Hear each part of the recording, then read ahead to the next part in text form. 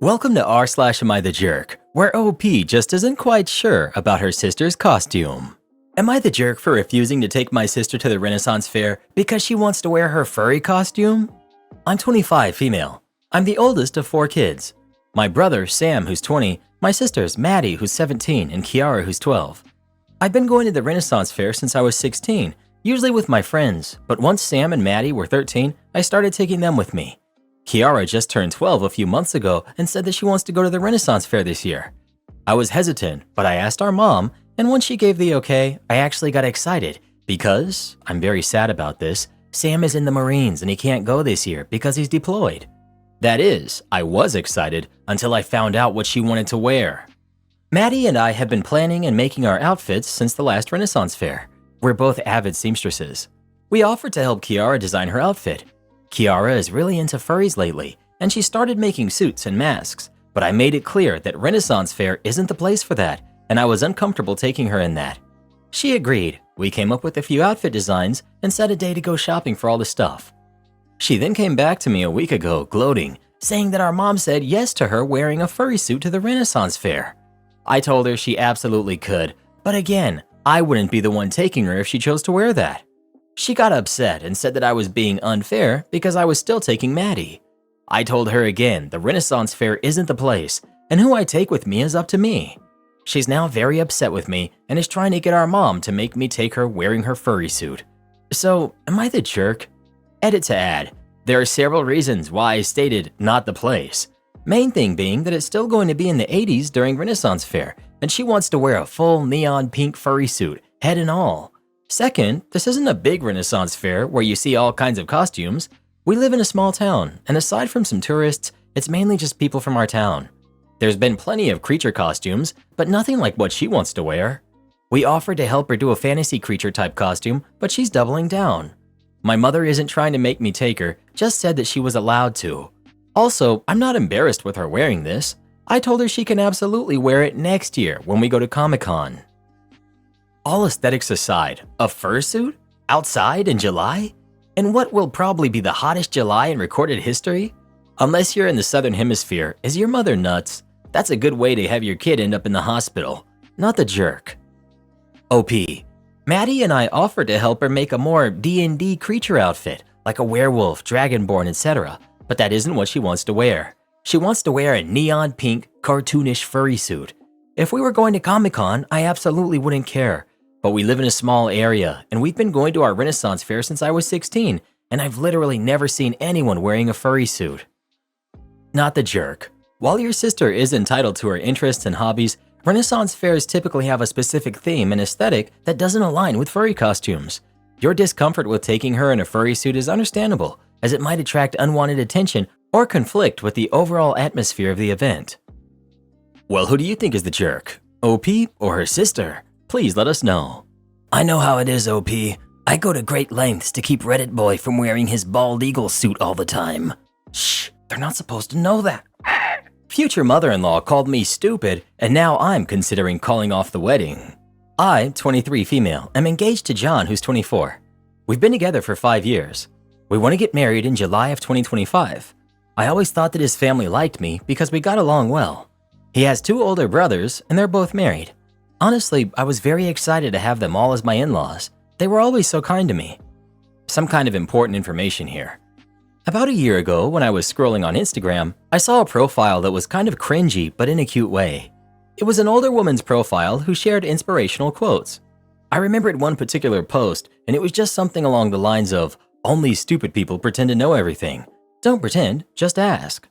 Honestly, this quote changed me in a lot of ways. Before that, I was always worried that I might embarrass myself if I don't know something, and after reading that quote, I realized that if I always pretend that I know everything, then I'll miss out on actually getting to learn about things. So I decided to change my habits and start admitting that sometimes I genuinely don't know things. Someone's talking about the war in Kosovo? Okay, sure, but let me ask some questions so that I can fully understand what we're talking about. And I ask a lot of questions sometimes. I sometimes even open the Notes app and write in questions that I later want to find answers to. These are my latest. How does time work in the black hole? Why do some snails have shells and others don't? What food is okay for ducks? How do light bulbs work? And does everyone see colors the same? And how can we know that? Now on to the problem. His parents hosted a small barbecue last weekend only for the family. So it was just the mom, who's 54, the dad, who's 59, the brothers and their wives, and I was the last person who showed up because I had to work late. I entered the house, and when I was walking towards the back of the house into the backyard, I heard John's mom talking about me. To be honest, she wasn't talking about me, more like mocking me. I heard her say in a high-pitched voice, "How does the sun work? Where should I put the fork? Why does nobody like me? How do I clean myself?" I just stood there. I had this sinking feeling. I couldn't move, so I just stood there, and I heard them all laughing. One of the wives said, "I actually don't mind her asking all those questions. I think it's cute." And it made me feel hopeful that they will say something like, "Yeah, sure, we're just playing. We love that." But none of them did. Instead, the mom replied, "It's not cute. She's just stupid." After that, they all laughed again. I heard John laughing. My heart kind of broke in that moment because he didn't even say one positive thing. He didn't defend me. He just laughed. I quietly turned around and left the house. I texted John that I got sick and I had to stay home. Now I'm wondering, how should I approach the situation? We live together and I sleep in the guest bedroom for now, and I use the excuse that I don't want him to get sick from being around me. I can't ignore him forever, and I can't pretend to be sick anymore because it's been too long. I'm not sure how I proceed. Maybe it was just a misunderstanding. I'm considering talking to them about this, but I'm also worried that they won't be honest with me. I can't marry him if he really thinks I'm stupid, but I also can't marry into a family who thinks so little of me. But maybe it was a joke and I shouldn't take it so seriously. I'm so torn apart, and every day I convince myself a bit more that it's okay, and sometimes we should all laugh about ourselves. Now I feel like I'm just going crazy. I would really appreciate some advice. Edit. There are many comments saying that they cannot stand people like me. I agree that sometimes I can be a bit much with the questions, but with that being said, I still think I'm within reason. I don't do it around people I just met. I rarely do it at parties or other gatherings. I usually do it with people who are close to me, who I think wouldn't judge me, or with people who specifically have knowledge about something and are willing to share it. If I'm part of a conversation, I'm not rude and I'm not interrupting. I usually just ask one or two questions. If a discussion is about the climate change, I'm not asking about monkeys, if you know what I'm saying. I'm also not a complete idiot. I don't ask questions which generally would be considered dumb to other people. Those I just write in the notes and check answers later on the internet. I'm capable of reading, so I make good use of it. But I do still ask a lot of questions. Update. Most of you told me to break up with him and at the very least confront him, so that's what I decided to do. You gave me a push and the confidence to do it. But before I did that, I texted the wife of John's brother, the one who said she liked me asking questions. I asked if we could meet up for coffee, and she said sure. We met, and I didn't see the point in pretending to her that I didn't hear their conversation. So after some small talk, I just said, "I heard you all talking about me during the barbecue." She immediately got sad and said that she feels embarrassed. She explained that it wasn't a joke, wasn't out of context, that it was just mean and hurtful. She said she's sorry for not defending me more, but I said that it's okay and I understand. I told her that I don't blame her for anything and just wanted to make sure that I understand the situation and see it for what it really was. And it really was laughing about me behind my back, just bullying. At this point, I just had to confront John. In my last post, so many comments were saying that he will probably try to gaslight me, and you were right. We were having dinner together for the first time since the barbecue happened, because before, I tried my best to avoid him. Yes, I know, not very mature of me, but other than you guys, I don't really have a strong support system. My family and best friends are hundreds of kilometers away. I only have 2 good friends here. I was so stressed, I thought I was going to pass out. My legs were shaking and I was terrified because I knew deep down that this is the moment when my 5-year relationship goes down the drain. I looked him in the eyes and asked, "How does the sun work?" He looked confused, so I followed with, "Where should I put my fork? Why does nobody like me?" At this point, realization hit him and he started nervously laughing. I said I was there and I heard them. After the initial shock passed, he got mad. He said it's rude to eavesdrop. I said it's rude to bully people. He tried telling me that it was just a joke, that I shouldn't be so uptight, that it really was funny. I said that I didn't find it funny and went to the guest room to calm down. He started panicking. He was asking me to please talk to him. He was much more apologetic and said that he will 100% be honest with me. I asked if his mother made similar comments before the barbecue. He said yes. I asked him if he ever defended me, and he said he tries to. I don't know if I believe him though. He told me he loves me and respects me, but I don't know if I believe that either. I said I love him too, but I need a break. He's all I've ever known. He was my first and only partner. I have no outside perspective of this, no experience. I need a moment to think. So I'll be going to my friend's house for a while to think everything through. The apartment has his name on the lease anyway. After I gathered some of my things and left, he kept texting me nonstop. He tried calling, but I didn't answer. I was very hurt because he tried to belittle my feelings, and only later when he realized that I might break up with him, he started apologizing. The next day, I decided to give him another chance to explain himself, and I came back to the apartment. He seemed very sad and tired. He said that he told his mother that I overheard them. I said I don't care. It's his time to step up and show me that he cares. I'm not interested in an apology from his mother. I'm already done with her. I can't put up with this behavior and mocking me like we're in primary school. I saw a comment saying that probably her ego is hurting. I think it's true. She never got the chance or never had desire to have an education. She's a very good homemaker, but outside of that, she doesn't have many interests of her own. If I'm asking her about making tomato soup, she'll be talking for 30 minutes, lecturing me about adding enough sugar, but not too much. She'll lecture anyone who's willing to listen. But anytime someone is talking about something she's not familiar with, she gets defensive and tries to imply that nobody cares about that, and if it's not relevant to her, it shouldn't be discussed.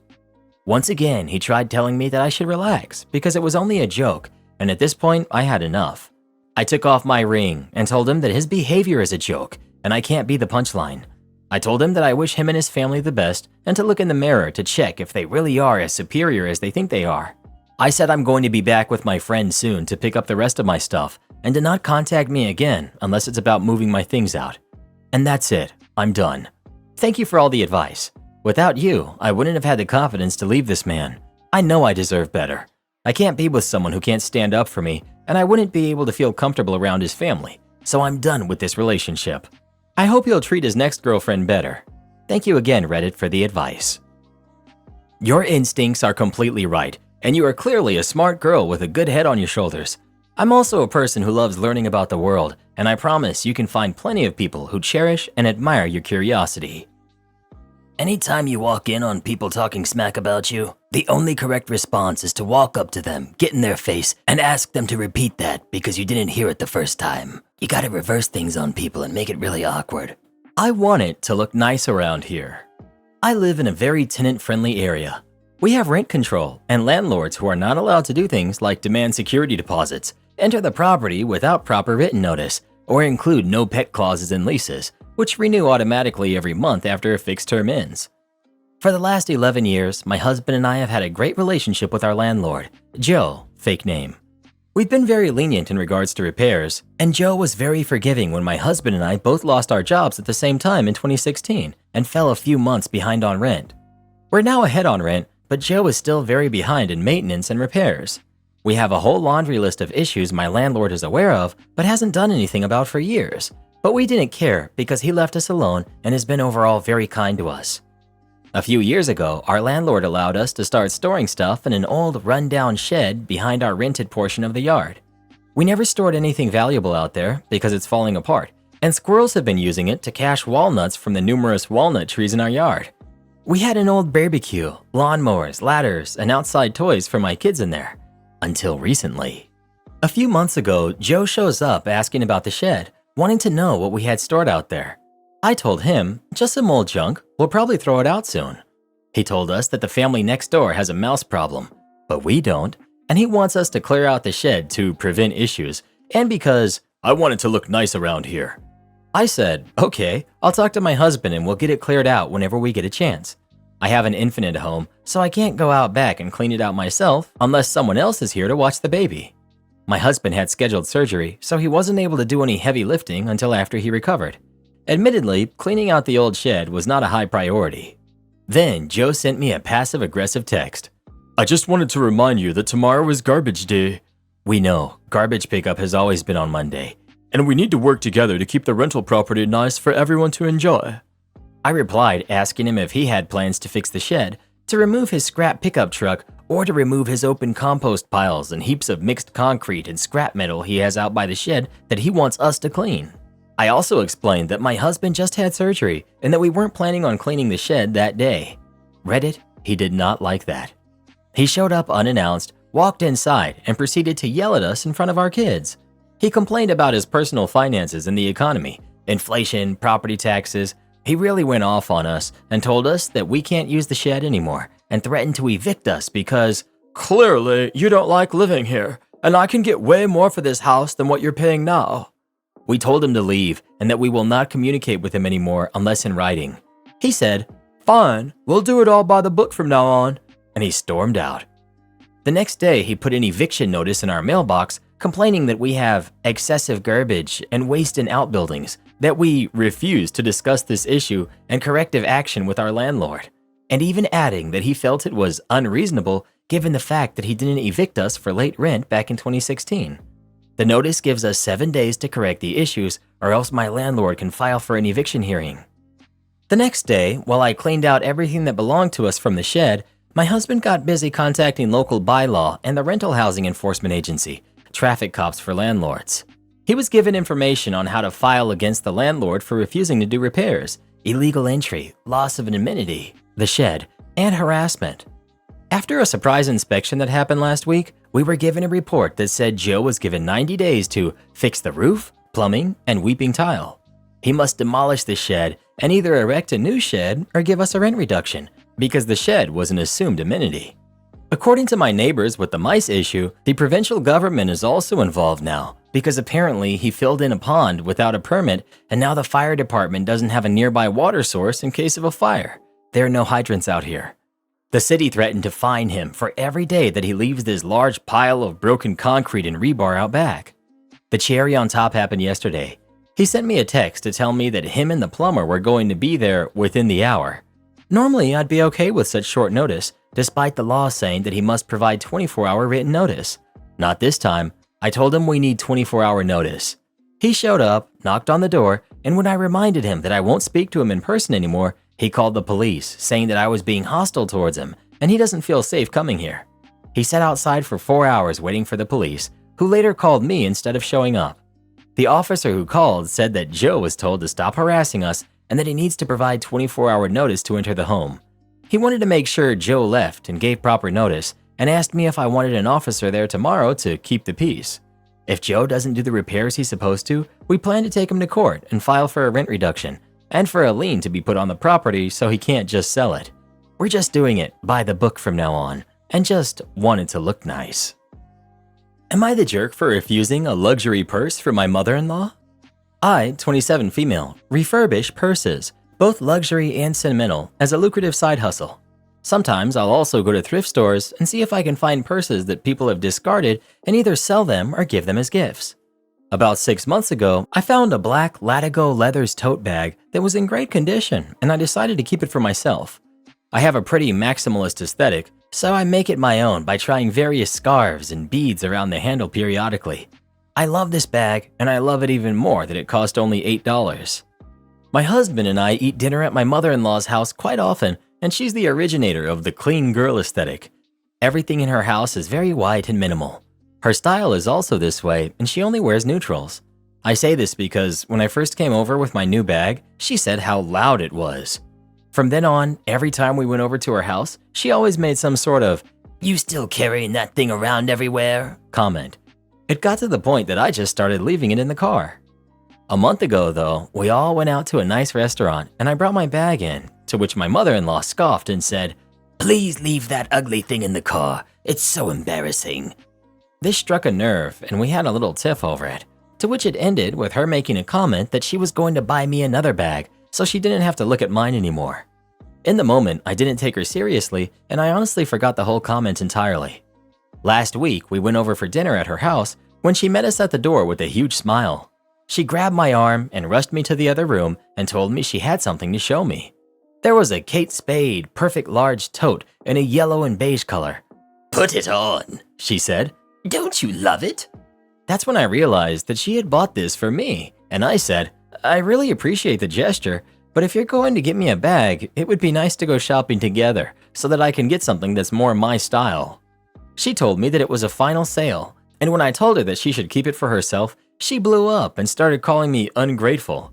I told her I wasn't going to take something that I wouldn't use, let alone didn't like, and she started crying. My husband and I left, and he told me I should have just taken the bag and used it when we went out with her.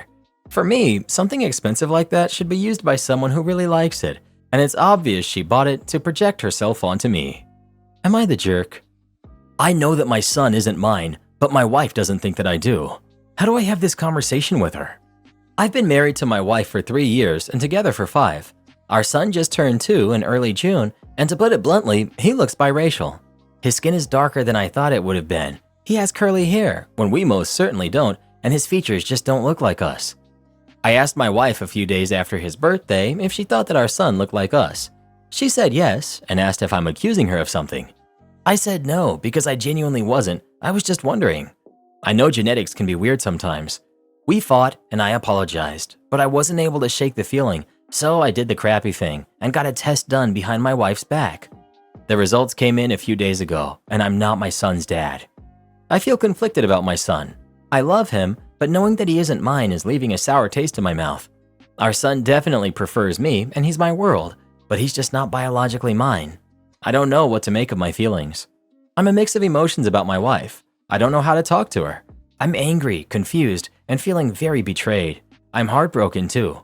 I still love her. She's working at the moment, and I don't want to disturb her at her office, but I feel like I'm going to explode. This is all very difficult for me to process, and I just can't. I can't think of when my wife cheated. We always had each other's locations for safety purposes, and I can't think of any other suspicious friends that she has or had. We go on regular dates, and our love life is okay. We were also trying for a baby around that time, so I don't know when she cheated on me or why. Ever since we got married, she's been over the moon, constantly showing off her ring and talking about me. How do I tell her that I know, or get the ball rolling? I don't know what I want to do yet, as stupid as that sounds. I've been stewing on it for a few days, but I still love her so much. Maybe someone can knock some sense into me. I need help. Edit.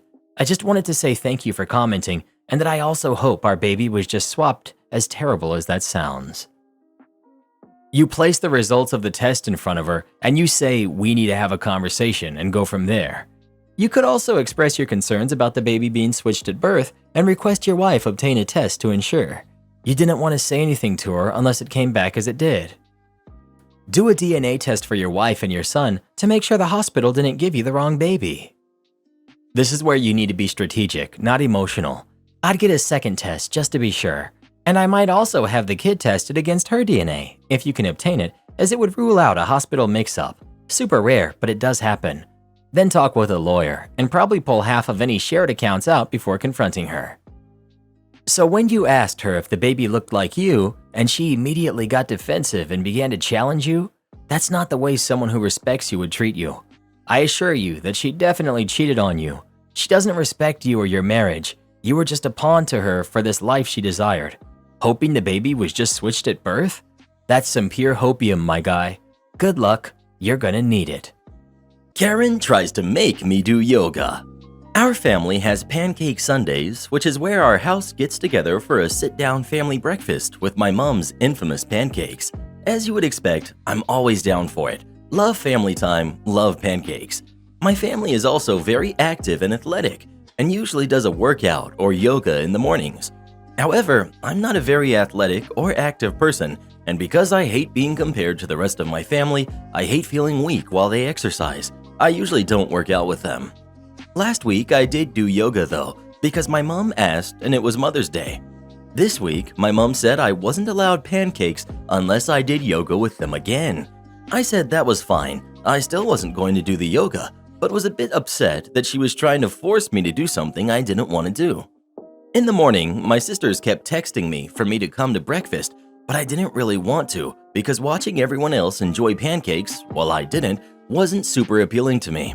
Finally, I went up because I didn't really want to miss family breakfast, only to see that my mom made my favorite crepe pancakes that she only makes for birthdays, along with fruit and whipped cream.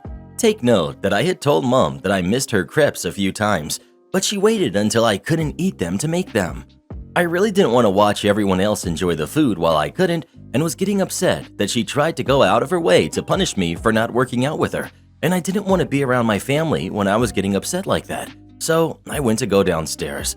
My stepdad stopped me, and in front of the whole family told me off for not wanting to spend time with my family, for not contributing to the family, for my mom always having to push me to do anything.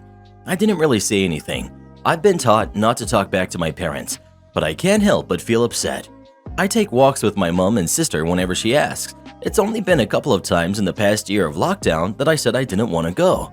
Whenever the lawn needs to be mowed or they need help, I'm always the one they ask. My other siblings comparatively don't help out as much, and yet I'm always the one who gets criticized.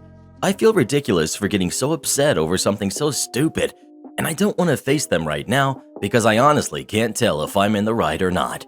Also, to be clear, it's not a weight thing. I'm not overweight or super unhealthy. I just don't like working out in the mornings. Edit for info. I'm 19 and have been living with my family since lockdown started. I was in college residence before that. Edit. Thanks to everyone who commented. Honestly, I thought that it was mainly going to be me being the jerk, so I'm kind of surprised that almost everyone said I'm not the jerk. A lot of what people made me think a lot. I'm pretty used to just accepting that my parents are right and I'm in the wrong, and just trying my best to move on. Honestly, I wish I could say this means that I'm not going to take it from them anymore and finally put my foot down. But my parents are paying my college tuition while I pay living expenses. So until I have a job that lets me pay them back, I'm going to have to put up with it or else they won't support me anymore. Thanks anyway, everyone. Glad to know I'm not completely crazy for getting upset over this. Well, who do you agree with? OP or their mom? Please let us know. She should know better than to use her delicious treats to get back at people. Not cool, Karen. Not cool at all. Brother lied about me cheating on my boyfriend. I got revenge. My brother, 23 male, we're twins, is so mean to me, 23 female. But the worst thing happened 5 years ago. I got my first boyfriend when I was 18 and a senior in high school. I know we were young, but I really loved him. We had been dating for 10 months when my brother randomly decided, for literally no reason at all, to make up a story about how he caught me cheating and tell it to my boyfriend. He planned it all out, he came up with details, he made it sound real. And because he's such a scarily good liar and a master manipulator, my boyfriend believed him. No matter what I said or did to prove it wasn't true, he believed my brother over me. My brother kept up with his act the entire time and refused to admit he was lying. At one point, I thought I'd finally gotten my boyfriend to believe me, but then he broke up with me a few months later and confessed it was because he was still convinced I had cheated on him and he couldn't move past it. He said, "The worst part is that you won't just tell me the truth." And not to sound dramatic, but that still haunts me. I want to cry every time I think about it, and I still miss him to this day. Also, I think it's important to note that my brother has never once apologized. He's so insanely mean that he just thinks it's funny. I even asked him once if he'd consider hitting my ex up and telling him the truth for my peace of mind, and he just laughed at me. I never got over what my brother did, and I always told myself I was gonna do the exact same thing to him one day. He's dated several girls since high school, but he had never been serious enough about any of them for me to consider tricking them. I knew I wouldn't hurt him like he hurt me if I just tricked one of his flings or something. But he finally got his first serious girlfriend last year, and after thinking about it for a long time, I decided I was gonna do it. We live in different places now, so I had to do it all online. I used a different method than he did. I contacted his girlfriend pretending to be the girl he had been cheating with. I made up an elaborate, detailed story like he did to me and even photoshopped proof and stuff. I made my story even more believable than he made his, and exactly like he did to me, I went as far as denying it even to him because I knew he might use my texts and calls to prove to his girlfriend that it isn't true. He knew I was behind it though, solely because the girl I made up doesn't exist and there's no one else that would do this, but I kept denying it. His girlfriend wholeheartedly believed me, and my brother kept calling and texting me and begging me to give it up, even though I still wouldn't admit it was me. He was manipulating me and arguing that it's different because I was younger when he did it to me and my relationship wasn't serious. But my relationship was serious, and like I said, I still miss my ex. My brother really messed me up. I have empathy though, he doesn't, and I was starting to feel bad for his girlfriend because she's innocent. I was kind of regretting everything and thinking that maybe I should tell his girlfriend the truth, for her sake, not his. But then, his girlfriend asked me a question which led to her admitting that she's been suspicious of him for a long time. So I pried a little bit and encouraged her to look through his phone. She told me she couldn't because she didn't know the passcode and he wouldn't give her access to it. I guessed a few passcodes I thought it could be and gave them to her under the guise of seeing it once, but not being sure which one I'd seen. That was kind of dumb, but I couldn't think of anything else to say and she didn't question it. She got in because it ended up being the same one he's had since 2012 when our dad got us iPhones and made us use the same passcode. Idiot. Anyway, lo and behold, it turns out my brother actually cheated on her, and my setup was the reason she found out. He's been talking to and hooking up with multiple girls for pretty much the entirety of their relationship. I'm not surprised because he's a terrible person, and cheating seems right up his alley, but I'm shocked at the same time. I literally can't believe things worked out this perfectly. It feels like a dream or something. The universe loves me. I hate to revel in his girlfriend's misery, but I was feeling guilty about her being collateral damage, so I feel like this is the best possible outcome. My lie ended up being the truth. Well, not exactly, but you know what I mean. So I didn't scar his girlfriend or leave her with permanent damage for no reason. All my interference did was speed up the process of the truth coming to light. In fact, my brother may have been able to hide his cheating forever if not for me. He probably would have just manipulated his girlfriend and/or refused to give her phone access forever. She hasn't broken up with him, and I'm honestly not sure if she will. I don't know how relevant that is, but it attests to how manipulative he is. He does people over all the time, but somehow always gets his way anyway. It's honestly infuriating and scary. Anyway, I'm still not going to admit to my brother that I'm behind it all, because there's no point. That would just get me in deeper trouble. I got a comment on my original post that said, "Deny till you die, baby," and that's exactly what I'm planning on doing. Life is crazy. What would you do if someone messaged you telling you that your boyfriend or girlfriend was cheating on you? Please let us know. Ha! I'd laugh at them. Who else would even give you the time of day, Reddit boy? My 7-year-old nephew confronts rowdy bar patron. A series of scheduling mishaps resulted in my 7-year-old nephew accompanying me to my shift today. I had agreed to babysit, I had agreed to work. I had coordinated both poorly by the time I realized it was too late to go back from either. I felt bad about my sweet little guy having to spend the afternoon in a boring restaurant when we usually do something fun together, so tried to find safe and appropriate ways for him to get involved. I lucked into finding a trainee badge at my station. I got him all set up with an apron, a pad, and a PPE and started having him take all tables orders with me. I told him we'd work as a team where he'd ask what they wanted while I wrote it down. He's still perfecting his handwriting. At first, he was frustrated, thinking I was making up work to keep him busy and he wasn't really contributing or I was babying him. So I made a big deal of saying we were short-staffed that day and he was helping me manage the restaurant and really taking a lot off my plate. The other staff backed me up on this, and then he got super excited. He was very into it, more affable, professional, and engaging than plenty of other trainees who've come through the doors.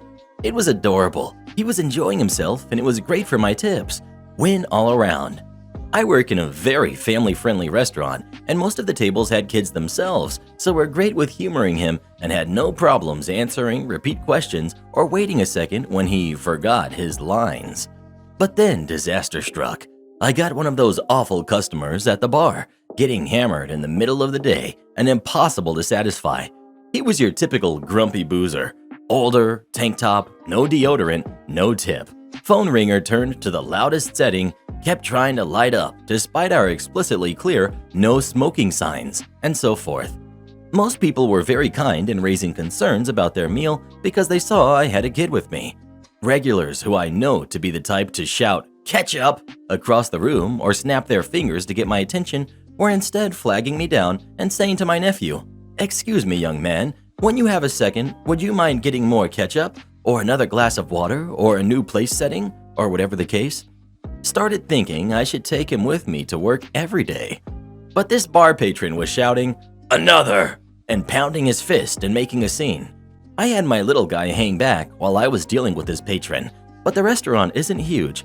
He could clearly see what was going on, and I could tell he was checking my interactions with this bar guy. I gave the bar patron several quiet reminders as to how he needed to conduct himself, but they did not penetrate at all, and I was becoming visibly anxious. Not only because of my nephew, but out of concern for the comfort of the other tables and bar patrons. So then it escalated to the point that we had a real problem. The man was making obnoxious comments about the service and yelling at the game we had on the TV.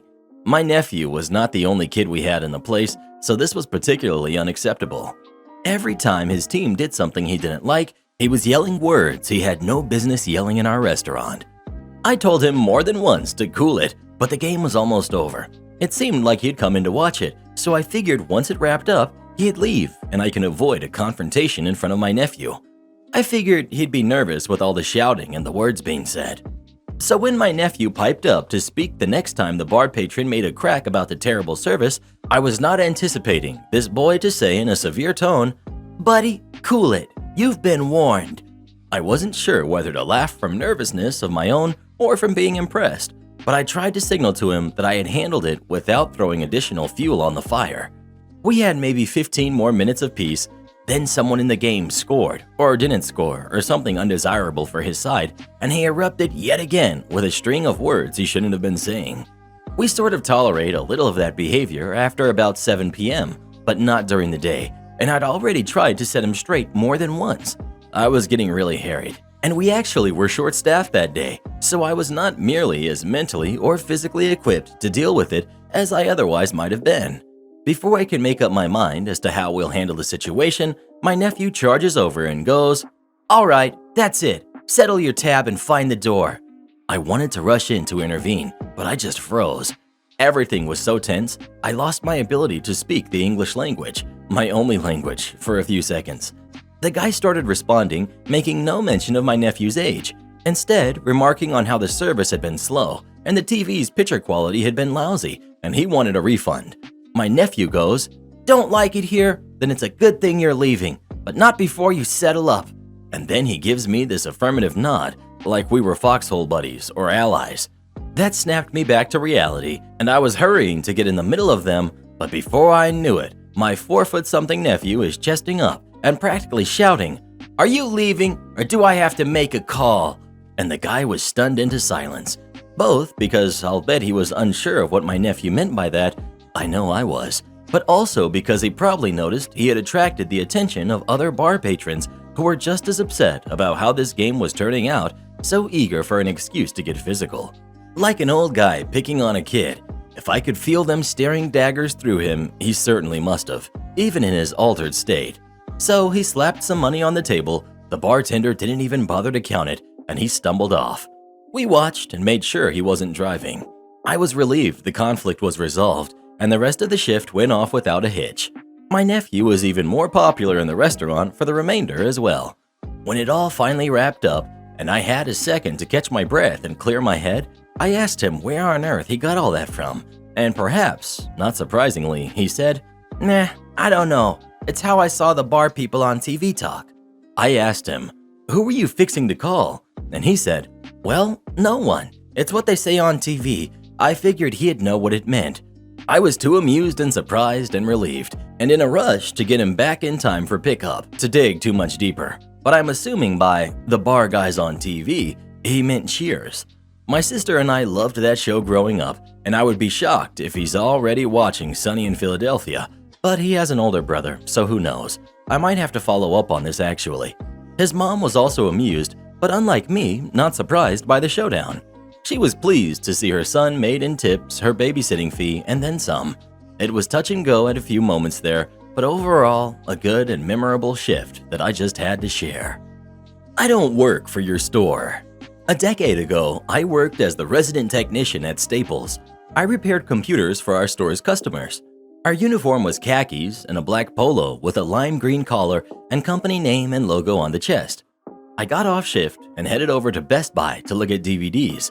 While I'm there, I spot a regular customer of mine. She was an odd duck, but very sweet and used to being treated poorly because of how she dressed, even though she was just a little old lady in Maine. Think tan mom crossed with any super gaudy golden everything. She just liked weird clothes and outrageous makeup and nails. Anyway, she knows I don't work at Best Buy, but couldn't get anyone to help her. I wasn't doing anything important, and she had bought hundreds of dollars of stuff from me over the last few months. So I started my sales questions.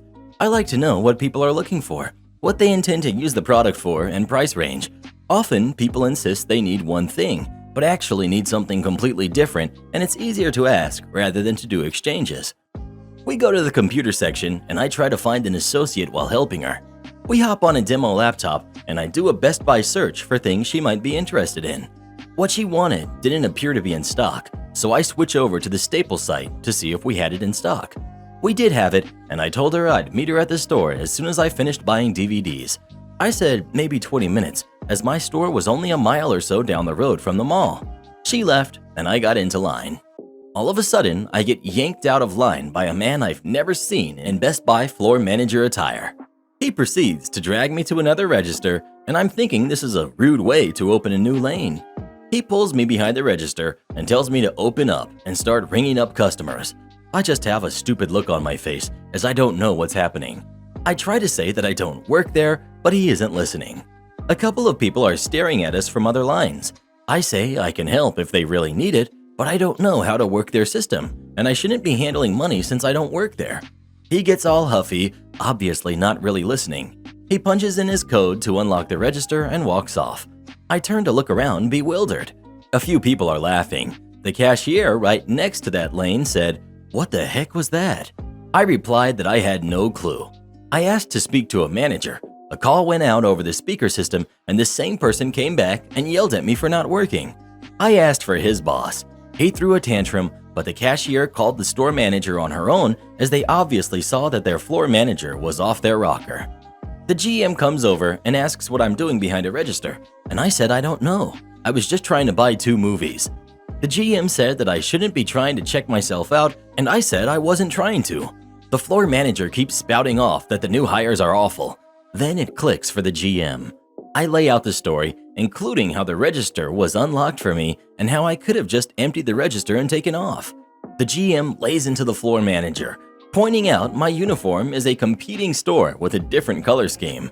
The floor manager realized how stupid they had been and was told to wait in the GM's office. I got my stuff rung up and paid for at the register they had stuck me at, and I headed back to Staples. All in all, I spent an hour at Best Buy. It was a funny story to tell the lady waiting at Staples. My boss even had me log back in to ring her out and said he would log me out in an hour so I'd get paid for the time I spent making a sale in my off time. Do you remember the store called Best Buy? If so, what was the last thing you bought there? Please let us know. Oh, who needs Best Buy when you've got Amazon? Am I the jerk for threatening to terminate an employee if she doesn't surrender her pet fox? For context, I work in engineering and am a manager of 4 employees, out of 40 or so at our office. A while back, one member of our team was talking about how she was planning to get a pet fox. I didn't think much of it. I looked it up, and they're legal in our state.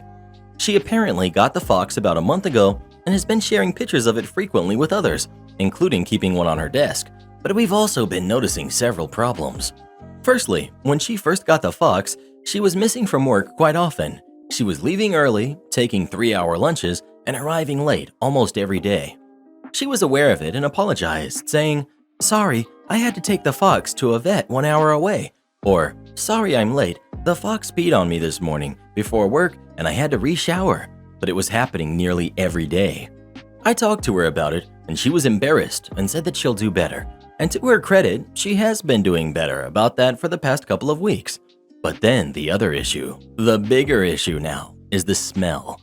After she got the fox, I got a couple of complaints from others about that she smelled badly. I only noticed it at times, but it was definitely there. Most noticeably, on top of that, when she said she was late because she had to re-shower when the fox peed on her. I'm not sure if she actually showered, but it certainly didn't smell like it. But more recently, it's becoming almost constant. When she walks into the room, you can smell it. Even if she leaves her jacket on the desk when she goes out to lunch, the jacket smells like fox. And it was much worse this week than the week before. I had an uncomfortable conversation with her about it a week ago and said it was becoming a problem, and she seemed very upset and promised that she's showering right before work every day and washing her clothes frequently to make sure it's not an issue. But again, over the past week, it's gotten much worse, not better. So after talking with my supervisor for advice, on Friday, I had another talk with her and told her that the issues weren't really improving despite her efforts and that something has to change. and it seems like it's impossible for her to meet attendance and hygiene requirements while caring for a pet fox. And if this doesn't change, we would have to consider firing her. This made her very upset, and she started crying and saying how heartless that was, and how I was unappreciative of everything she had done over the past 2 years, and how would I like it if someone talked about my kid like that. I do feel bad for making her that upset, but I wasn't sure what else to do. I'm wondering if I handled it correctly. Am I the jerk? Well, who do you think is the jerk? OP or the fox owner? Please let us know. I know the struggle. I need to take at least 3 showers a day or I smell like Reddit boy over here. Am I the jerk for being mad at my wife for causing a scene at the restaurant? My wife has long-lasting issues with her mother. She hasn't spoken to her in 6 years. To be frank, I've never understood why my wife doesn't want her mother around. All I know is their relationship went south after my father-in-law divorced my mother-in-law. It was a decision they both made, so I don't get why she keeps punishing her mother like that. I was open to have meetings with my mother-in-law. I've been in contact with her for a year, and my wife knew. She said it's up to me to want to have a relationship with her mom, but I shouldn't try to make her re-establish a relationship with her. Things remained the same for months. My mother-in-law would see my wife a few times a week, but they don't talk. And I just thought that my wife and mother-in-law were stuck in this conflict and needed one meeting to at least open up to tackle this issue, especially before our son is born. I arranged for dinner at a restaurant on Mother's Day. My wife thought it was just for the two of us, but I kept giving her hints about the person I was expecting. My mother-in-law arrived, and next thing I knew, my wife got up from her seat and started yelling in front of everybody. I told her that her mom tried many times to reconcile, but she was just being unfair with her grudge, holding attitude, and not giving her a chance for a sincere talk. All I asked was for a sit down and to talk things out with her mom. She said she didn't want to see her, especially on this day, and thought I was doing this for her as a mom. And I was. I begged her to sit, and I'd get her mom to leave if she was bothered that much, but she didn't listen. My mother-in-law was standing behind crying while everyone was looking. My wife took her phone and purse and then left. I had mixed feelings, but I felt mostly upset things played out different than what I had in mind, since my wife has no problem with her mom speaking to me. My wife has been staying with a friend for a week. I visited her twice to talk, and every time we ended up arguing. I told her she didn't need to cause a scene at the restaurant and could have been a little bit graceful to sit with her mom at the table to talk, but she said I needed to blame myself. I asked her, didn't Mother's Day mean anything to her? All I got was a cold stare. Growing up without my mother made my life incomplete. I never had any mother figures in my life, and it's because of my father. I just think everyone should count their blessings, and she should realize it's never too late to fix the problem between her and her mom if she chooses to see how lucky she was to still have her mom around. But she kept blaming me for the scene at the restaurant and said she won't forget that day, and flat out told me, "You know what's the worst thing about betrayal? It never comes from an enemy." This complicated the matter more. I thought about what went wrong, and it's clear my wife isn't willing to even try. Edit. I'm 23, male. Well, who do you think is the jerk? OP or his wife? Please let us know. It's always important to respect people's boundaries. If Reddit boy did something like this to me, he'd be in the ER. A pound of everything. This is probably close to 20 years ago when I was working in a deli in a supermarket. There were usually 2 to 5 of us working back there, as it could be relatively busy depending on the day and the time of the day.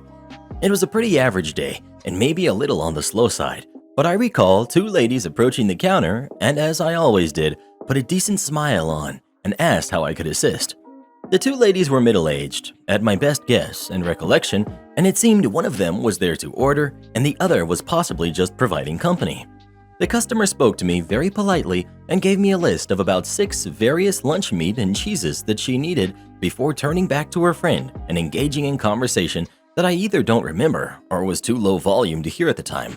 I'm not in the habit of paying attention to others' business. As it were, I'm not sure if she actually told me how much of each item she wanted, as I was repeating all 6 in my head to make sure I remembered each one.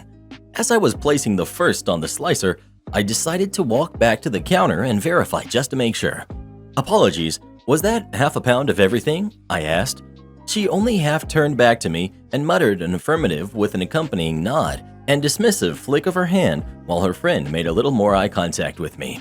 That was enough for me, and I went back to work, cut each item one by one for the customer and lined them up on the counter for her one by one.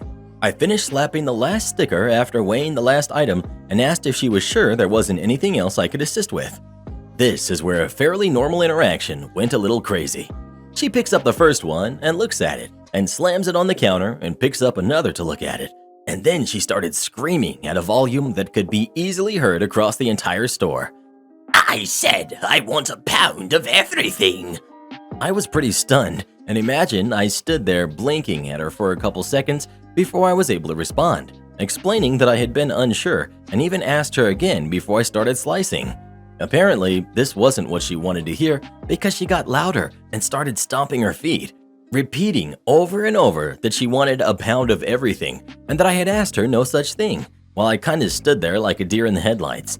The other two I was working with just kinda stared in shocked silence as well, having little idea about what was going on.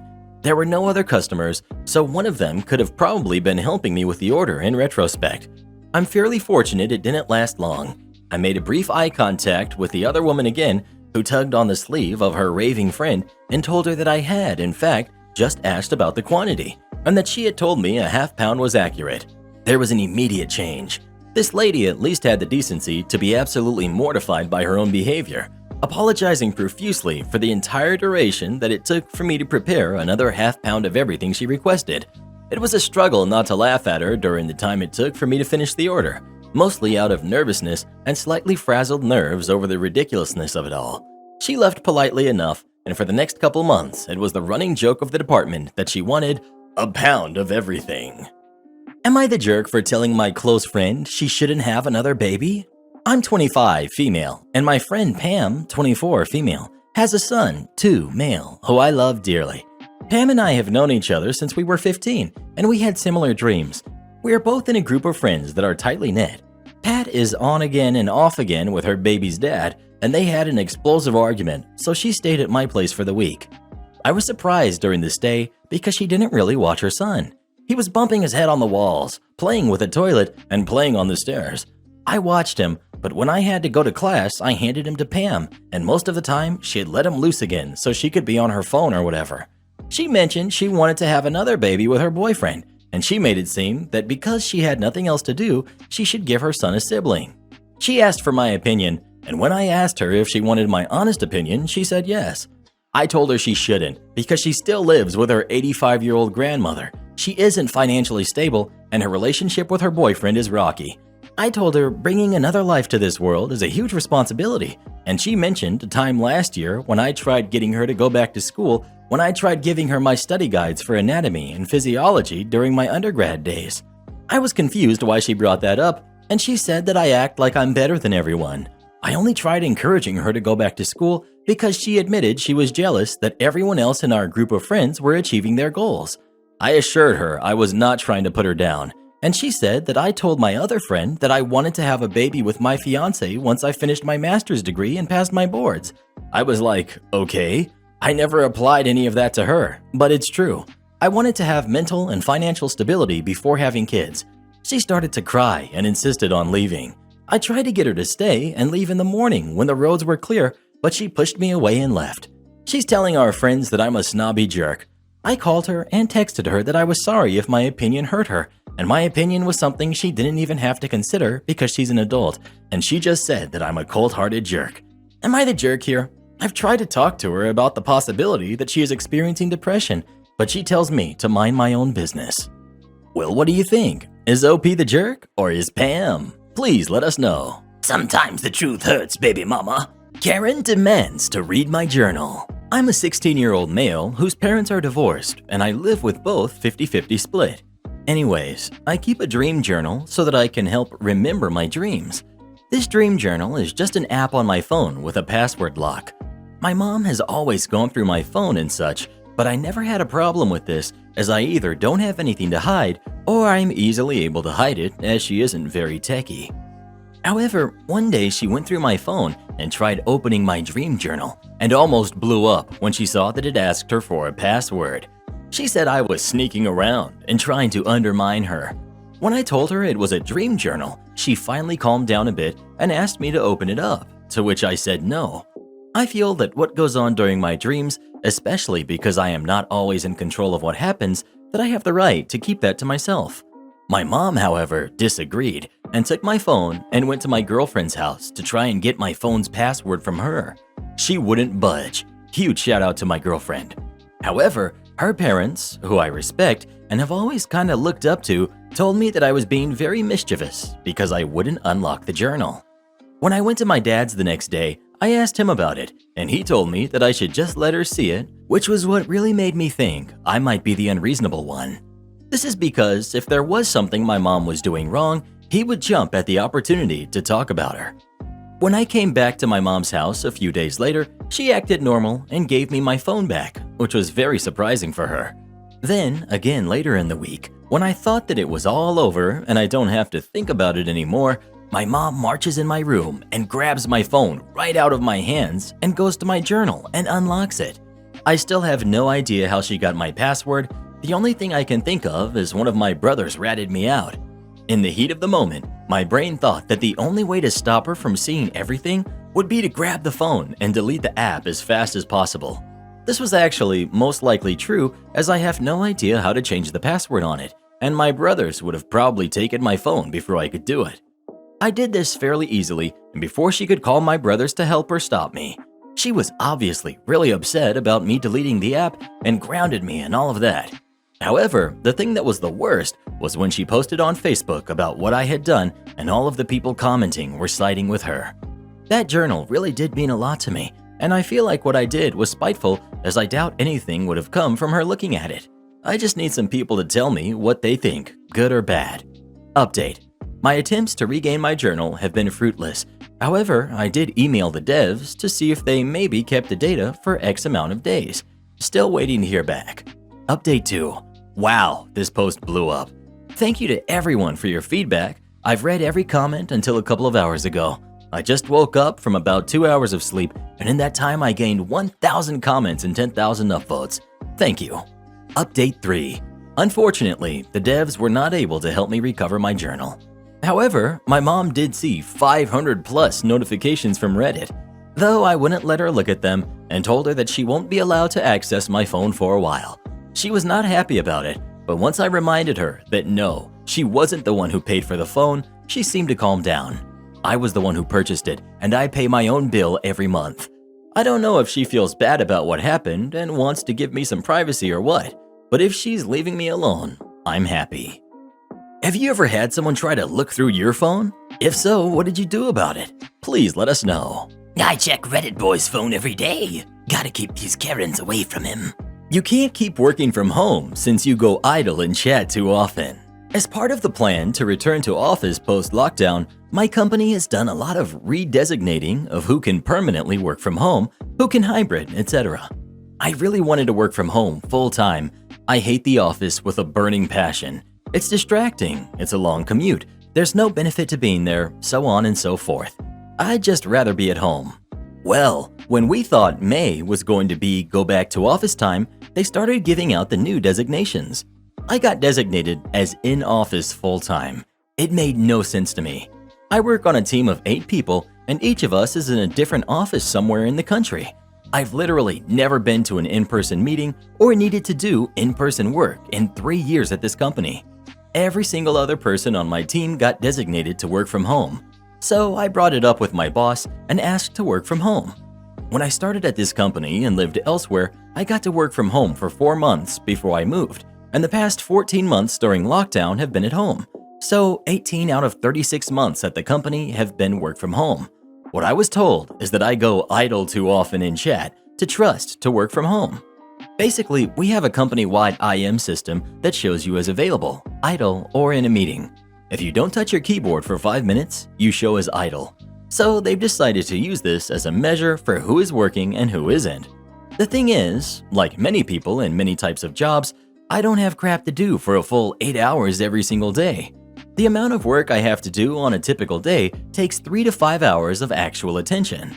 There simply isn't something to do all of the time.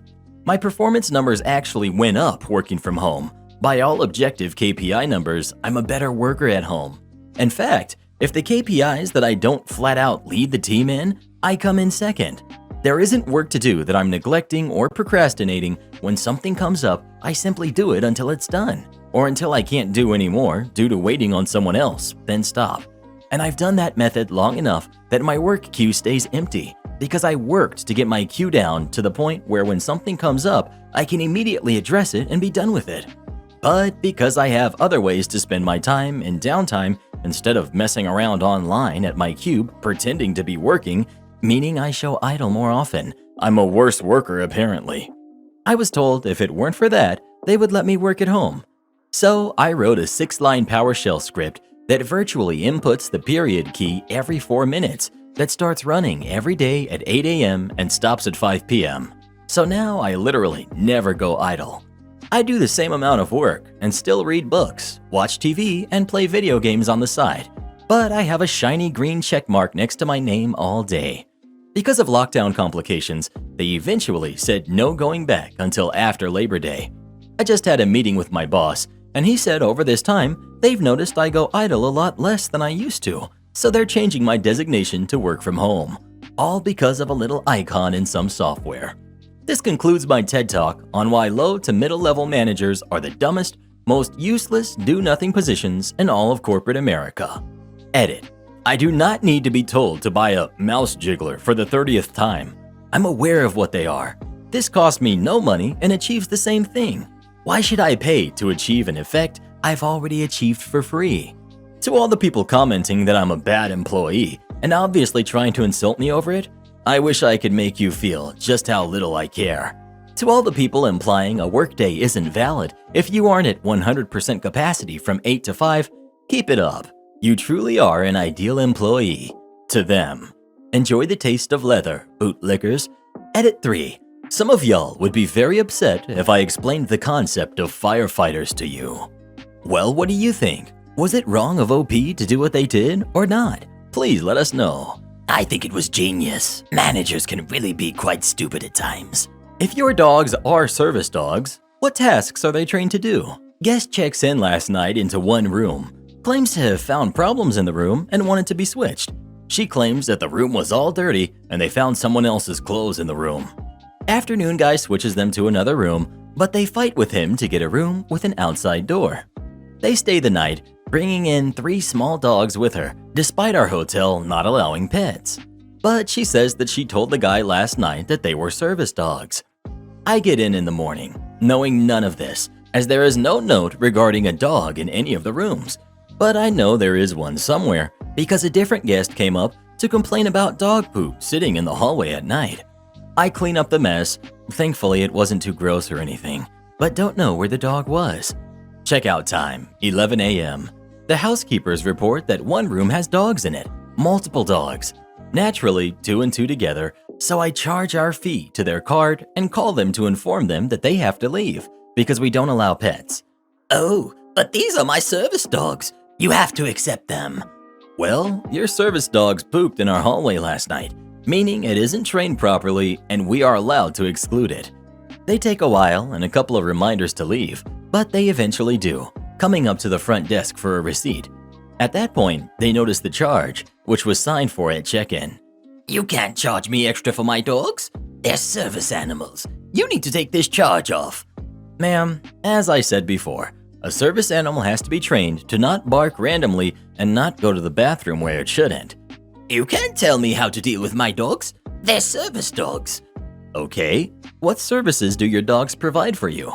They run around at my feet, sometimes quietly, sometimes loudly. That isn't a service dog.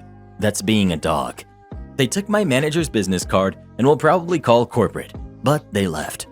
Going into the room afterward revealed that their well-trained dogs had started to tear up the edges of the carpeting, which will need to be replaced. When I showed this to my boss, charge them and put them on do not rent. Already done. Am I the jerk for yelling at my mom for cooking things I'm allergic to? Hi, basically for background, my mom, who's a baker, and I, 17, are allergic to nuts. I'm so allergic that even smelling them or being around them will cause me harm. Her too. But she disregards this fact often. Tonight, she's roasting walnuts for cookies, even though she promised previously, after the last incident with pecan pie, she apparently forgot she took home but needed to cook because it was a waste for it not to be eaten. She wouldn't anymore because I'm afraid of the definite health risks. Both these times I've tried to explain calmly that this isn't a good idea, but she escalates everything and it becomes a screaming match. I've taken 3 allergy pills since then and my throat is hurting already. Hurting just 10 minutes after crossing into the kitchen to get water, even though I've locked myself in my room. I told her I'm not coming out because I don't want to get a shot in my thigh anytime soon, and she says she will make me come out whenever she wants because she is the mother. I know this sounds juvenile, but we have fights all the time that all stem from her problem with control. I know she isn't forcing me to eat these baked goods, but being around them is detrimental to our health, and she just doesn't seem to care. She will end up eating the things she baked and then complain about it afterwards that she's itchy or her tongue hurts. But I get hurt by even being remotely around them. So, am I the jerk? Reasons I may be the jerk. It's her house and her rules, and I'm directly disobeying her, which is disrespectful. I also yelled at her, which put her in a bad mood, and she called me a bad person. Thank you. Edit. If you were wondering, I deleted the previous edit because it's become more than about this singular incident that I anticipated. Guys, I love my mom, and she's kind of a really messed up person, I understand that.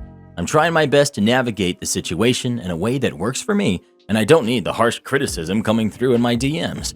Yes, I take Benadryl when things like this happen. Yes, I also take allergy medicine. Yes, I always carry an EpiPen on me for multiple allergies. The airflow in this house is poor, and the nut dust or whatever doesn't really circulate. I'm not at as much of a risk as you guys think I am. Although I'm very grateful for your concern, please understand that I'm trying and that my mom isn't a bad person, just very misguided and selfish. Karen lets her dog chase after my horse. It's a beautiful day outside. Birds are singing, flowers are blooming. On days like these, it's an absolutely perfect day for riding. It's the first non-rainy, no plans day this week, and I've been wanting to get back in the saddle for a while now that winter is over. So me and my mom get our horses ready and head out. We live in the countryside, specifically Amish country, so horses are really common around here. My neighbor has horses. The neighbor on our other side actually sold us their horse when they moved because they couldn't take him. I even saw a lady riding down the street a couple days ago. Point is, horses are not a rare sight, and these dogs should have been used to seeing them and known better. We were heading down the road and about to pass a house with a barn opposite it when 2 dogs came sprinting from the yard behind the house. One was, I believe, a black lab, and the other a little Australian cattle dog. My mom managed to stop her horse in time and keep her calm, but I didn't have time to react before the cattle dog came biting at my horse's legs. Tinkerbell understandably panicked, which I do not blame her for, and I knew I couldn't hold on when she bolted, so I took my feet out of the stirrups and pushed myself off into the grass so I could go down of my own volition. Hit my head, landed on my shoulder. Thank God I was wearing a helmet. The headache and ache in my shoulder still haven't gone away, and I can't imagine how much worse it could have been. A lady came out of the house with her phone in her hand and half-heartedly called the dogs in. Thank goodness my horse didn't bolt down the road. She actually came back, and once I was off the ground, I took her reins and led her back next to Jetta and my mom. The lab walked back up to the driveway closer to her house, but the cattle dog was still barking at me and Tinkerbell, and I'll be honest, I was about a second away from kicking it myself if my horse didn't get to it first. My mom asked her to call her dog back, and she said, You pretty much just have to walk past her. completely ignoring the fact that I just went down and her dog was still going after us, barking and getting far closer to my horse than either of us were comfortable with. After she asked her to get her dog, and the woman said that she was a herding dog and that she couldn't do anything about it, calling her dog back one time, which it ignored, and then going back to her phone. The audacity of this woman to let her dog just go after my horse without doing anything to stop it because it's a herding dog, and telling us to go past the house when it's still going after my horse. A car had been coming down the road and it turned into the driveway, so the dog moved out of the way back into the yard finally. I only got back on my horse after we were far, far away, and we had a nice 4-hour ride after that incident, though I wasn't interested in going much faster than a slow walk because of my headache. While our dogs do bark at horses going by, they do not charge them, and our little border collie knows well enough not to go nipping at a horse's heels. Please, for the love of God, if you're in a rural area like this and your dogs aren't used to horses, keep them on a leash or behind a fence, be it physical or electric. Edit. For those of you saying I should report her, I'm going to contact the dog control officer for her town and see what can be done about the dog. Too many other horses on the road, and the dog's likely will get hit if she allows it to run out into the street like that. Men can't wear shorts, but skirts are okay? I'll go home and change then. This happened to my brother about 30 years ago, and he recently reminded me about it and said I could entertain strangers for possible imaginary points with it. He was working at a facility that made large waste separation machines for recycling. He worked in the electrical/controls department, which was open to the main factory floor but away from the assembly area. He never left the electrical bench, as all he did was build control panels while others installed them. In 2 years, he never went on the floor to work on the machines. There were areas with lots of welding going on, but even these were segregated to one side due to ventilation requirements. The factory floor was not climate controlled, and the first 2 years, shorts were okay as long as you didn't go into the welding area. Then someone got burned and the shorts rules got changed, but skirts were still okay. As you can guess, my brother and others wore some shorts after the change, mostly because as far as he knew, the rule hadn't been enforced. Then the day came when the owner turned on the enforcement and decided to call my brother out on it first. The gist of a 30-year-old conversation from memory went something like this. Owner, you need to go home and change. Bro, I'm not the only one wearing shorts. I'll be sending everyone wearing them home to change. Bro, are the women on the floor wearing skirts going to have to change? No, skirts are okay. Bro, okie dokie, be back in an hour. Not long before this, our grandmother decided to get really into genealogy, like go to libraries and courthouses and graveyards for pencil rubbings into. She had traced us back to the Scottish Highlands, and after finding this out, my brother did exactly what Kirk Lazarus later warned against doing and went a little nuts, self-admittedly now, immersing himself in our newly discovered heritage. So my brother shows back up to work, proudly wearing his walking kilt. The next week, there was yet another rule added and enforced, and my brother was not very well liked among the female employees after that. Am I the jerk for refusing to let my neighbor's kid interact with my dog? I have an Australian Shepherd who loves attention and wants nothing more in life than to be spoiled rotten by every human being. And most of the time, I'm okay with that, except with a boy who's about 11 or 12 that has started making really uncomfortable comments. I walk my dog daily, and most of the time, neighbors pet her. Since lockdown, I've asked people to not pet her or get too close since social distancing is a must for me. My neighbor's kid hasn't taken this well, and every time I ask him to please respect our space, he gets mad and says things along the lines of how he would care for her better or how she loves him more. One time he even commented, and this is an actual quote, "Then just give her to me. I am better for her than you." Again, this is a kid talking to me, an adult woman. Well, this has been going on for a while, and the comments kept happening. For the most part, I ignored it as a spoiled kid. Seen them a lot at work. That was until I heard him from my window talking to his friends about how he was planning to steal her while I was out for groceries, because apparently I'm a bad owner for asking people not to pet her while I social distance. That was the end of the rope for me, and I went to my neighbors and talked with them. Both the parents were incredibly apologetic and told me they would talk with their son. And then the grandma got involved and yelled at me. According to the grandmother, I was a horrible person denying him his dream dog. And if I was a better person, I would give her to him. That someone like me couldn't possibly understand the bond of a boy and his dog. This went on for a while.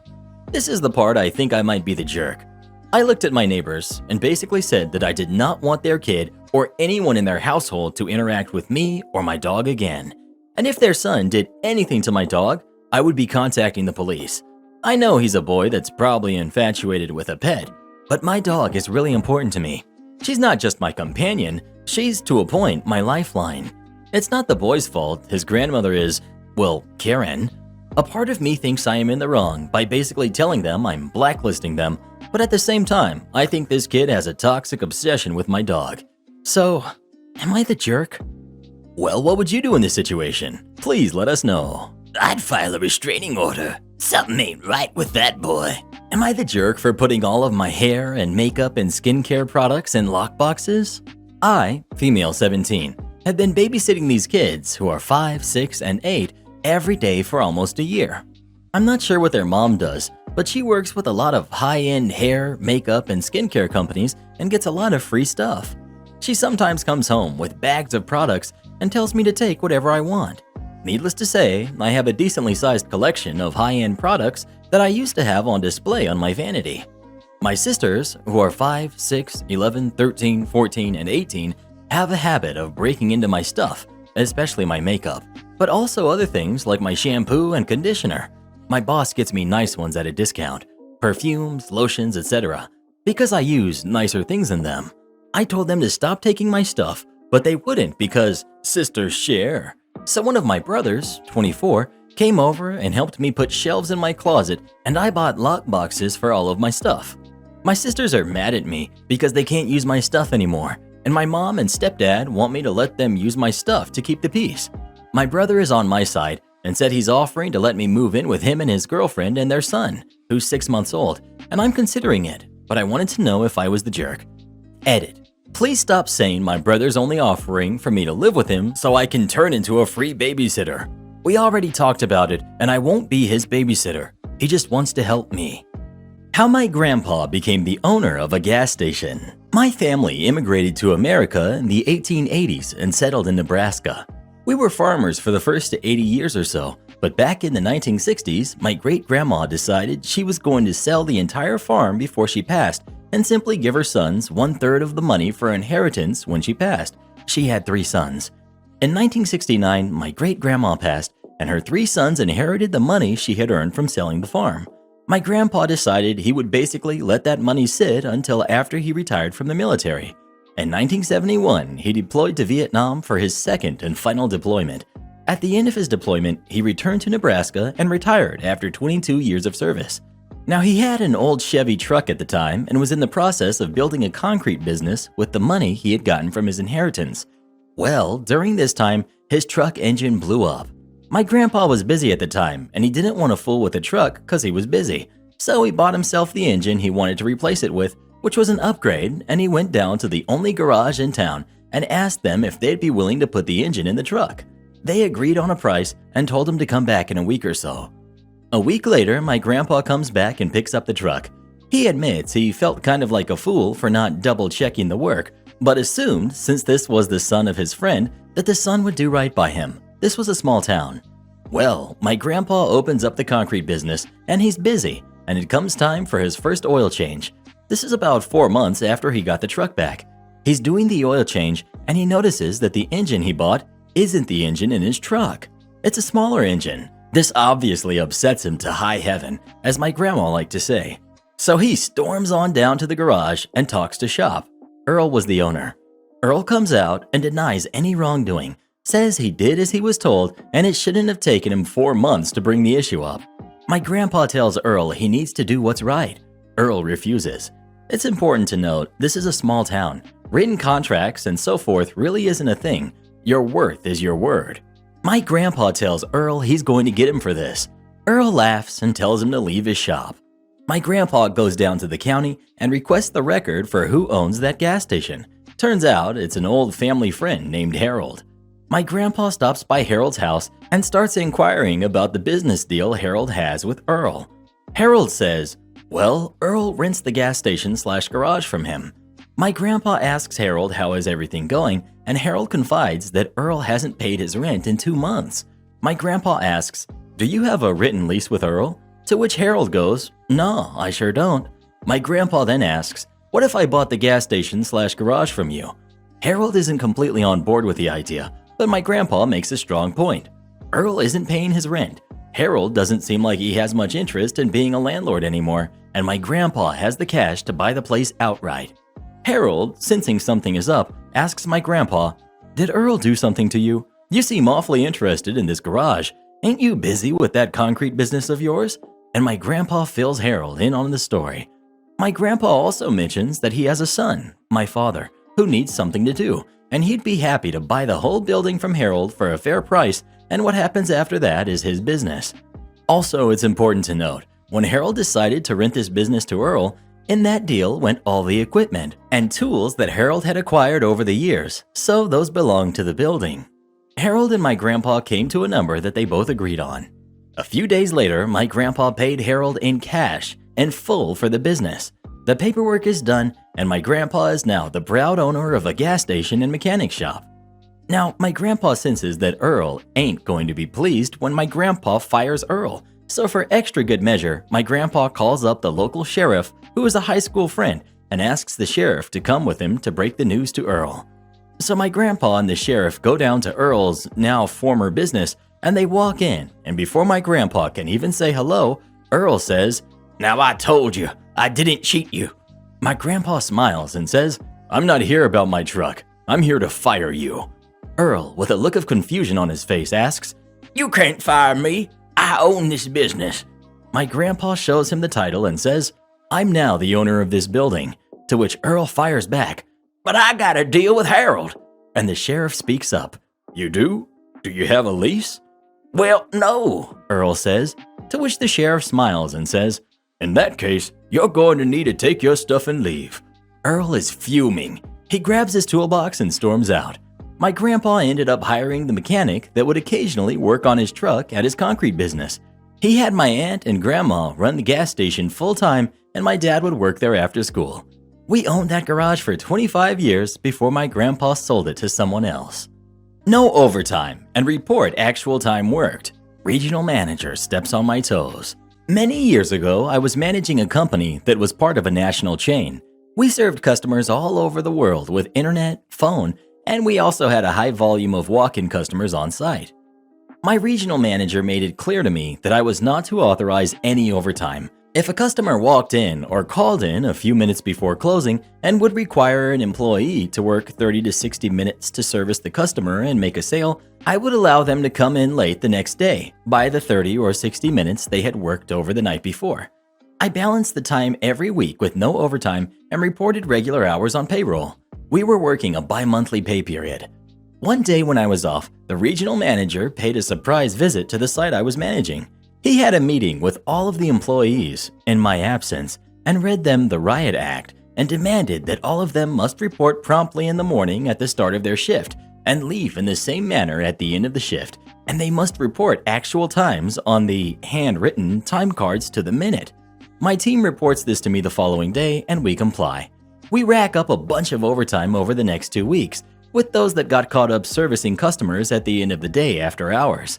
After submitting the timesheets, the regional manager calls me and goes off on me about the overtime. It went like this. Manager: "What the heck is going on over there? I told you no overtime. This is unacceptable. I didn't authorize this." Me: "Did you visit my facility and have a meeting with my staff in my absence and demand that actual times must be reported and they have to be punctual and leave promptly?" "Yes, I did." Me: "I've been managing this by allowing people to work late and come in late to eliminate overtime and make sales. We close at 5. We expect a sales rep to answer the phone at 4:59, work with the customer and make a sale. If a customer walks in at 4:59, we expect a sales rep to work with the customer and make a sale. This could take 15 minutes to an hour. I appreciate my staff doing this to service the customer, and we are now complying with your new rule to report actual times.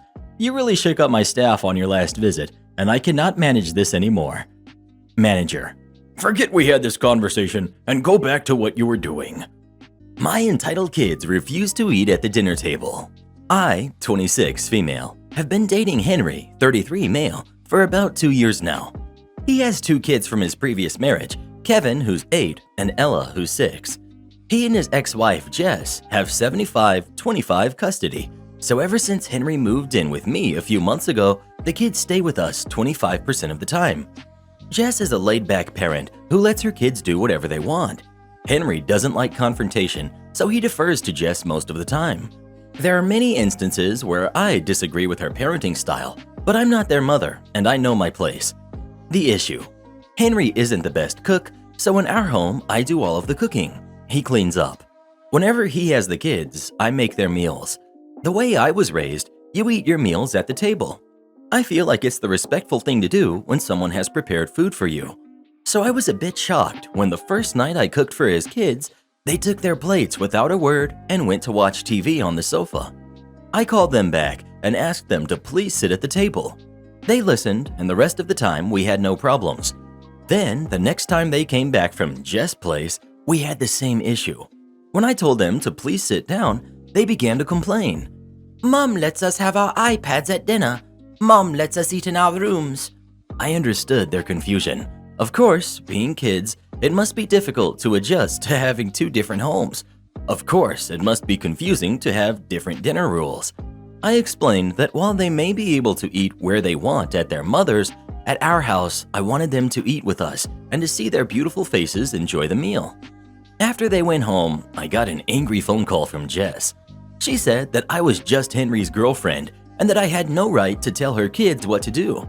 I told her that yes, I was just the girlfriend, and yes, I shouldn't overstep. But while they are in my home, eating my food, I feel that I can have a say in how they eat it. Besides, it isn't as if I told her kids that my way was the right way or criticized her parenting to their faces. I told her it was unrealistic that I'd have zero role in childcare when they live with me and Henry 25% of the time.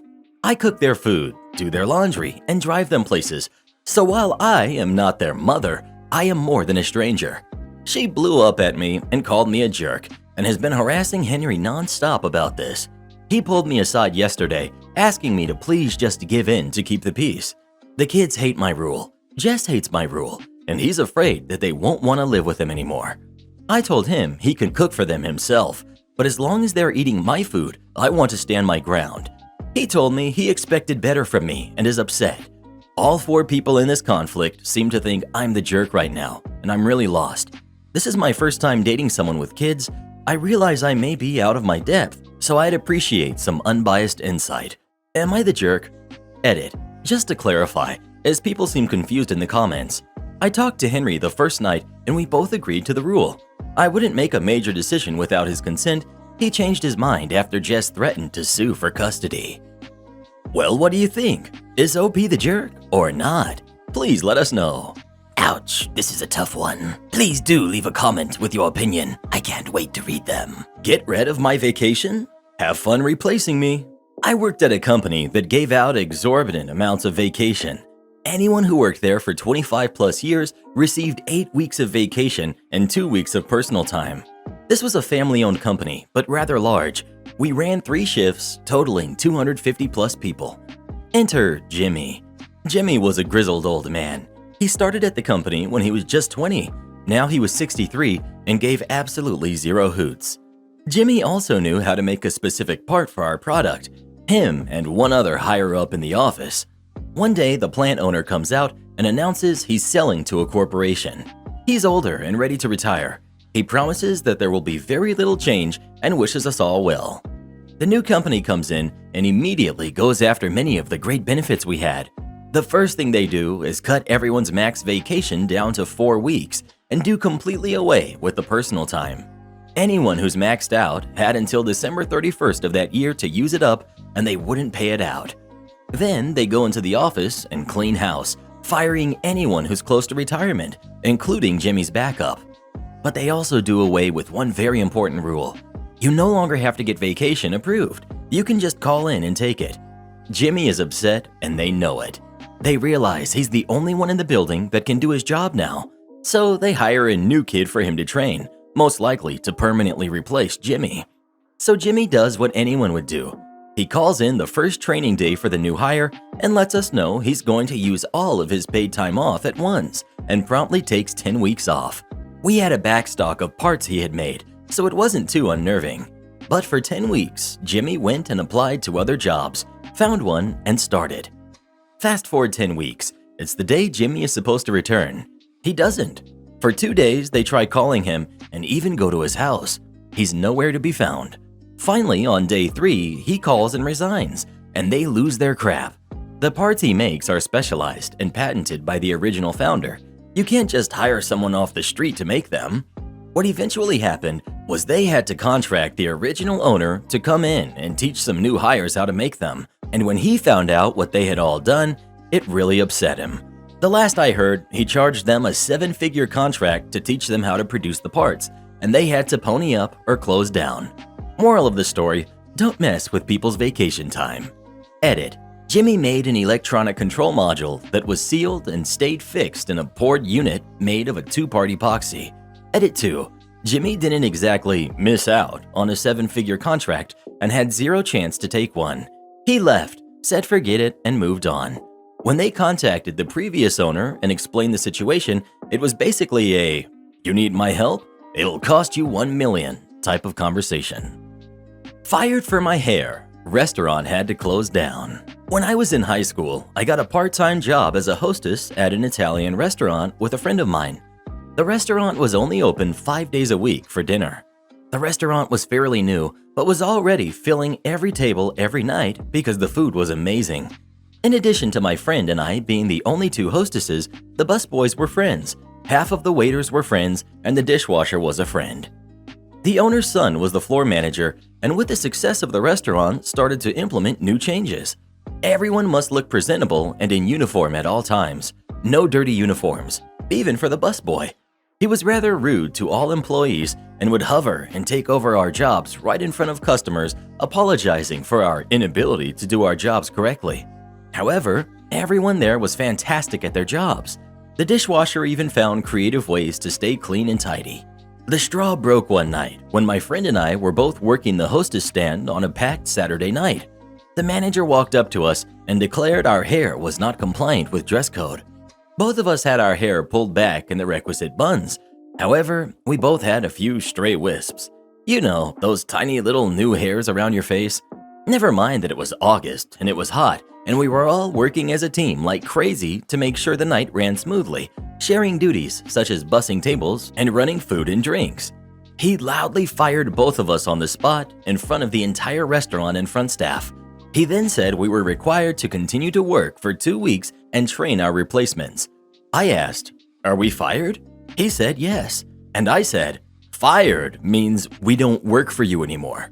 We walked out, punched our cards, and went to change out of our uniforms. When we got out of the dressing rooms, there was a line of people waiting to change, including the busboys, half the waitstaff, and the dishwasher. All were so mad about what had happened that they quit on the spot. No one liked the job anyway. We all went to IHOP to eat and were soon joined by the rest of the waitstaff and the line cooks. So all that was left of the entire restaurant staff was the bartender, the owner/cook, and the manager. I later heard that the owner just decided to shut down the restaurant because the only reason he started it was to provide his son a legacy from the family businesses in Italy, and he decided his son couldn't handle it. Speaking of restaurants, what's your favorite restaurant to eat at of all time? Please let us know. I could really go for some Chili's right now. 2 for $20. Guest thinks we made a mistake and is expecting compensation. I explained that what we did was part of our hotel policy. At 12 p.m., we send security to all of the departing rooms to let them know that it's checkout time. We have a deal with a third party that allows a 2 p.m. checkout for their VIP members. We still send security to these rooms because if they check out without informing us, we can send housekeeping to the room and not wait until 2 p.m. If the guest indicates that they will be using the 2 p.m., we don't go in the room until 2 p.m. If they don't mention it, we send security up at 12 to check if they will still be using it. I sent security to a room with that 2 p.m. checkout. Guest wasn't answering after 3 knocks, so security announced himself and peeked his head into the room. The guest then screamed for security to leave. Shortly after, the guest calls down in a very angry voice and says that security walked in on him while he was getting dressed. His tone of voice really bothered me. It was like a, "Gotcha," like he thought he would get compensated for this. The way he was talking was as if the hotel had done him over big time and he was about to get a comp stay or even more. He tells me to have a manager call him now. I hang up the phone, wait a few minutes, then I call him back. I explained to him that what we did is the hotel's policy and then explained why we do it. He disagreed with our policy and said it didn't make sense. I just pretended to sound concerned. Right, I see, okay. Then after he was done complaining, it got quiet. Then, him. Me. Was there any other question you had? Him. Well, no, but I just disagree with the policy. Me. I understand that, sir. Like, he literally walked in on me while I was changing. Me. He had knocked 3 times, but you didn't answer. He then announced himself before opening the door. Once it hits 12 p.m., our security staff has the right to enter the room. I was in the bathroom. How can I hear a knock from the bathroom? Well, he had told me that he didn't actually see you. He just heard you yell, so he closed the door. If you were in the bathroom, then how did he walk in on you? Him, stuttering for a minute. Then, After I heard the door open, I stepped out of the bathroom. me. Well, sir, as I mentioned, he had knocked multiple times and had the right to enter the room at 12. Okay, well, I don't think your policy is right. What's the point of 2 p.m. checkout if someone is still going to come to the door? Doesn't make sense. Me. I'll definitely pass your dissatisfaction with our policy on to the manager. Him. Silence. Me. Did you have any other questions? You know, I'm not expecting anything. I just need to know that my complaint is heard. As I explained, I will be passing this on to a manager, so your complaint is heard. Well, everyone just says they'll pass it on. How do I know something will actually come of this? Me. Well, this is our hotel policy. I can't guarantee that we will change it, especially since this is the first complaint anyone has ever had on it. But like I said, I'll let a manager know.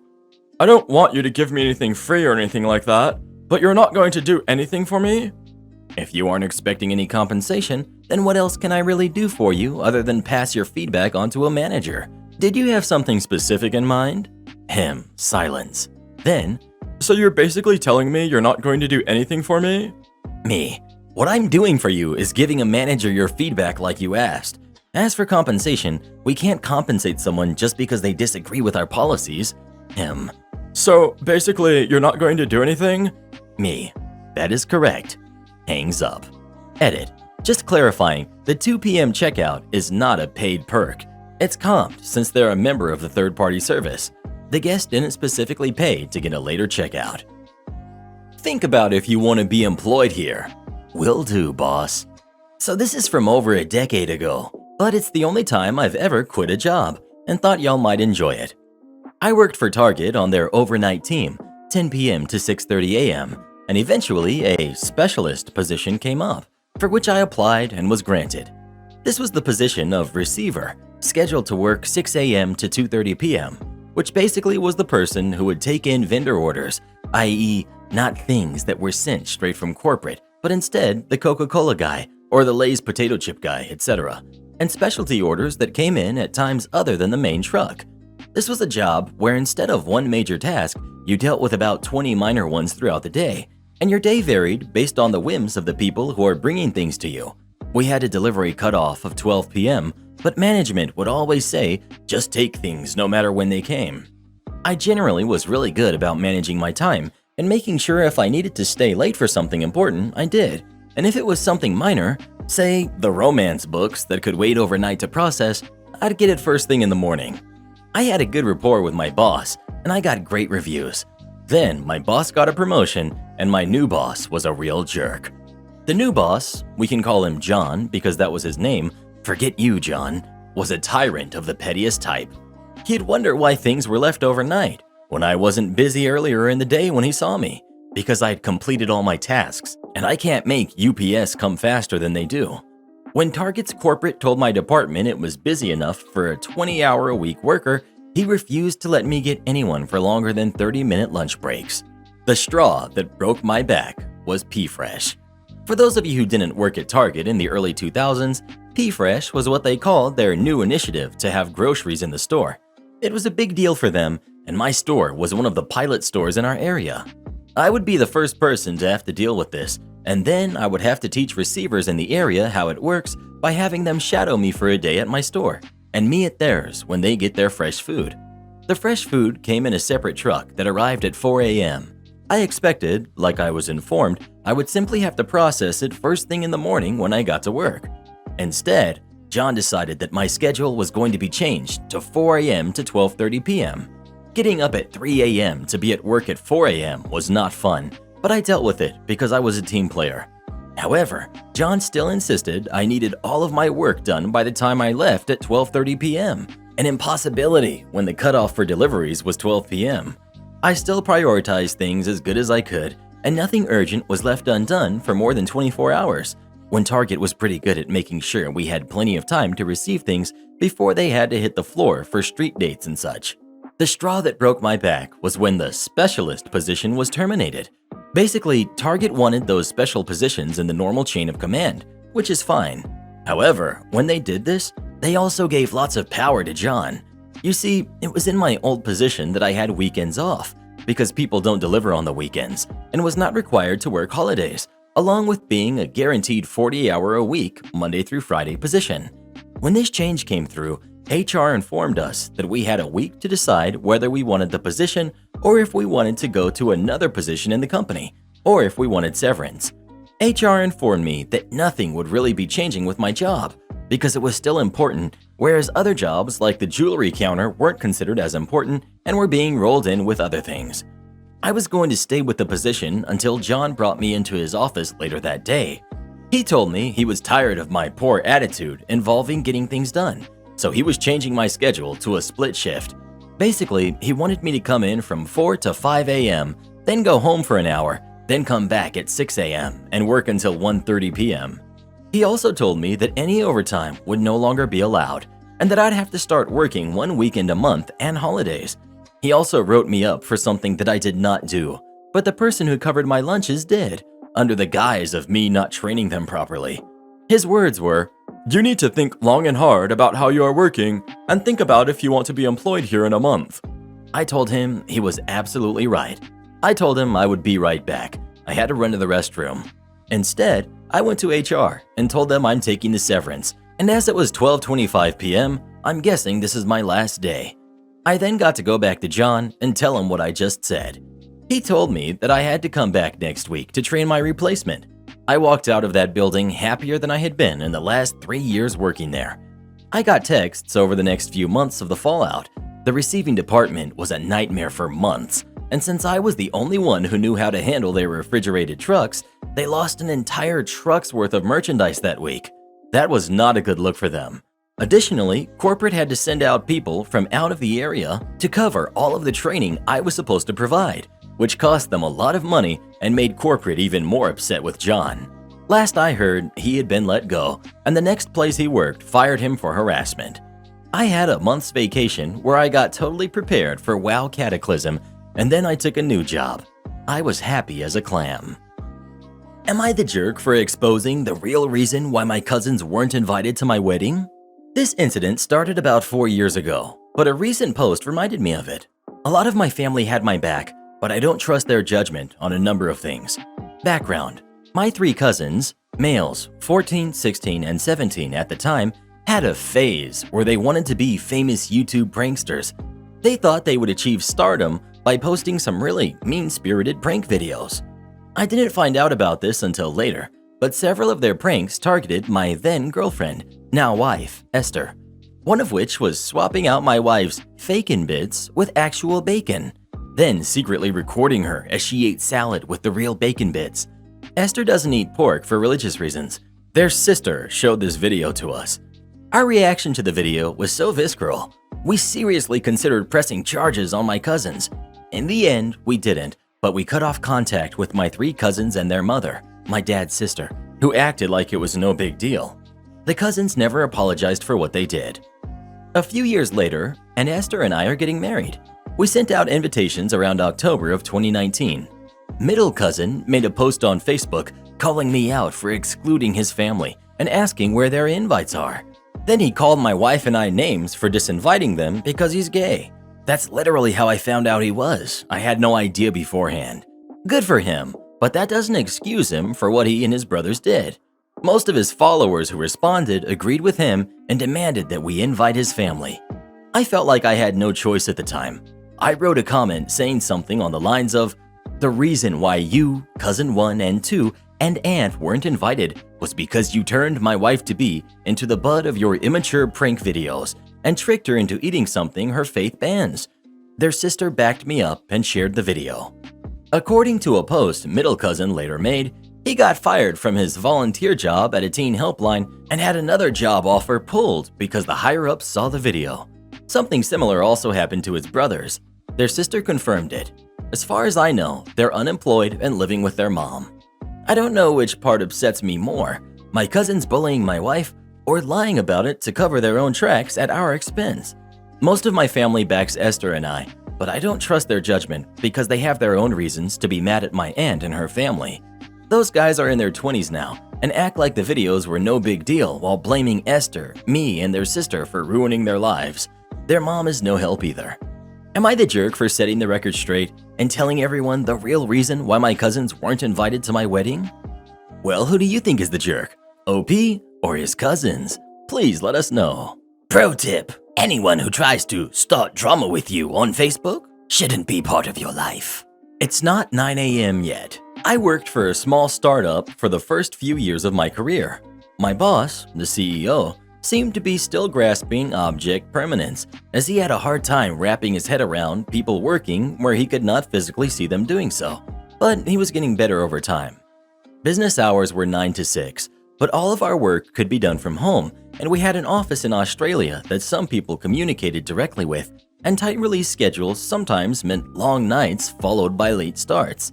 So the informal policy tended to be as long as you were in the office by 10 and not leaving before 5, you didn't need to explain yourself, and anything beyond that was fine as long as you gave someone a heads up, especially if you were managed by the CEO, who was too busy to pay close attention to people's exact arrivals and departures, and frequently away from the office himself, speaking at various events. Enter our new VP, a 30-something milquetoast MBA type. Unlike the CEO, he was not too busy to pay attention to arrivals and departures, and told the CEO that obviously the lazy employees were taking advantage. The CEO, who again was sort of inclined this direction himself, sends out an email one Friday saying that from this point forward, people needed to be in the office every day by 9 and they needed permission from their manager to leave before 6. Everyone was upset, but there was no real sense of long-term concern. This wasn't the first arbitrary rule that had been handed down in this fashion, and it tended to be easiest to play along for a week or two until the CEO had moved on to the next thing and then just ignored the rule. But the next Monday, when I showed up at 8:50, 2 of my coworkers were sitting on the stairs to the unoccupied next floor, just talking and playing Candy Crush. What are you doing? It's not 9 a.m. yet. I sat down with them, and soon someone else arrived, and the same conversation played out. At 8:59, we all got up and walked into the office. On Tuesday, there were half a dozen people on the stairs, including leadership, chatting and texting and whatever. And when the VP arrived, people would just make hard eye contact while he squirmed. Meanwhile, myself and a few other people just said forget it and arrived after 9 a.m. anyway, looking the VP straight in the eye as we walked in. A few people who were a little more conflict averse would stop for coffee across the street and just so happened to arrive at like 9:02, including people who normally preferred to start at 7 a.m. All of this meant that rather than being about half full, the office was virtually empty until 9. The end result of all of this was that the office was virtually empty until exactly 9 a.m. and tended to clear out at exactly 6 p.m. Several people, including myself, simply stopped responding to anything outside work hours. One of my favorite coworkers also made a show of announcing to her contacts in the Australia office that she could now only meet between 10 p.m. and 7 a.m. their time. Calamity ensued. The funny thing is that we never really talked about it before or during. It just sort of happened naturally. The CEO, who had been barely at the office on Monday/Tuesday, finally showed up early on Wednesday, asked why everyone was outside, and we told him. He opened his mouth to protest that no, that wasn't what he meant, realized what was happening, and made a strategic retreat. The policy was formally retracted 2 days later, we never discussed it again, and it was the beginning of a very messy fall from grace for the VP. I may be a jerk, but you are still paying for that stain. I think I either need a vacation or a short break from humanity. I'm an FDM at an independent. From time to time, I'll work an AM shift just to keep me grounded and also see if we need to make any policy or procedure changes to make things easier for the staff. I get a call while working the AM shift this past weekend. Guest: Hi, I just wanted to let you know I'm checking out soon and that there's some red sticky stuff on the carpet between the beds, but that was there when we checked in. Me: Oh, I'm very sorry to hear that. Did you have the opportunity to call the front desk to let them know of this? No, but we just put one of the pool towels over it. Me: I see. Well, I'm sorry to hear about the carpet. However, without letting us know when you checked in that there was a problem, we will have to post damages, as well as the pool policy form you signed did indicate to not remove our pool towels from the pool area. But we didn't do it. Me, I understand what you're saying, ma'am, but all of our rooms are double inspected before we release them into inventory, and we would have blocked it for shampooing. I'm one of the people who double-checked that room. Well, I work in hospitality, and it's not our fault, and I can bring up all of us there to let you know what we saw. Me, ma'am, again, I understand what you are saying. I don't appreciate you threatening to have 12 people, 3 different rooms, come and confront me about this situation. Working in hospitality, then you most certainly understand how inspections work. Yes, I understand hospitality is broad and not always hotel-related, but don't go throwing hands if you can't back them. You need to put your manager on the phone.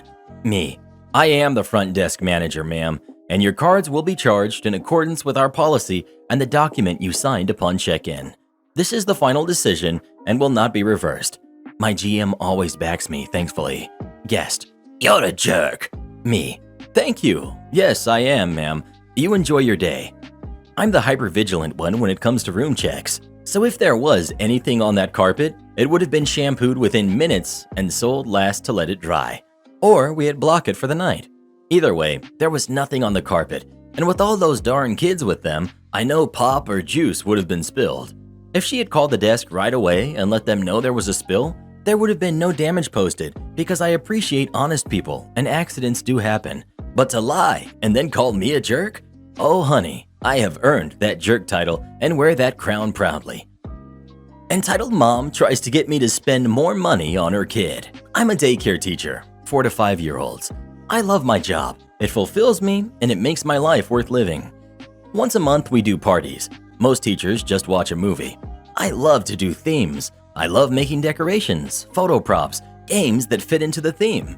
It can add up quickly, but I budget, and the way I see it, if I need to eat rice and beans a few nights a week to be able to afford it, so be it. As I said, I love my job and my students. I'm happy to do it for them. Graduation is this month, my boss's idea, not mine. And a part of this is the teachers need to take 7 to 8 specific pictures for their books. I decided to do something meaningful for them instead of a party. I got graduation announcements from Walmart, 2 for each kid, in case of parents are separated. Grandparents, the parents wanted one for family keepsake, whatever. I got them printed, 34 in total, put them in envelopes, added a note to the kid. I was feeling really good about it until I had this interaction with an entitled mom. Hey, so my husband brought home the announcements and they are so cute. Me, I'm so glad you like them. I think they turned out good. So, when can we expect the rest? Me, starting to panic. Oh, did you not get 2? No, we did, but that's not enough. Me, oh, sorry, that's all I can afford right now. But I'm happy to text or email you the copies and the template I used. No? I want more. I had a family emergency earlier this month. I wish I could afford more, but I just can't. Can't you take out of your party fund? I need 18 more. Me, I don't get a fund. I buy all of this myself. That's all I can give. I'm so happy to do it for you, so please don't think I'm not. Then, I guess I will have to go to your manager. And she did. I'm glad my boss didn't cave, but the family did drop because of this. The time Mr. and Mrs. Karen came to stay for a week. So this happened when I was about 13. My dad invited his childhood friend and his wife to stay with us for a week. It was a disaster and we have not seen them since. So the entitlement started a week before they were set to arrive. We were informed that the Karens would be bringing their dog. They also told us their dog must be part beaver because it chews on trees and stuff, and they were sure that wouldn't be an issue. Right. Dad said they could not bring the dog, which upset them, but they agreed in the end after my dad offered to pay for puppy boarding. The second event was much more minor, but was the first one that affected me. My parents were not thrilled with video games because of how much I liked to play them, so they kept the Xbox 360 in the guest room, so of course I would not be able to play. This upset me because I had just bought Forza and was excited to start playing it. Well, the second day, Mr. Karen told me that he was really enjoying playing Forza. I hadn't even taken it out of the plastic it came in. I was upset, but in reality, this was not a big deal. I found out years later that the Karens had gotten into my parents' nice wine as well, like $200 to $1,000 bottles. My parents did not drink at the time, but my mom was an executive at our hospital and was always given nice wine. She usually regifted it. The final day they were here, we took them to our favorite Mexican restaurant. We came here every week and were very well known for my father's excessive tipping. Well, this was the one and only time that I can remember that our food was messed up. Basically, the restaurant forgot our order and it sat for a while and got cold. Not a huge deal, but obviously the Karens had to go off the deep end. After we pointed out that the food was cold, the kitchen offered to remake it. This did not satisfy the Karens. They wanted the meal to be remade and they wanted it for free.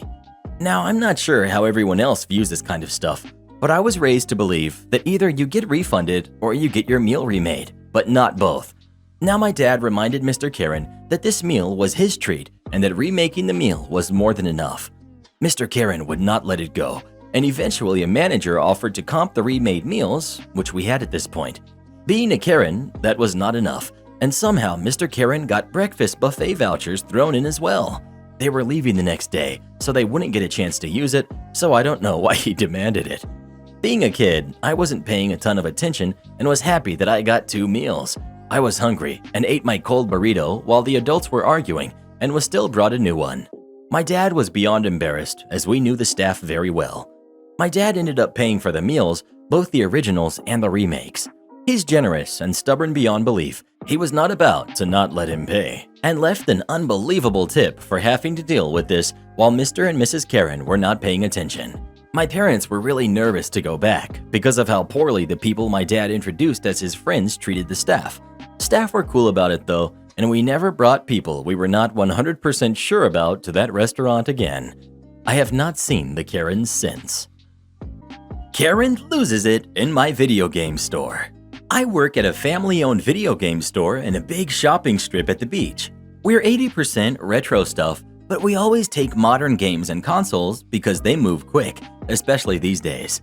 I'm working my Tuesday opening shift, going as slow as weekday mornings usually do, when one of my favorite regulars, an old gentleman that loves talking movies with me, and a woman, who I'll be referring to as Country Karen due to her accent, come into the store within a minute or so of each other. I say hi to the regular. Country Karen comes to the counter. I'll tell him I'll be back once I'm done. Regular goes to check out our Blu-ray trades from the weekend. Country Karen starts to explain she bought 2 Switch lights for her nephews, not realizing they already had a regular Switch in their house. Says the kids lost the receipt, entirely her own fault for giving it to the kids, so she can't return it and wants to know what I can do for a cash trade-in. She seems a little frazzled, but I chalk it up to stress and annoyance at her situation, since she explains she just came in from being told no at Target. I take the Switch Lite and take it out of the box. It's about as factory new as it gets, with only a small tear on the box and a few kid-sized fingerprints on the screen I can wipe off. She says she just wants as much money back as she can at this point. I pull up the trade sheet to double-check our trade rates. A Switch Lite retails for $200. We normally sell used for $180 and give $100 store credit or $80 cash. Since this Switch Lite is basically factory new with the box, I decide to give her a bit of a deal. Me. Well, normally Switch Lites only trade for $80 cash, but I can do $110 for this because it's a popular color and it's in really good condition with the box. Karen. What? That's so low. GameStop has a promotion and will give me $140 for it. Can't you do any better?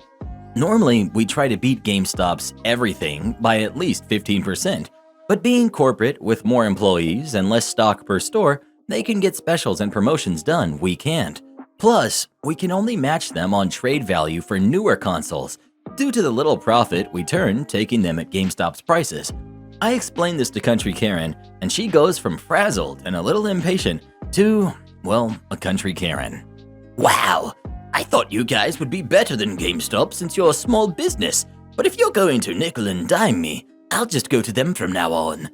I audibly scoff at the woman's rudeness and tell her good luck. Perk of working family-owned, I don't have to lie down and take crap behavior. She gives me a nasty look, takes her Switch Lite back, and leaves the store. There's a couple in line behind her with a bag or 2 of game trades each by this point, so once she's gone, I start helping them. Regular brings up a few of our movie trades, All four of us start talking movies while I get the games done. Mornings on weekdays usually aren't too bad, but for some reason I had a huge line of nothing but boxes of trade-ins per person come in while I was helping the first two guys out, and I was the only employee in the store that day. I finished the second person's trade and excused myself from the movie talk to focus on powering through the new line of people. I'm about halfway done with the second box of absolute goldmine titles, SNES and Nintendo 64 games, when Country Karen returns looking very unhappy. I put on my best customer service smile and say, "Welcome back." She ignores me, cuts past the rest of the line. Karen, I need to trade this now. I have to pick my nephews up from daycare and need the gas money. GameStop said their promotion is over. me, sorry to hear that, but I've got other customers I'm helping right now. You'll have to get in line. I said I need to trade this now. They're out soon, and all this running around is going to make me late as it is. I look at gentleman I'm helping, who shrugs and says he doesn't mind, then at the other four people in line with boxes or bags of trades in hand, patiently waiting their turns. The next person in line is watching and giving Country Karen the audacity of this jerk, face I've ever seen. Since it's one item and normally it only takes a minute, I tell Country Karen, fine, I'll ring her through quick. I suspend the current trade, take the light, double check it, then add it into the system and ask Country Karen for her ID, which she loudly sighs about and takes a minute digging through her purse. Next guy in line definitely isn't happy with her attitude, makes a comment to the woman he's with that Country Karen and I can't make out. Karen finally finds her ID and hands it over. I enter her info into our customer database, up the trade of the Switch Lite to 110 and tell her the total. Much to my surprise, she balks as if I've just really upset her and indignantly states, You told me $139.99 earlier. I want the money you said I'd get the first time I came in here. me, no ma'am, I said 110 because it's, No, you told me $139.99. I want the money you said I'd get the first time, or there's going to be an issue. That's BS, since every single trade in our store rounds to a whole dollar amount. But Country Karen keeps insisting I told her what I'm assuming was the GameStop promotional trade price. At this point, both I and the next guy in line are done with Country Karen. He loudly sighs and says, "Come on, man." But Country Karen either can't hear him or doesn't care. I, on the other hand, give Country Karen another winning service smile. Sure, your trade will be $80 cash then. I can see the few brain cells left in Country Karen's wino head trying to process how the value has gone down instead of up. That's less. I want the money. At this point, she's yelling in the store, so I use my 8+ years of singing bass in church chorus to talk over her without sounding like I'm yelling back. Me, I told you normally Switch Lites sell for $80 cash, but that I'd cut you a deal for $110. If you want the amount I told you the first time, that's $80. My regular and one of the first two trades are still near the till, and they both pipe up to support me and say I did, in fact, give her those numbers. Country Karen, red in the face and realizing her mistake, starts to backpedal. God, fine. Just give me the $110 so I can leave already. Me, no ma'am, you were very firm about wanting the first amount, so it'll be $80 cash for the trade. Country Karen looks like she's about to explode before she checks the time on her phone and deflates. Just give me the money. Absolutely.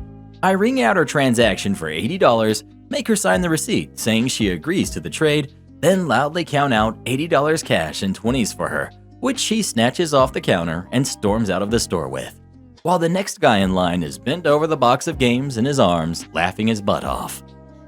Speaking of video games, what's your favorite video game of all time? Please let us know. Breath of the Wild, bruh. Best game ever. Accuse my salesperson of lying? Okay, your service is canceled. I used to be a sales manager for a B2B services company. We provided a service to businesses. Unlike a lot of companies, we would not auto-renew a client's service unless they signed a new contract. The contracts were generally for 1 to 3 years. All our contracts were signed on an iPad that recorded the GPS coordinates of where the document was signed, and we emailed the client a copy of the agreement instantly. And in the email, we basically said, if you disagree with this contract or would like to make changes, contact us within 5 business days. If you don't, we will move forward and bill accordingly. In addition, one of the cancellation terms in the contract was dishonesty. If the client could prove we were dishonest, they had a right to cancel without penalty. If the client acted dishonestly, we had the right to cancel their contract with us. There was a client that was actually quite a small account, but always proved to cause a lot of headaches for my reps. I remember calling the rep and going over the common issues I've seen with this client, and I stressed, get the signature on the iPad in his office. I also stressed that if the client wanted to cancel, let him cancel because he's been proven to be very difficult to work with. Salesman went to the sales call, signature was signed, client service was executed according to the terms of the contract. 4 months later, I get an email from a customer service rep. The client is claiming that my salesman forged the client's signature. I did my due diligence before calling the client. I checked where the newest contract was signed. It was signed in the client's place of business via the iPad. I compared the signature on the newest contract to the many signatures on the numerous contracts we had on file with the same signer from the client. They were all very close. I also looked at the email that we sent to the client right after the contract was signed. The client opened the link to see his contract 65 minutes after the contract was signed and did nothing. Also, the link was open for several minutes. I looked up the client's current billing status. He was 45 days behind. He knew we didn't start charging late fees until 60 days behind, and at 120 days, we would begin litigation and collection account status. I called up the client, and this is how the call went. Me: hello, this is Luther from ABC. I was told that you are accusing my sales rep of forging your signature on the renewal. Client: Yes, I never agreed to pay that much. I never would have. I told him to give me a discount, and I wanted to see it in writing before I signed. Me: and did he give you a discount and show it to you in writing? No, he said he had to go talk to his boss, and I never heard back from him. Okay, and then what happened?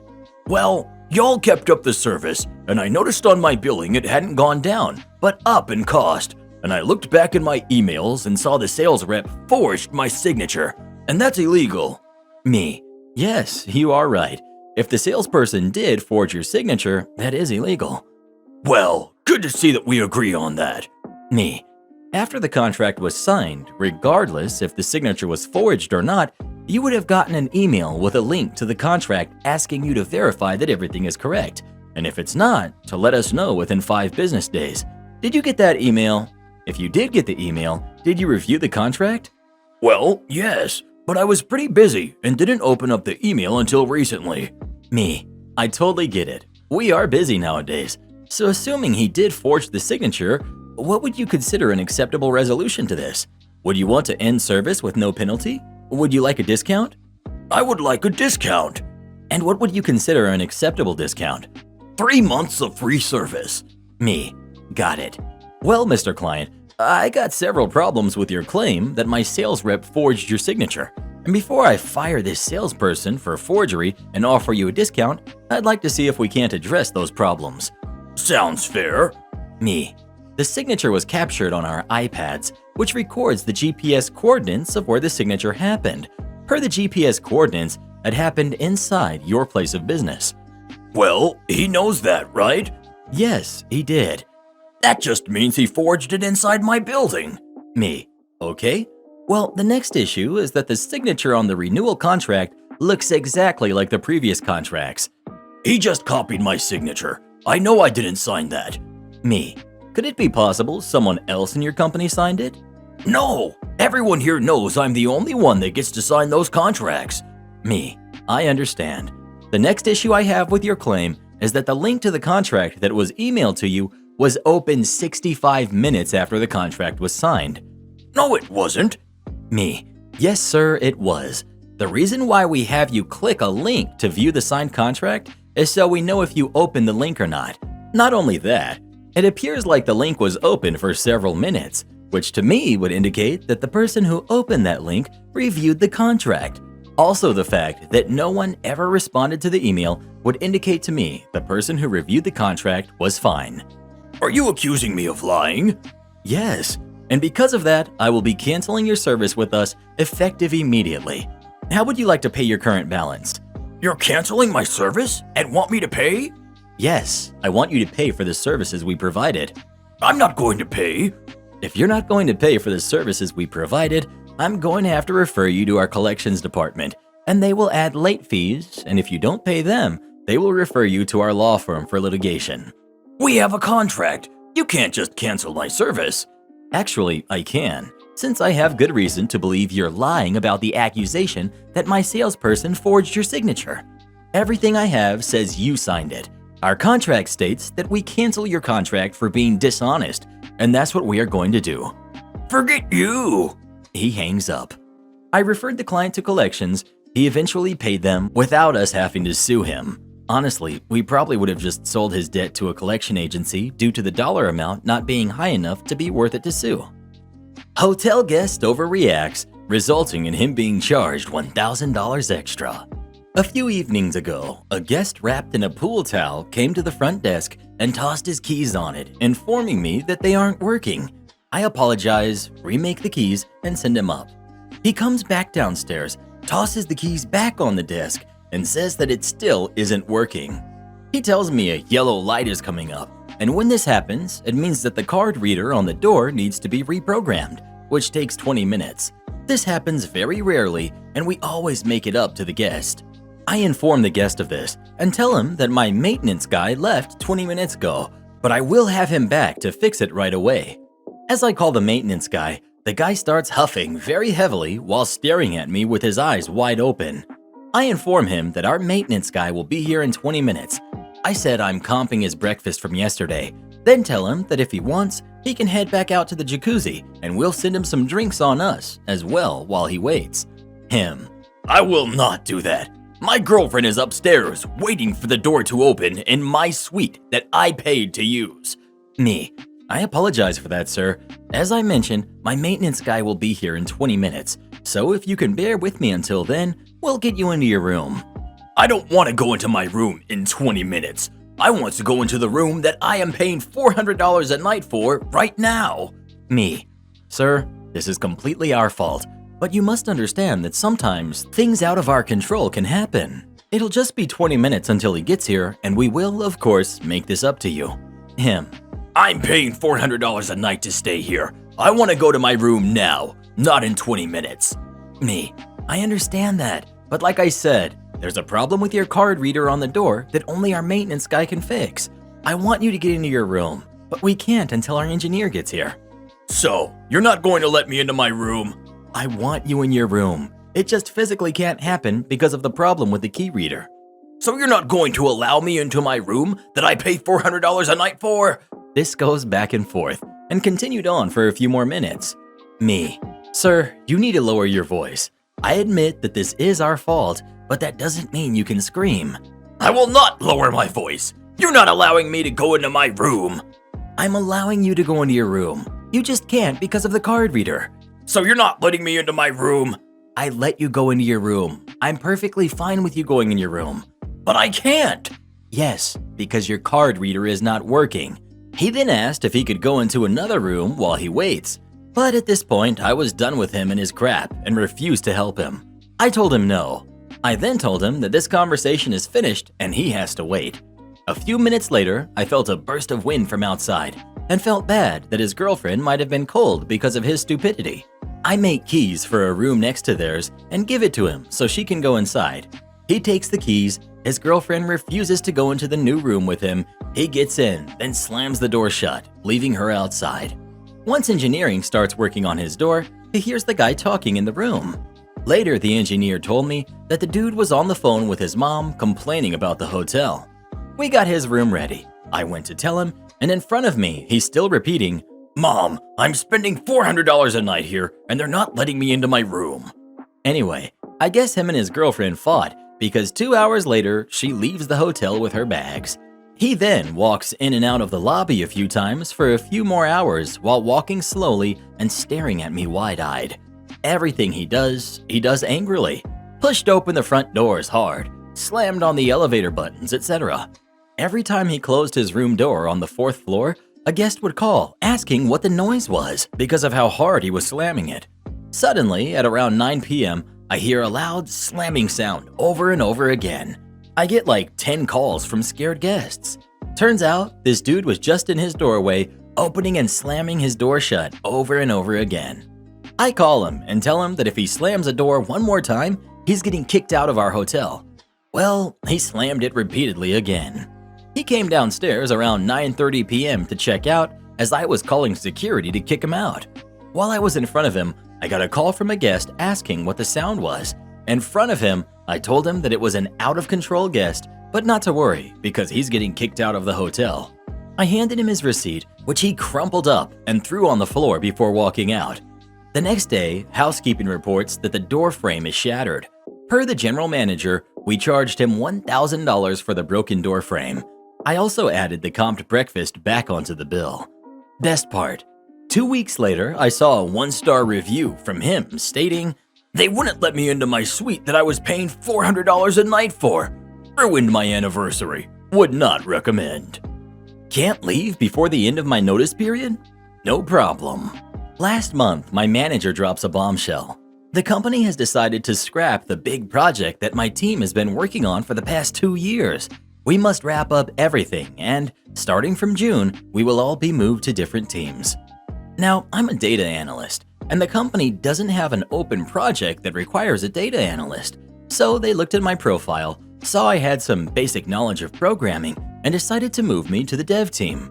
Both me and the dev team think it's an insane idea, because I will need lots of training before I become useful, and I don't even want to be a full-time dev. But upper management hasn't bothered to ask for our opinion before making all of the arrangements. I immediately start looking for a new job, and as luck would have it, there is an extremely high request for data analysts in my area. Within a few weeks, I have an offer in hand and I give my notice. My contract, I'm in the EU, is very strict regarding notice periods. A resigning employee must give 2 months' notice. This is entirely for the benefit of the company that will need to find a replacement. The same applies when a company fires an employee. They must give the employee 2 months' notice.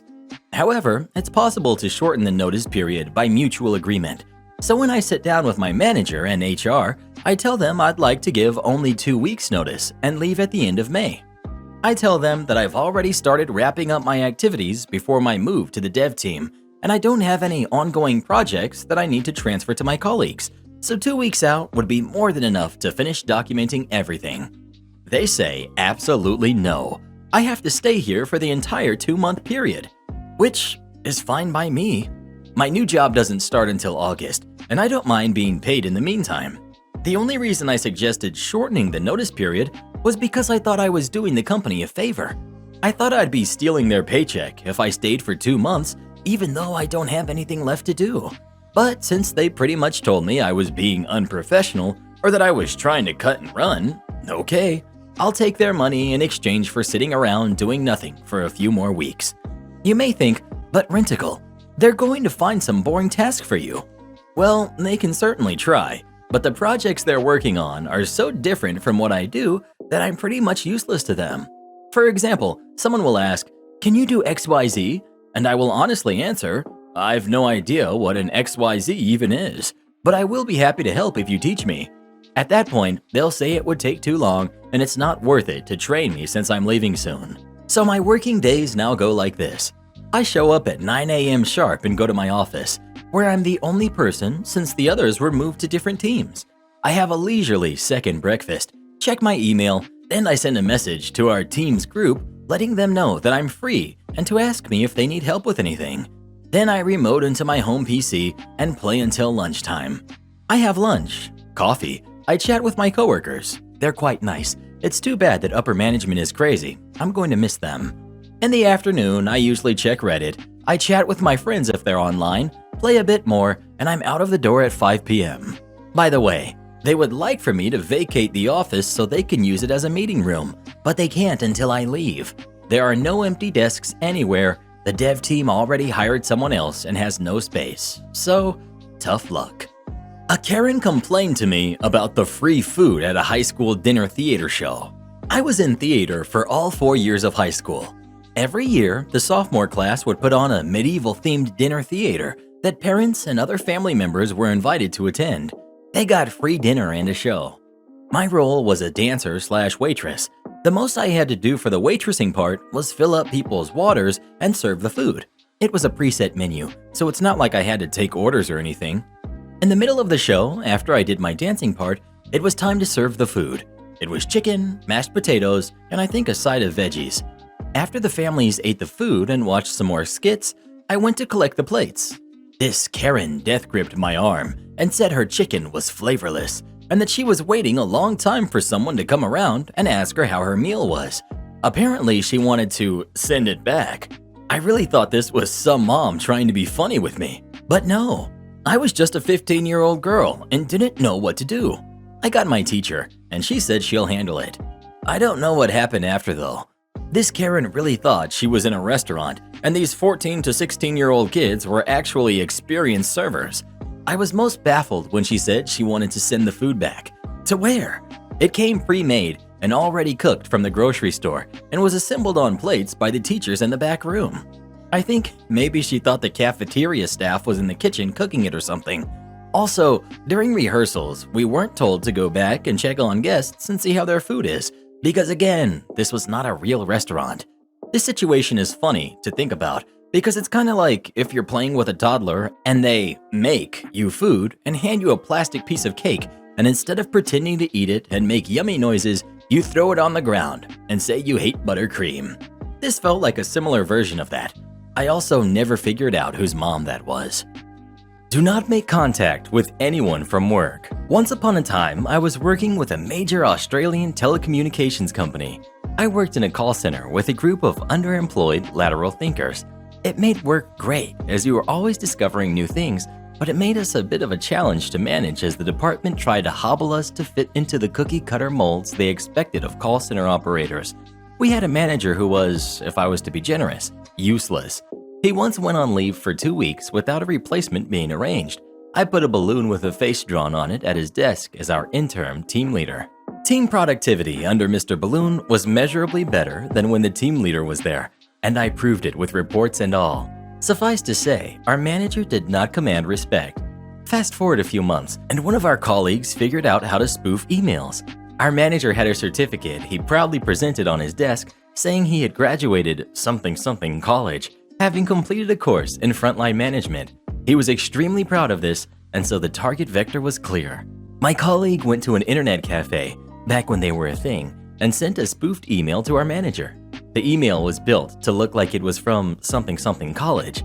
The email demanded that manager provide evidence of his competence as a frontline manager or his certificate would be withdrawn. Now, manager's world was appropriately shaken when he got this email. He must have complained to the appropriate higher-ups because the InfoSec squad jumped straight onto it. They traced the email back to the cafe's IP address. Okay, in retrospect, we could all see this error in judgment. They printed out mugshots from the company's internal directory and identified my colleague as being the person who sent the email. Colleague was pulled into a day's worth of meetings as manager, manager's manager, etc., all leant on him pretty hard, trying to get him to confess so they could dismiss him for misconduct. I think the company realized they were on shaky ground to try and prove that colleague had really done anything wrong. Oh, the days before bullying was codified. Having sweated colleague all day with no effect, manager's manager put him on paid leave pending investigation with strict instructions: do not make any contact with anyone from work, as they didn't want rumors of a pleb messing with the ruling class getting out. Months pass. Colleague has not been in the office. The company has completed their investigation, but need to let colleague present his defense. But his mobile is disconnected, and he has connected a new phone number with a competitor. And he has moved home, and he is not replying to emails. He has ghosted, and the company doesn't know what to do. More months pass. I guess it gets to a point where the company can declare colleague legally dead, or at least say he has abandoned employment. They stop paying his wages. A few months pass. Manager's manager is walking through a business district in the city and runs into colleague. Colleague is in a flash suit with a briefcase, obviously hustling to a meeting himself. Manager's manager says, "Hello," asks colleague what he's been doing with himself. "I work for the major tech company now. I've been working with them since a couple of weeks after I was put on paid leave. I would have told you, but I was told not to communicate with anyone from work. Thanks for that second paycheck though." Lady tries to get in my car while I'm trying to parallel park. A couple years ago, I was back in my hometown after being gone a few years interviewing for a new job. I love the city I'm from, and I had deliberately planned to be there for my birthday weekend so I could spend some time in some of my old haunts. I decided one day I would stop by the locally owned coffee shop where I used to spend hours consuming coffee and free Wi-Fi, catch up on old times. Now, the coffee shop is located along a very busy 4-lane street. During off-peak hours, though, it's legal to parallel park in the lanes closest to the sidewalk. I've always hated parallel parking, but I decide it's easier than waiting for a spot to open up in the very small parking lot in the alley behind the coffee shop. I luck out, and there's an open spot at the very end of the road, so I just need to pull in. But it always makes me nervous pulling in because of how busy the road is, and when I get nervous, I get worse at parallel parking. So I pull up and start backing into the space, and I think I'm doing okay, when suddenly my back door flies open in the middle of me straightening up my car. A middle-aged lady just starts picking up a bunch of bags and trying to stack them in my back seat. The lady just starts trying to load her stuff in my back seat. Confused and still halfway in the road, I ask her, "May I help you, ma'am?"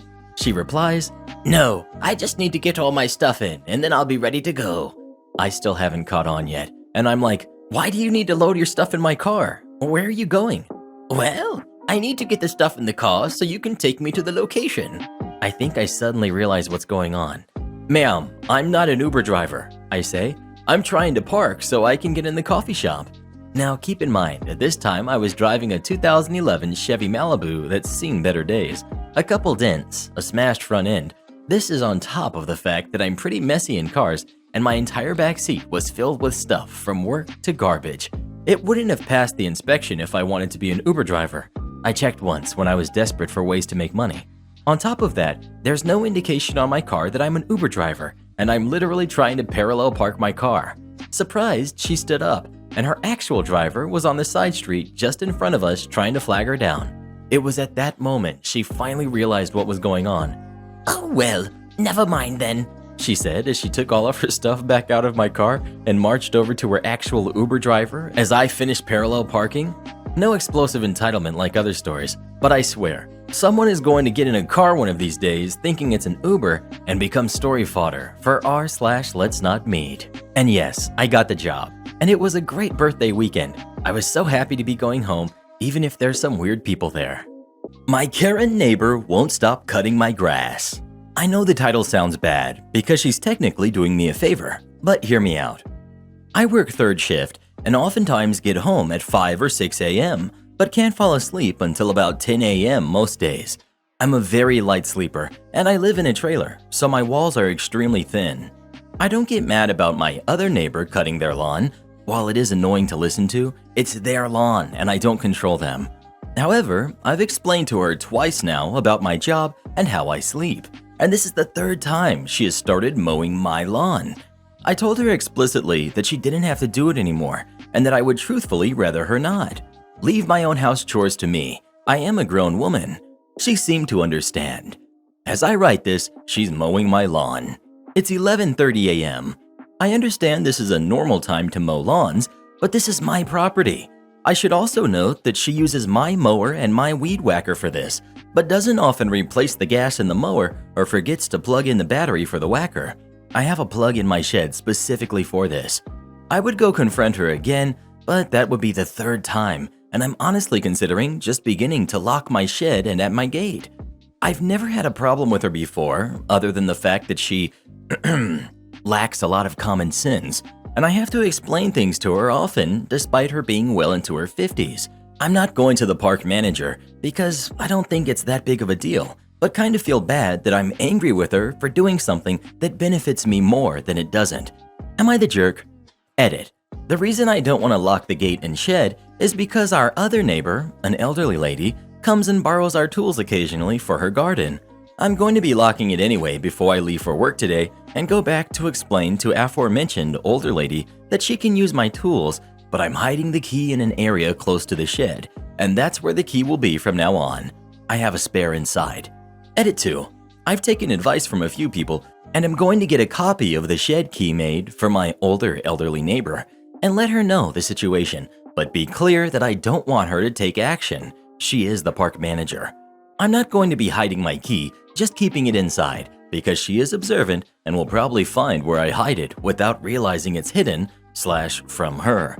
All in all, thank you to everybody who provided actual constructive replies and helped me figure out my situation. Here's to hoping next week I won't wake up at 11:30 a.m. to weed whackers outside my window. Cheers. Well, what would you do in this situation? Would you try to get Karen to stop cutting your lawn or not? Please let us know. Nothing better than a riding lawnmower and a Monster Energy on a Saturday afternoon. Guy tips big to impress his date, but returns later to take back his money. We had a guy come in last night with his date. Throughout the evening, he was the picture of courtesy and good manners.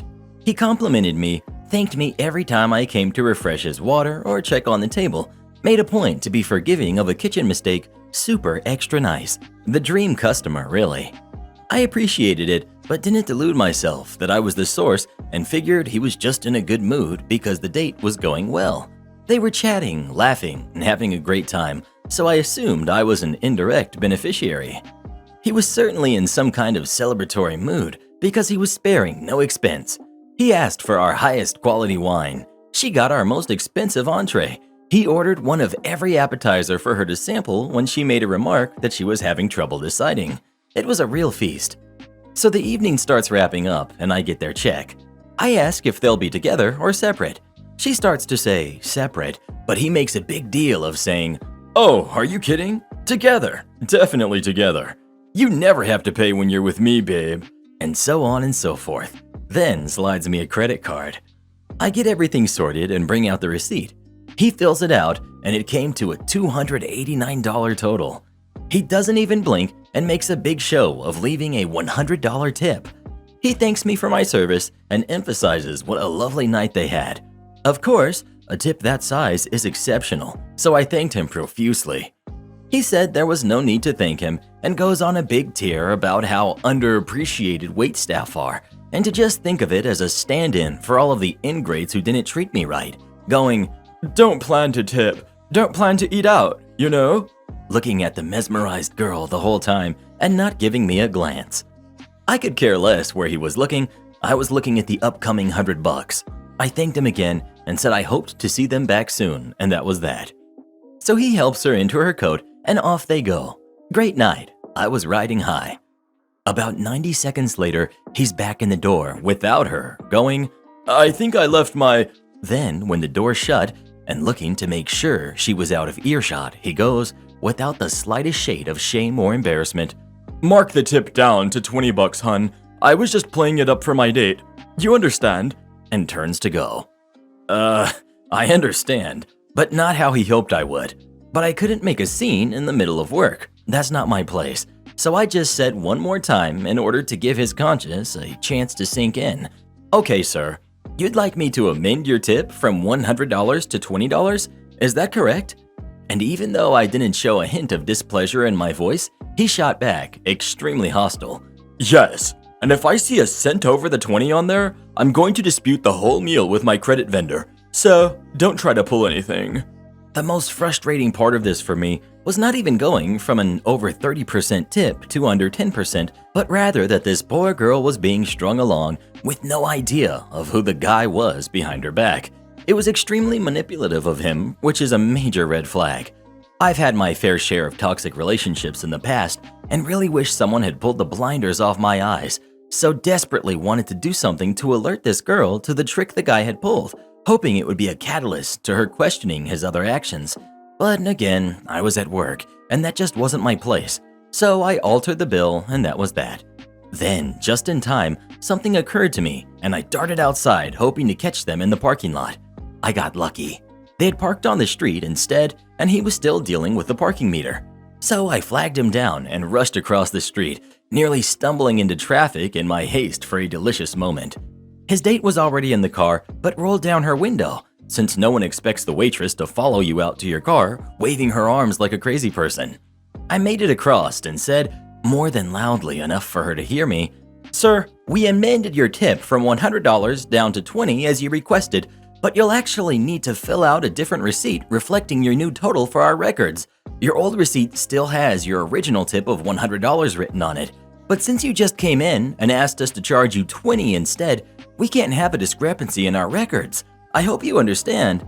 This is just a bookkeeping regulation that goes way above me, It has nothing to do with your retroactively downgrading your tip from $20 to $100. We're just glad you enjoyed your evening." His jaw was on the floor. He tried to pretend as though he didn't know what I was talking about, trying to give me some line about, "I think you're after someone else. I'd only come back in because I forgot my keys." but I would not let it rest. The more he played dumb, the more I repeated versions of, "You wanted to change your tip from 100 down to 20. You came back in," and on and on. So we went back and forth for a few more seconds when finally he went, "Okay, whatever. Sorry for the miscommunication. If you need me to fill out a new receipt, I can." and I, totally even-keeled, was like, "You only need to fill out a new receipt if you want to change your tip from $100 down to 20. And I'm guessing he didn't have the money in his account, because he did it. He filled out the new receipt, his girlfriend was visibly shocked, and the man was staring daggers through me. You could feel the rage emanating off him. It was vicariously quite satisfying, in place of the other toxic people I never get that confrontation with, and all the bad tippers. Ironically, the exact kind he made a righteous speech decrying just a few minutes beforehand. And then off they drove. I'm sure never to patronize our restaurant again, but hopefully never to go out together again either, which would make it totally worth it. Entitled kid wants free pizza forever, gets banned instead. Cast: we've got the manager, we've got me, we've got nice employee, May, and we've got Karen, the ever-entitled bomb. So I'm a store manager for a large chain pizza place that charges a bit more than the competition but makes an arguably better product. We try to always believe the customer and make them happy if something is wrong. We have a loyal base of regulars who order often, as well as a lot of other business from randoms in the several nearby hotels. Friday night, entitled Karen calls in an order, very simple pep and jalapeno pizza. Driver delivers it. 30 minutes later, I'm asked to talk to an angry customer on the phone.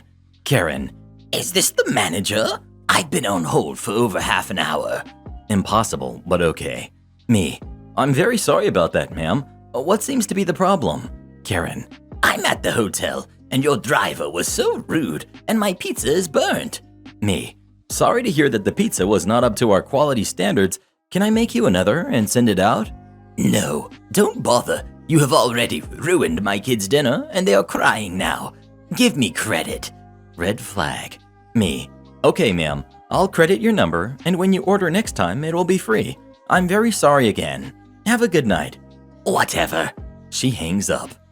I credit the number and think whatever, that's the end of it. Saturday night.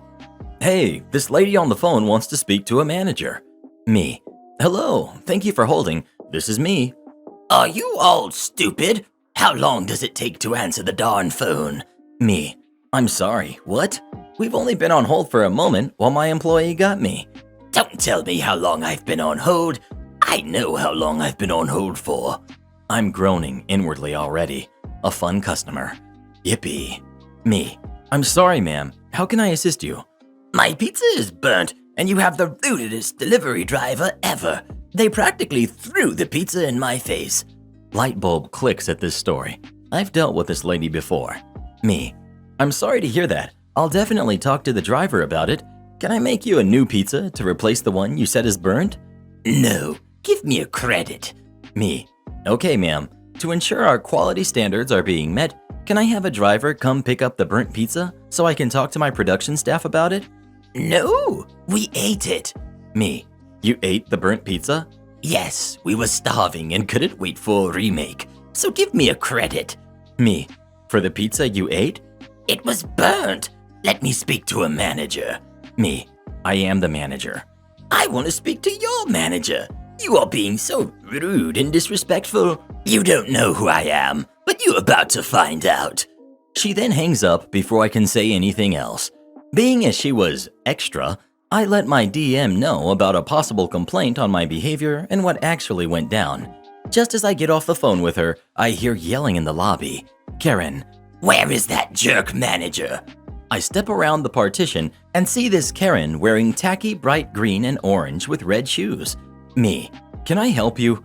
I'm already done with this jerk because I know who she is." Karen: "Gonna say something now? Give me my refund for the burnt pizza, and I want gas money for driving over here." Me: "You didn't pay for any pizza. It was free." We don't reimburse gas for people driving to the store. You think this is a joke? You're going to give me my money, or it's gonna go off in this place. I'm 100% done at this point. Me. Get out. Karen. What did you say? Get out of this store. You can't tell me to leave. This is a public place. No, ma'am. It's a private business, and you are no longer allowed here. I'm refusing to serve you.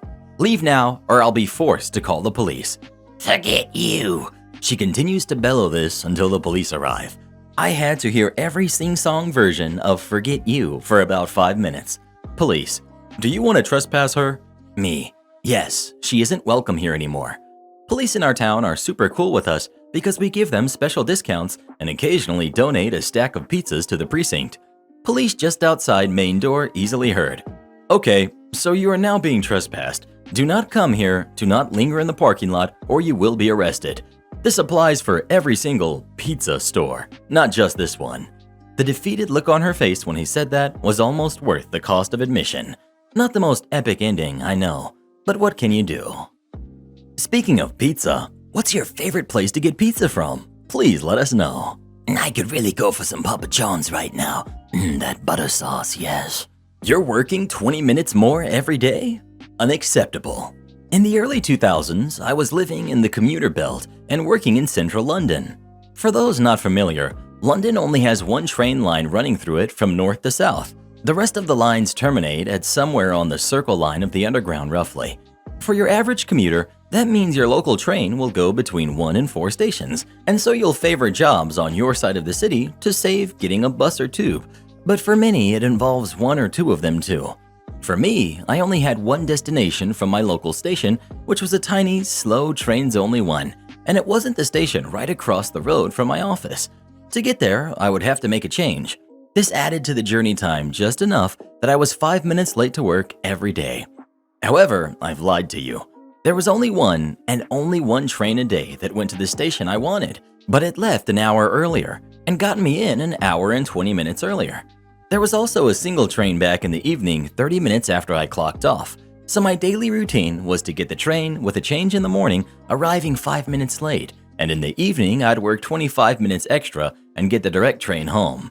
With the station being so close, I was fine to leave it that close to the wire. I usually got a seat, even cutting it, so fine, all was good, for about 18 months.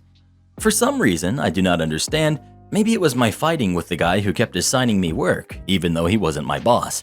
My actual boss relayed that his boss, the head of IT, was unhappy with me constantly being late. I was young, I was naive. I thought they'd understand that I was working a net plus 20 minutes every day. My boss was actually very cool and didn't want to be dealing with this, but his boss was making a stink. So he explained to his boss, and the reply came back that I must be in on time because those are your contracted hours. I was young and naive, but that doesn't mean I was a pedantic little jerk. I proceeded to get the early train, losing an hour's sleep each morning and arriving at the office an hour and 20 minutes early. Took my shoes off, put them up on my desk, set an alarm, and did my best to claw back that lost sleep. As people trickled into the office, I refused to work or even answer a phone until I was within my contracted hours. Come clocking off time, I would pack up and leave to go stand at the platform for nearly 25 minutes, staring off into the distance, thinking about all of the work they are losing from me. This lasted about a week before I was told I can't sleep at my desk, so I found the smallest break room that had a sofa and made that my nap spot. It wasn't comfortable, but I was upset at how strict they were being. Of course, I carried on going home when my contracted hours were up. A few weeks later, my chance came. The crap had hit the fan, and they needed me to work late. As I said before, my immediate boss was cool, and I had a "I know you know what I'm really saying when I say this" conversation with him about how this was outside my contracted hours.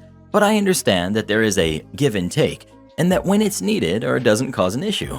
Give and take, right? After that evening, I started showing up 5 minutes late again, and nothing was said about it again. I also started staying right up until my train was due, sometimes. Edit. To say that I didn't get paid overtime unless it was approved beforehand. Like the day it hit the fan, I just worked the extra to finish up what I was doing. And because I was young and dumb enough to think hard work got you somewhere. Also, I worked late sometimes to make sure I was actually working the number of hours I should, but I didn't cut it so fine for the train, and I didn't do it most days anymore. Revenge of the Highway Construction Boss. First things first. This is a story that an old friend / coworker of mine told me years ago. This friend has since passed, RIP Greg, so I am unable to go back to him to get more details. Greg's family lived near Calgary, Alberta, Canada. Greg's dad was in construction, working as a job site foreman, and Calgary was going through an oil boom in the 1980s and new roads and highways needed to be built. The practice at the time, probably still is, was to get expensive surveyors to lay out the path for the road at the start of the project, and the path was marked by wooden stakes in the ground. These roads were going through some of the grasslands on Calgary's outskirts, and good progress was being made on the road in question. Then one morning, the crew got to the job site and found out that all of the stakes had been knocked over. Calgary had, maybe still has, its fair share of yahoos and pickup trucks who like to cause trouble. So from tire tracks, they figure that during the night, someone had found the job site, noticed the stakes, and decided it would be fun to drive over all of them. I suppose today's yahoos and pickups would be deterred by cheaper surveillance cameras, but this was about 30 to 35 years ago. Greg's dad was fuming, but he had to call the surveyors back in to do the layout again before they could continue. A few nights later, the same thing happened again. They arrived at the site, found all of the stakes knocked out again. Another call to the surveyor's office later, they had the road mapped again, but Greg's dad had a plan. Construction sites can have a lot of rebar and other types of iron and other metals lying around. They also have lots of heavy equipment for applying force to things. After the stakes were mapped out for the third time, Greg's dad got a crew together to drive an 8-foot-long piece of iron vertically into the ground, directly behind one of the stakes near the end of the road layout, with the top of the iron in line with the top of the stakes. Then he waited. A small number of days later, he got to the job site and found a wrecked pickup truck in the field along the road's path. Its oil pan and other undercarriage components had been ripped off by the metal post that was protruding from the ground. They had signs all around the site indicating that unauthorized vehicles were prohibited. Entering was at your own risk, so they were covered from a legal standpoint. With the truck as evidence, they were able to find its owner and have him charged with trespassing, destruction of property, mischief, and anything else that they could make stick. I have a long-lost sister? So this story was around 2 years ago, back when I was 17. I had my own tennis clothing and equipment business. Till my 18th birthday, my dad owned the business as well. We were shared partners, but I mostly ran the shop by myself, which means the opening times were quite weird. It was open Monday to Friday from 5 p.m. to 8 p.m. Sometimes I would open it later due to the train connections from my main workplace to the tennis club. And on Saturdays, it was open from 10 a.m. to 12 p.m., midday, and from 1 p.m. to 6 p.m. due to me still wanting at least some free time. Now on this day, my train ran a bit late, so I was rushing to open up my shop. It was a Friday, and usually one of the more hectic and busier days. Many students of my dad and members of the club wanted to check out the new batch of tennis rackets and clothes that we got from the firm we work closely with and wanted to try them out. Most of them were very understanding though, and I knew them all by name. At least most of them. After opening up shop, letting them in and having them look around and helping out wherever I could, I went to this one lady and her kid, who I had never seen in the club or the shop. We shall name the mother Tanya, due to me knowing more entitled Tanyas than Karens. The conversation went like this. Me: "Hi, how may I help you, ma'am?" Tanya: "Why didn't you help me before? Where were you at 5 p.m.? God, no one can do anything correctly here. And letting someone so young here serve, they should be ashamed." I was personally very confused, and a few other customers were as well, since they knew I might have a panic attack and that I was the son of the coach here. Me: I'm very sorry, ma'am. I couldn't be here earlier due to Tanya: "I don't want to listen to your poor excuses. Give me one of those rackets and give me a 50% discount." I looked up at where she was pointing, trying to calm myself down from this stressful situation. She was pointing at the most expensive and newest racket we just got today. I then looked at the kid, who couldn't have been older than 10. Me: "Ma'am, is this for you or for your daughter?" "My daughter, of course. Just give me the racket so I can leave. I know the owner since I'm his daughter." I was very well confused at that point since, well, I didn't know I had another sister who was around 30 years older than me. Ma'am, I'm asking because I need the correct hand size for the grip and weight. I tried to explain due to it being a major problem for giving people a tennis arm, which basically means pulling a muscle, straining your wrist too much, and just being in pain. I go crouch down and politely ask the girl to put her hand against mine to see the size, asking her age and how long she's been playing. All of the normal questions if you go to a good sports store. Tanya, who was next to us, started rolling her eyes and making clicking noises with her mouth, and other noises that indicated she was being impatient. The next thing I knew, though, she was grabbing my hair and pulling me up. Tanya, Just give me the racket. This should be free due to me being the daughter. I saw my opportunity and knew I couldn't wait any longer. The others in the store were looking at us quietly and smirking slightly. I nod my head and go to the back door, which leads right to the tennis court where my dad is. Dad, your lost daughter turned up, I yelled. He looked at me confused, but I made some eye movements, indicating we had a weird lady in the store. He nodded and went in. Dad, so you're my long-lost daughter. I didn't know I got my old classmate pregnant back when I was in school. That's when everyone started laughing. Yeah, Dad, didn't know I had a sister. When did you want to tell me that I had an older sister? Dad, to be honest, I didn't even know I had a girlfriend at the time. The woman's look on her face was priceless. It went from confused to angry to very embarrassed, all whilst everyone in the store and her daughter were laughing. She huffed and stormed out of the store, basically dragging her kid behind her. Since then, I've never seen her. Note, I met up with a few other business owners in the area, and they all had this same lady come in apparently. But a certain fact is that most tennis stores in the area, or in any club, I think, is owned by the tennis coach who never has an employee. So basically, you can't try that with us. Am I the jerk for not making coffee how my fiance wants it? Weird title, I, 23, female, no. But this has been a point of contention for a while. My fiance, 25, male, is a foodie and is extremely particular about a few things, one of them being his coffee. We use a manual grinder, get distilled water. The water in our area is really hard and according to him affects the taste, but I don't notice anything. And we have an AeroPress and a metal coffee filter to make the coffee. I'm very much not a foodie, unless being a Sour Patch Kids connoisseur is a thing. My fiance weighs his coffee beans to make sure that he's using the exact right amount, changes the setting on the coffee grinder depending on whether he's using the AeroPress or the metal coffee filter, measures the water, and if he's using the AeroPress, lets the coffee grounds and water brew for a certain amount of time before actually making the coffee. On the other hand, I use a scoop to measure my coffee beans, use whatever setting the grinder is on, we'll usually just use tap water, eyeball the water instead of measuring it, and don't let it sit to brew. And you know what? It's fine. It tastes fine. It makes me happy. The end. Thank you for coming to my TED Talk. Problem is that this really bothers my fiance. We've had multiple arguments about me making my coffee wrong, and it's very normal for him to badger me to weigh my coffee beans or switch the coffee grinder to the optimal setting while I'm making my coffee. If I'm making coffee for him, sure, I'll measure the beans and all of that jazz because I know that he can taste the difference. But I don't think that I should have to jump through all of these hoops for something that doesn't affect him. On the other hand, he seems to be really bothered by this.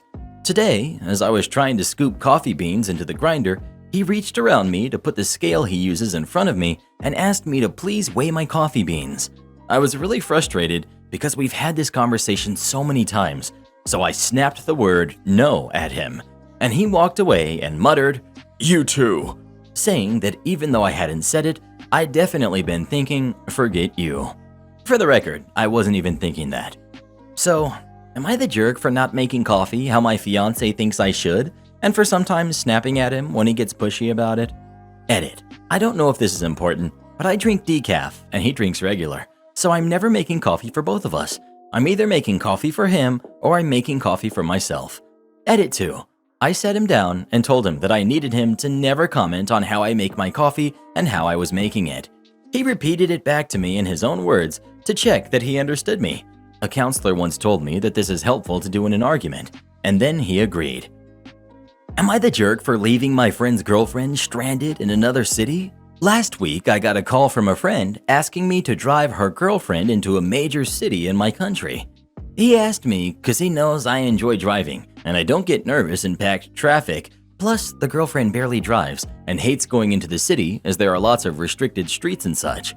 I told my friend my plan was reading a book that weekend, so he insisted a bit further, saying I was doing him a huge favor since he was out for the weekend and that girlfriend would use her car, so I didn't have to put unnecessary kilometers on mine. After telling him I was just doing it because he asked and that I had nothing to do inside the city, I finally agreed. Cue Saturday. I go pick up his girlfriend early in the morning. We grab her car, and I see it has only a half a tank of gas, enough to get us there, but not enough for a round trip. She acknowledges it and tells me we'll fill up in the city. Whatever. During the 3-hour trip, she kept complaining I was going too slow and that she was going to miss an important appointment. I was going the speed limit the whole time. Once we got to the city, we parked in a prepay, and she asked me to pay since she didn't bring any cash. Whatever. I wanted to go to a park and read while she was busy, but I had to run errands with her because she didn't feel safe in the city center on a sunny day. Whatever. She even got mad because I asked her to make a quick trip to the car to leave some bags because I didn't want to carry them. And she told me her boyfriend always carried these bags and it was faster. I started to get annoyed here and I told her no. Once she got done with all she had to do, we went back to the car. Before I got in, she mentioned I still hadn't given her the money. When I asked her what she meant, she said I had to pay for half of the tank as I had gone with her. I got mad and said I was doing my friend a favor and I wasted my day just for her to buy random crap. I wasn't paying. She said something like, "Either pay or you don't get into the car." I stormed off, tired and angry, while she shouted something like, Yeah, you'll come back." I didn't. I got a train ticket and spent some 4.5 hours to go home while my phone was burning up with calls and messages. I turned it off. I got home and the next day my friend called asking what happened. Apparently some poor soul had to go pick her up because she wasn't driving home.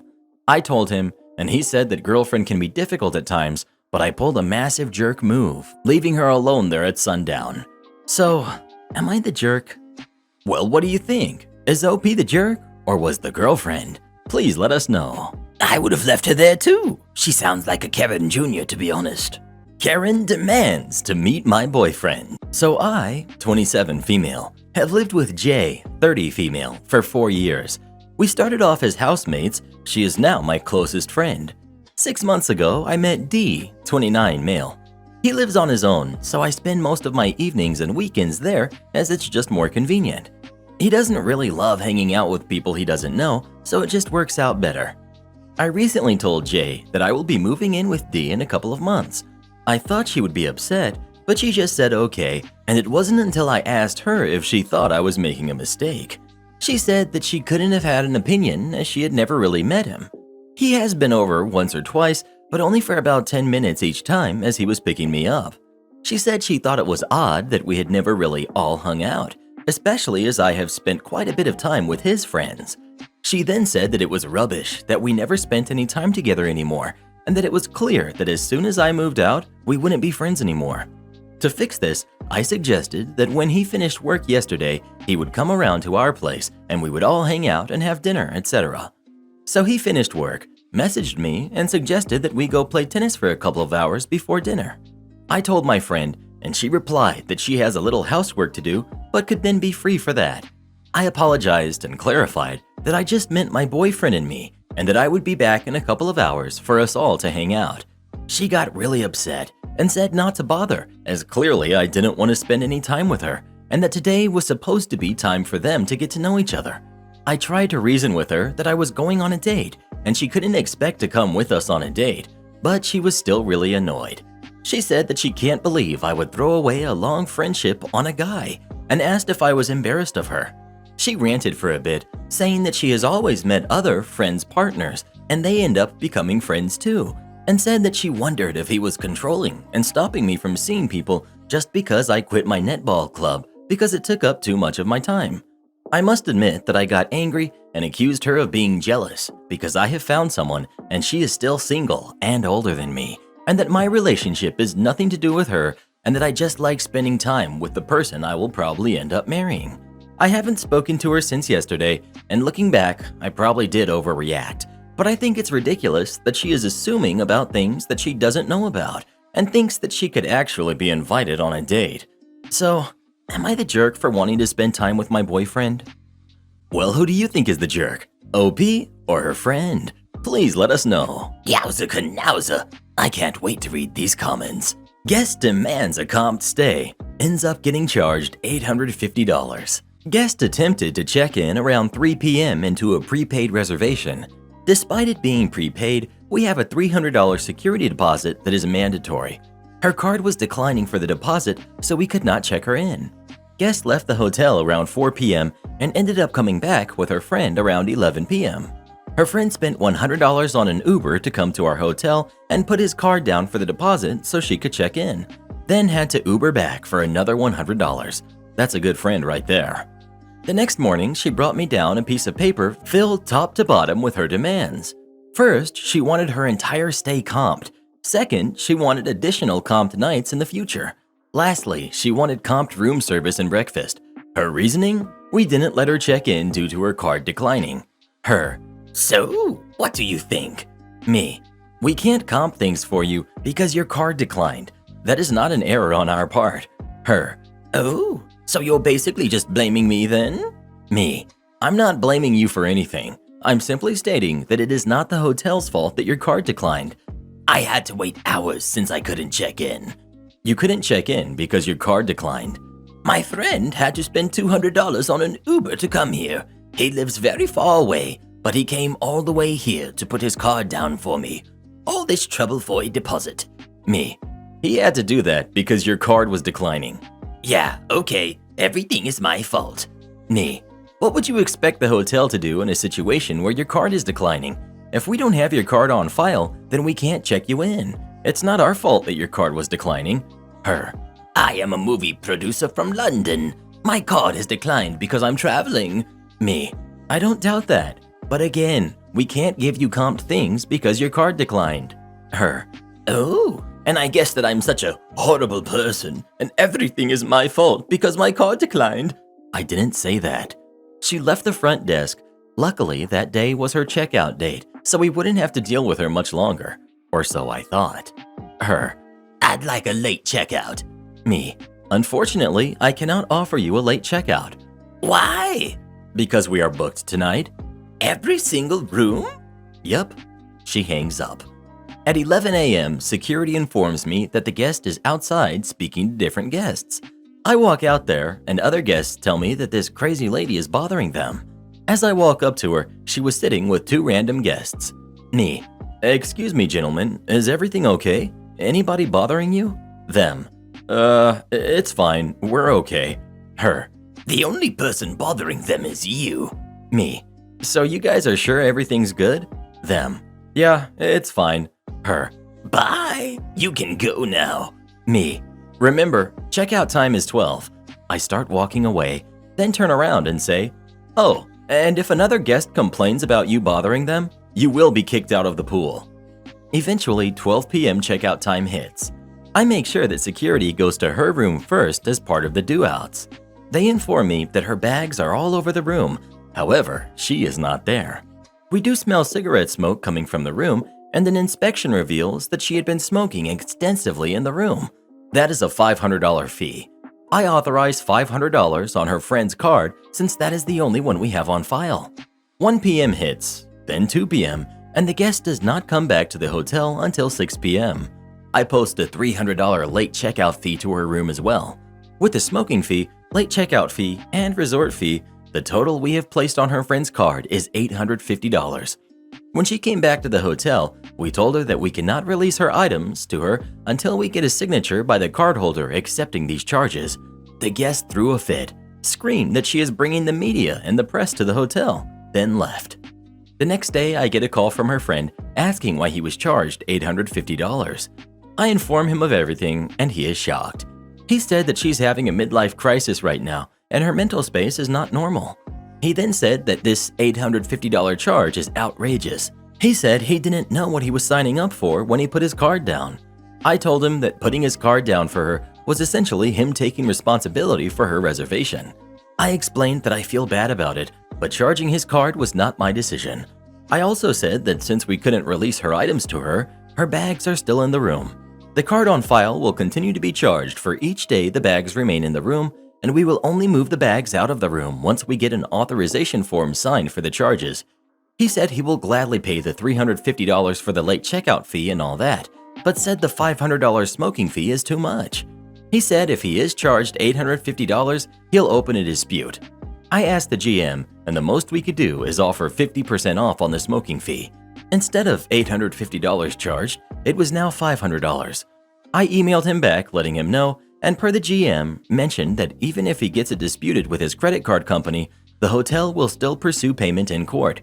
He ended up accepting and signed an authorization form accepting the charges to his card. We then went to her room and put all of her items in a bag. She ended up coming back to pick them up at 3 a.m. We told her to wait outside and we will send someone out to give them to her as she was not allowed on the property. Overall, I felt really bad for the friend. He Ubered a great distance to come put his card down for his friend. She ended up getting him on the hook for $850, and his first instinct was to compliment her character and explain to me that she's just dealing with some things right now. But it is what it is. The hotel had to do what it had to do. Either be fired or accept a massive pay cut. Okay, I'll take the firing. I worked for this company for 14 years. I loved working there for 12 of those years. There were two main parts to the job. The first part was the sales side of things. This was away from the office and the customer's location. This involved quite a bit of driving and on a couple of occasions flying abroad to work face-to-face with the customers to deliver a high-quality product. We weren't the cheapest, but we were the superior product, and I was the best employee when it came to delivering the product. I constantly got rave reviews from customers for my personal style when it came to delivering the product and executing the customer's vision. I got a huge amount of repeat business, and I got a lot of new business through word of mouth with customers recommending the company based on their experiences with me. The second part was the office side. This was my weaker side. I hated cold calling potential customers with numbers I found in the phone book. When it came to answering the phone and speaking to potential customers who initiated contact with us, I was fine, but I wasn't great at making the calls. This was my only real, not so great part of my job. So in the office, I wasn't asked to make any calls. Instead, I prepared product, designed new product, trained new staff members, ended up being one of the biggest parts of my job. I was also the problem solver, helping out whenever and wherever, filling in for sick employees wherever I could. I liked the owner and I liked the manager. I liked all of the staff who were around me. All in all, it was a great job that I was really good at and took pride in. The company had been doing so well that the owner had slowly expanded over the 12 years since I started working for the company. I had joined about 3 months after he started, so I had been part of this expansion. I worked out of my nearest office, but often traveled to other areas to train their staff. I was loaned out, as it were, to other companies to help train their staff. At one point, I was a guest lecturer at a university teaching medical students how to deliver complicated explanations to people who don't have the base knowledge that you yourself do. After 12 years, I was on a decent salary.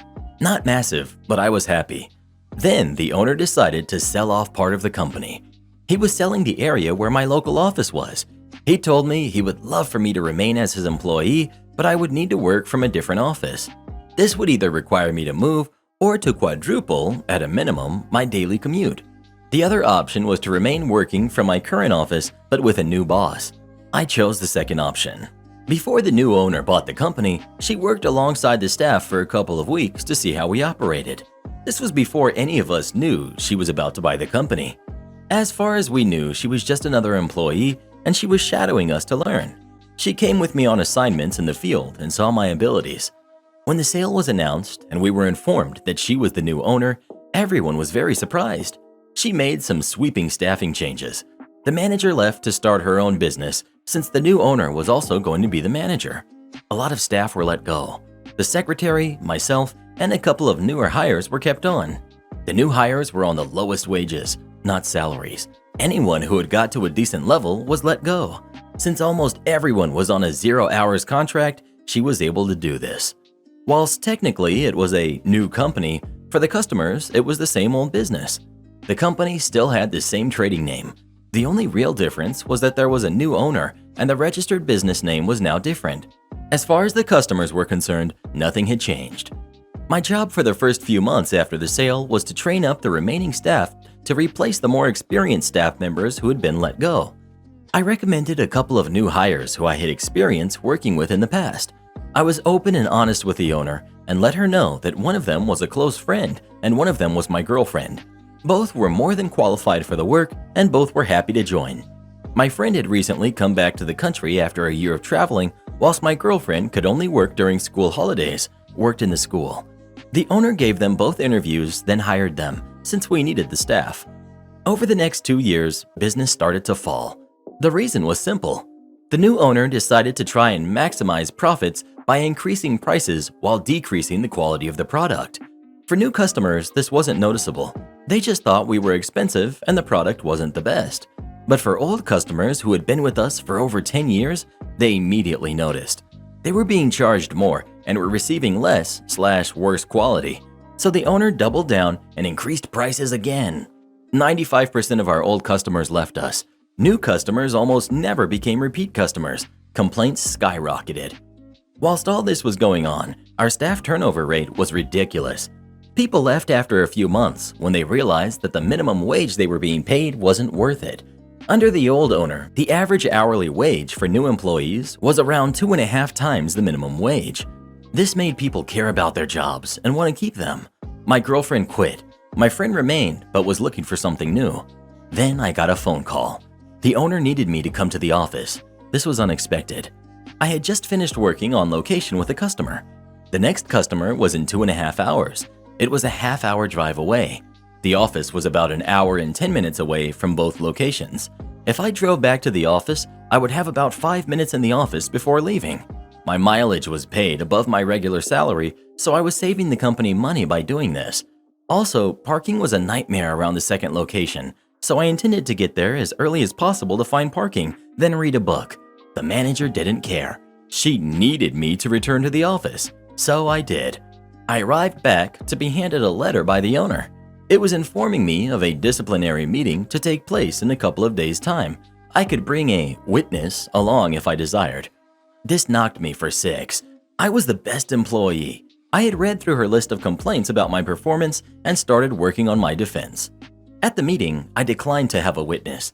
Instead, I decided to record the audio of the entire meeting on my phone without informing her. Where I live, this is legal and I didn't need consent. The boss witness was her friend who she had met at yoga and hired for an office role, firing the secretary who had been there long before the takeover. Every point she raised, I could counter. They ranged from the week, "You were unavailable to work for a week in August."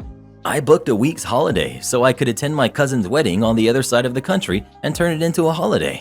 To the pathetic, "You were late for work on the 12th of May. Is that the day my car broke down and I called the office to let you know? I don't know. I do. Here's the receipt from the garage dated May 12th. To the downright lies. This one I can't write as a quote. Basically, she accused me of gross misconduct for breaking health and safety laws in the way I was delivering a product for a customer. I hadn't broken health and safety laws. I knew exactly what I was doing since, as I've mentioned already, I had been working here for 14 years at this point. She had witnessed me do this on multiple occasions and had never mentioned it before because it wasn't an issue. She even had me train staff in this specific delivery method because it wasn't an issue. She finished her list by telling me that she doesn't want to lose me, but she can't justify keeping such a poor employee at my current salary. I had 2 choices. I could either sign a 0-hours contract and work for minimum wage, or she could fire me with 2 weeks' notice. I countered that she would have to give me 12 weeks' notice since my contract guaranteed me 1 week's notice for every year of employment, up to a maximum of 12. She argued that I had only been her employee for 2 years, since before then I worked for the previous owner. I informed her that with how the business takeover had run, it counts as continuous employment. I quoted the exact law and code that backed me up. She asked for a 30-minute break in the meeting to let me think about her offer. She went to call her lawyer. When she came back, she informed me that since she was firing me for gross misconduct, she didn't have to give me any notice at all. If I wanted to remain and move to the 0-hours contract, I could do that today. but if I didn't, then she would have to fire me. But because she was nice, she would give me the 2 weeks notice. I asked for a couple of hours to go home and think about this. She allowed this. I knew the reason she wanted me to remain for at least the 2 weeks was because one of our few remaining bigger customers was set to have a product delivery from me in that time. They would only work with me. The owner had tried sending other staff in my place on several occasions, and each time there had been problems. It wasn't the staff's fault. It was just a very difficult delivery for a very specific customer which needed to be perfect. As a result, this customer would only deal with me. I called the office and spoke to the owner. I declined the offer of a 0 hours contract and said I would be leaving. She then said she was giving me my 2 weeks notice. I declined her offer of 2 weeks notice. I informed her that if I was being fired for gross misconduct, then surely I cannot be relied upon to safely deliver the product. Therefore, it would be best for everyone involved if I didn't return to work. She panicked and that she needed me for those 2 weeks. I feigned ignorance and let her know that I was just thinking about what's best for the company. After all, you can't have unsafe staff delivering your products to your customers. However, if she wanted to rethink the gross misconduct accusation, then I would work my 12 weeks notice. These were her options, 0 weeks or 12. She chose 12. For those 12 weeks, I worked the same way I had for 14 years. I didn't coast, I didn't slack. I didn't badmouth the company on my way out. I continued to train new staff. I continued to deliver the product in my own personal, exceptional way. I also got in touch with a lawyer who was a specialist in employment law. For those 12 weeks, the owner barely spoke to me. She resented the fact that I knew my legal rights and didn't just believe her lies. She hated the fact that I could defend myself. She was petty. She accidentally dropped my mug in the kitchen, breaking it.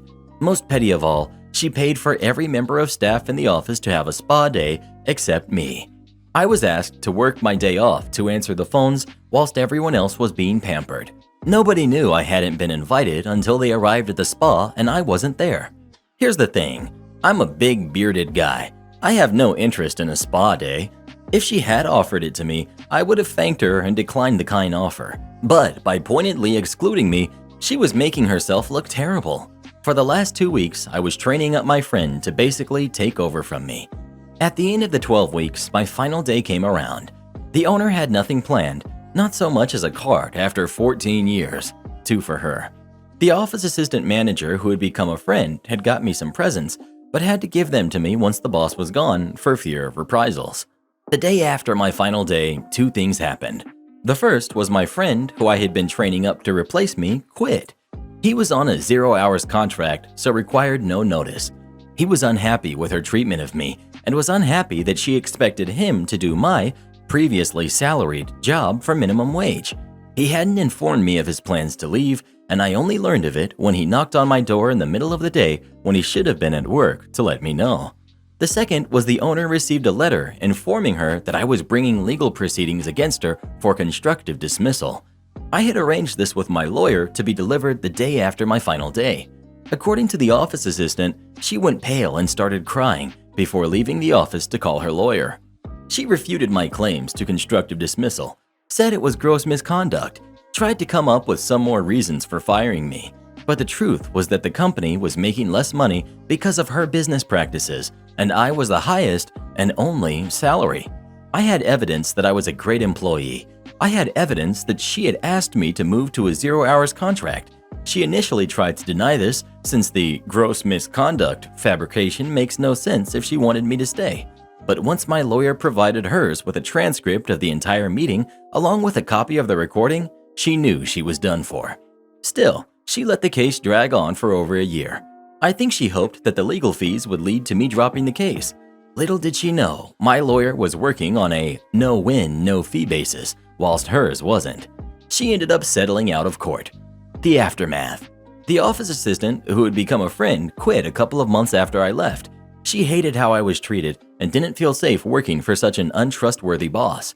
Several former customers contacted me personally to inquire why I was no longer with the company.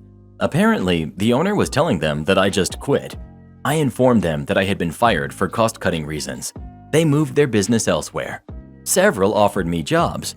One went so far as to offer me a part-time job and to pay for me to attend college to earn a degree required for them to hire me full-time. This was a lovely offer, But they were one of the customers who was a bit too far for me to commute, and I wasn't ready to move. In the end, I found a new job in a different industry where a lot of my skills transferred over. Currently earning more than I was, working less hours, and for better owners. The business is floundering. Lockdown left the new owner desperate for cash. She canceled orders but refused to refund customers' money, citing an act of God clause in the contracts. The business Facebook and Google reviews have tanked. Most staff left. The business is still afloat, but barely. Have you ever had a boss who tried to fire you wrongfully? If so, what did you do about it? Please let us know. Nothing's worse than a boss who tries to do over their employees. Have fun running a restaurant with no recipes. So this story belongs to my father, but it's pretty fresh, and I thought I would share it here as it fits perfectly. There's a pretty long explanation before it though.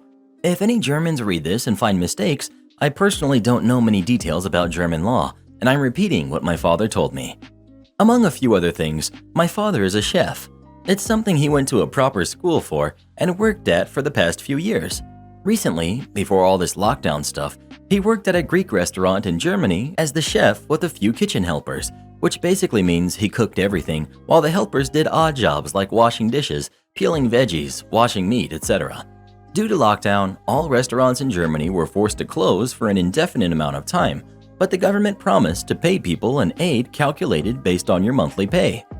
Hence how my father found out his boss had been scamming him on the contract. Apparently, in Germany, the employer side can do everything related to the contract side on their own, as long as you provide them with the proper documents, without you actually seeing the contract yourself. They just set everything up. You can start working, and they can provide you with the contract later to sign it, which most people do. But my father is sadly too trusting and never asked for it.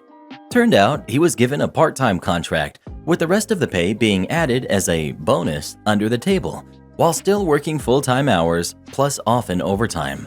This resulted in his lockdown aid being significantly smaller, not nearly enough to survive for a month, and due to various reasons, he didn't have much spending money. When he learned of this, he immediately decided to contact and confront his employer, and he was basically told to either deal with it or quit, and that he is very much welcome to report them, not that it will matter anyway. So this is what my father did. Quit and went out of his way to come to Germany and report it, and oh boy, did it matter. First fallout. My father was the only person to know all of the recipes for the dishes they sold. Most of them used his own secret ingredients, and people loved them. Since he started working there, the restaurant boomed in terms of popularity. He, however, never wrote those recipes down, and while the owner might have been Greek, he didn't actually know any proper recipes. He just knew how food ought to taste. Some German regions are about to open their restaurants, and this place, smack in the middle of a popular resort area, doesn't have a single dish they know how to prepare and already a pretty long list of reservations waiting. Second fallout. My father did report them, and Germans take their labor laws very seriously. The restaurant was investigated, and they were given numerous fines, in the tens of thousands of euros range, paid to the state for this, while they were also forced to pay my father all his due pay, because legally he worked full-time hours, proven by cameras and testimony of people in the area, as the owner tried to lie about his work hours, and officially was only paid part-time. This put the restaurant deep into the red, with a very high chance of having to close up and sell their place to pay off everything. And initially, all my father wanted was for his employer to just cover the other part of the government aid that he lost because of his contract. They're all the same, just grab one. I'm a parts manager at a dealership that sells, among other things, parts for small engines. Think mowers, generators, snowblowers, etc. When customers come into the store looking for parts for small engines, we almost always need a model and serial number of the engine in order to look up the correct fit to get them the correct part.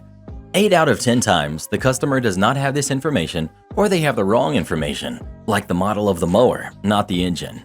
Obviously, we'll try to help the customer to avoid them having to leave to get the info and then come back. We'll ask if they bought the equipment from us, or if it had been in for service, then the model might be in our system.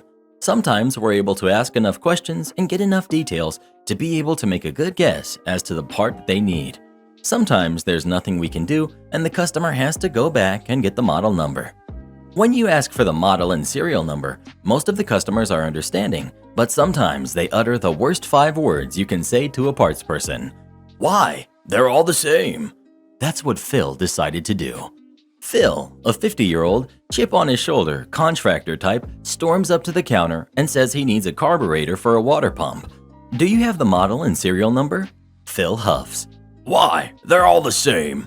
I start to reply, no sir, they are not all. He then starts to raise his voice, just short of yelling, and tells me he needs a carburetor. They're all the same. The job he's on is shut down until he gets this equipment fixed.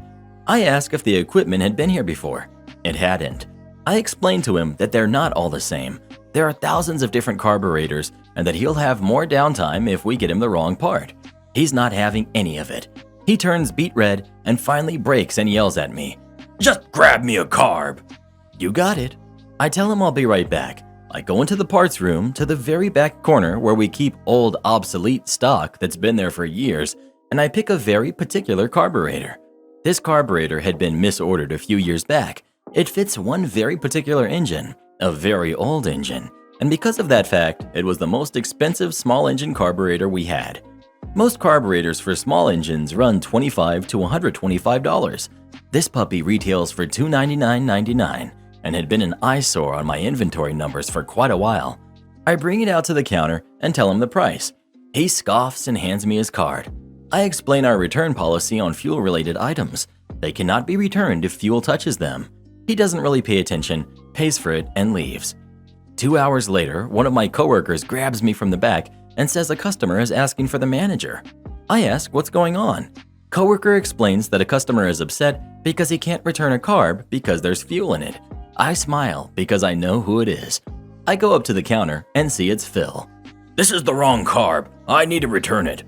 I'm sorry, Phil. I thought you said they were all the same. He turns beet red again and just says he wants to return it. I look at the packaging. It's torn open and it has dirt all over it. But most importantly, it reeks of old gas. Why would he connect the fuel line to a carb that won't fit is beyond me. I'm sorry.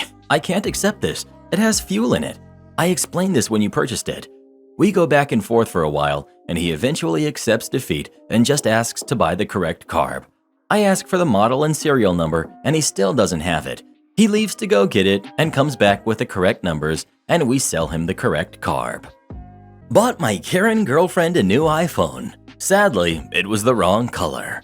It was my girlfriend's 23 birthday, and I, 25 male, got her an iPhone 12 Pro, as she's been wanting one for a while. So I saved up, and it was very expensive. When I surprised her with it, I was expecting her to be excited, but instead, she told me that she wanted a black one, not a white one. The thing is, she never told me she wanted black. She just always said she wanted the phone itself. When I told her I didn't know, she told me that I ruined her birthday and just left. I was honestly in shock and disbelief that she was so upset about a phone color. I didn't know what to do with the phone and planned on taking it back. But then I remembered that my sister, who's 19, just had a baby and unfortunately had to drop out of college to find a job. I decided that I was going to give the phone to her since the phone she had was not working well anymore. I told her that I would give the phone to her, but I still had to check if my girlfriend changed her mind. So I texted her saying, "This is your last chance to change your mind about the phone because I plan on giving it to my sister." And she just texted me back, "I don't care." I asked her one last time, and again she said, "I told you I don't care." So that was that. A few hours later, I was in bed when my girlfriend came in and asked me where was her phone, and I told her, "I thought you didn't want it." "I'm sorry, but it's too late now. I already gave it to my sister." She got angry and started shouting at me, saying that she thought I was joking and that it was her phone, so I had no right to give it away, and started stomping her feet, saying she wanted her phone back right now. I lost my cool and told her, "You are an adult behaving like a kid who didn't get their way. I asked you twice if you wanted the phone and you said no. Now, please leave me alone and stop behaving like a toddler." She stomped her way out of the room and texted me saying that I was a jerk, and now all of her friends are ganging up on me. So now I'm wondering, am I the jerk? Well, who do you think is the jerk? OP or his girlfriend? Please let us know. The only way you're the jerk is if you stay with her. Dump her already and let her be someone else's nightmare. Am I the jerk for not paying for my stepkids' college? I, 49, have two stepkids, Leo, who's 19, and Adam, who's 17. I entered their lives when they were 7 and 5, and despite my efforts, they never warmed up to me. I wasn't trying to be their mom, but just another loving parental figure. They told their dad how much they didn't like me when he told them that we were engaged, and told my husband that they didn't want him to get married. Their dad reassured them that they would always be a big part of his life and asked them to give me a chance. We even went to their mother for help, but she refused. They refused to come to the wedding and wouldn't spend the holidays with their dad if I was there.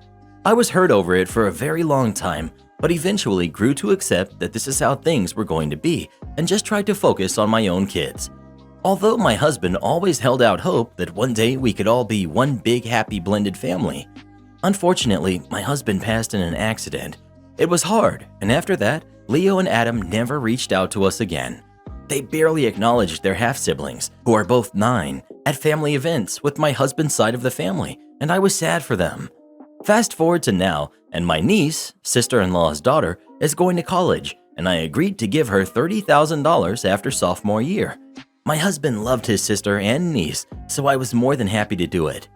Word got back to Leo and Adam, and they learned that their father had a huge life insurance policy that I was the sole beneficiary of. Plus, my side business is now turning over a sizable profit. They reached out to me, angry that I was hoarding their father's money and threatening to sue if I didn't tell them how much I got and get half. I was upset, but calmly explained to them that 1, life insurance isn't the same as an inheritance, so they had no legal claim to it. 2, when I initially received the payout, I gave some to their mom to hold on to for them until they were of age. They didn't believe me until I sent them proof, and apparently their mom used the money to cover living costs and there was nothing left for them. Since I used some of the insurance money to fund my business, mother-in-law is asking me to pay for Leo and Adam to go to school, but I don't want to. They literally haven't spoken to me in years, and the first time they do, it's to demand money. Mother-in-law asked me to think of my own kids and how Leo and Adam may take out their resentment towards me on them. If that's the case, then I don't care to foster a relationship between them.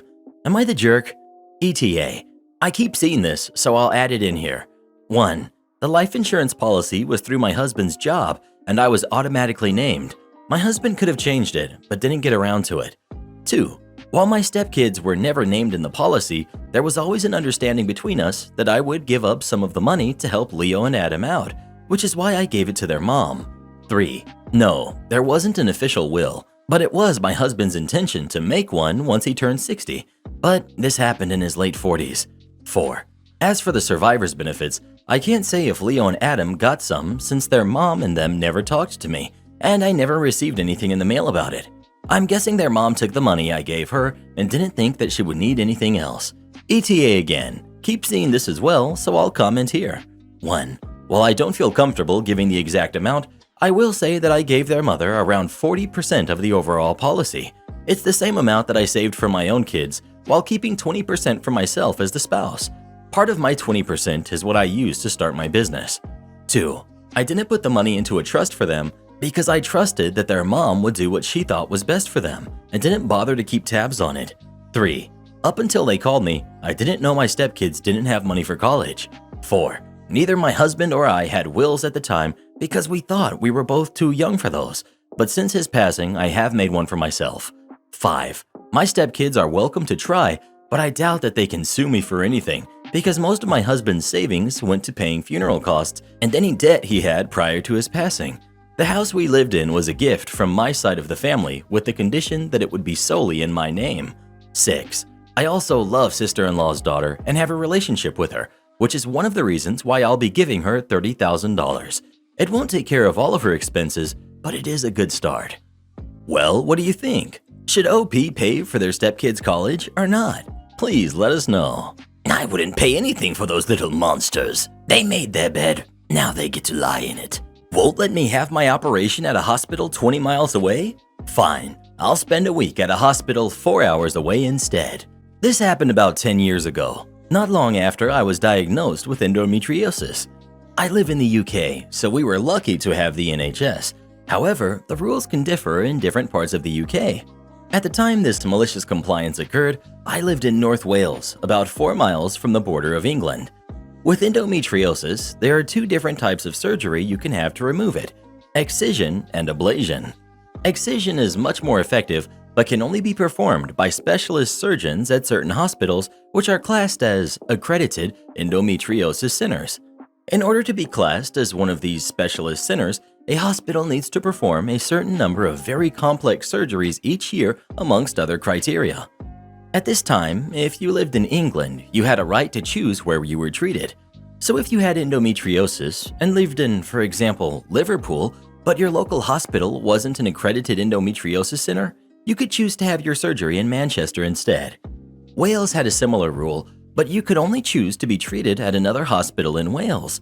Doesn't sound too absurd in principle. However, Wales had one accredited center at the time, Cardiff, South Wales, and England had about 20. I had already tried ablation surgery and it hadn't worked. I was in extreme pain every day and was getting to the point where I was unable to work or go to college. I went to see my GP to ask for excision surgery. I mentioned the right to choose, which I had been told about, and asked if I could be referred to a specialist on the Wirral, which was a 20-minute drive away.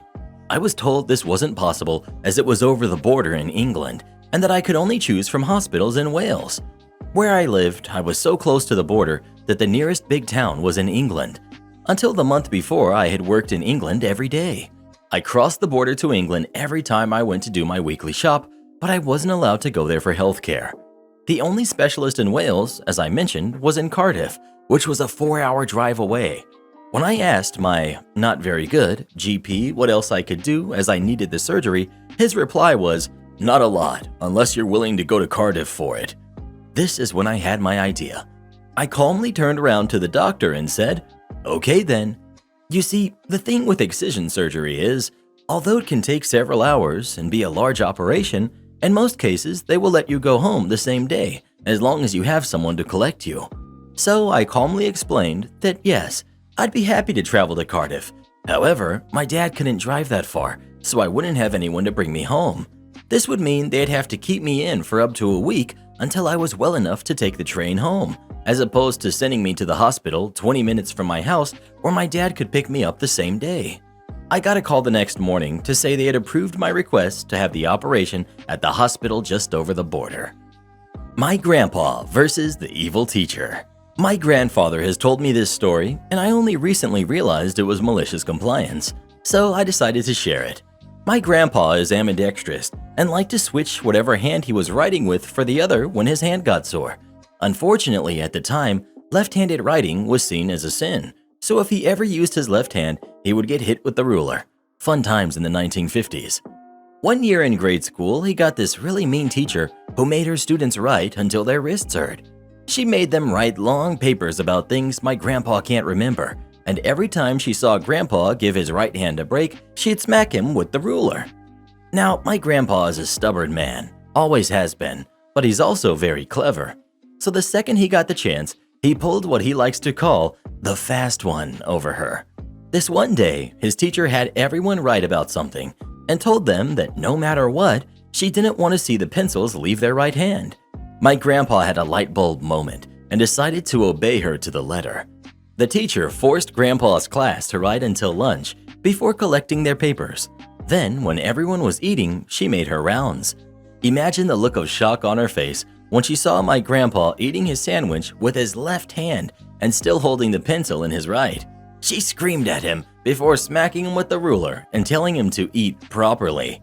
Grandpa tells me each time how much he struggled not to laugh when he had told her that she said she didn't want to see the pencil leave his right hand. He was subsequently dragged to the office and had to sit through a lecture by the headmaster.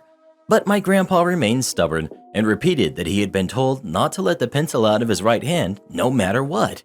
Grandpa was given classroom cleaning duty during recess as punishment, but he still wouldn't let go of the pencil.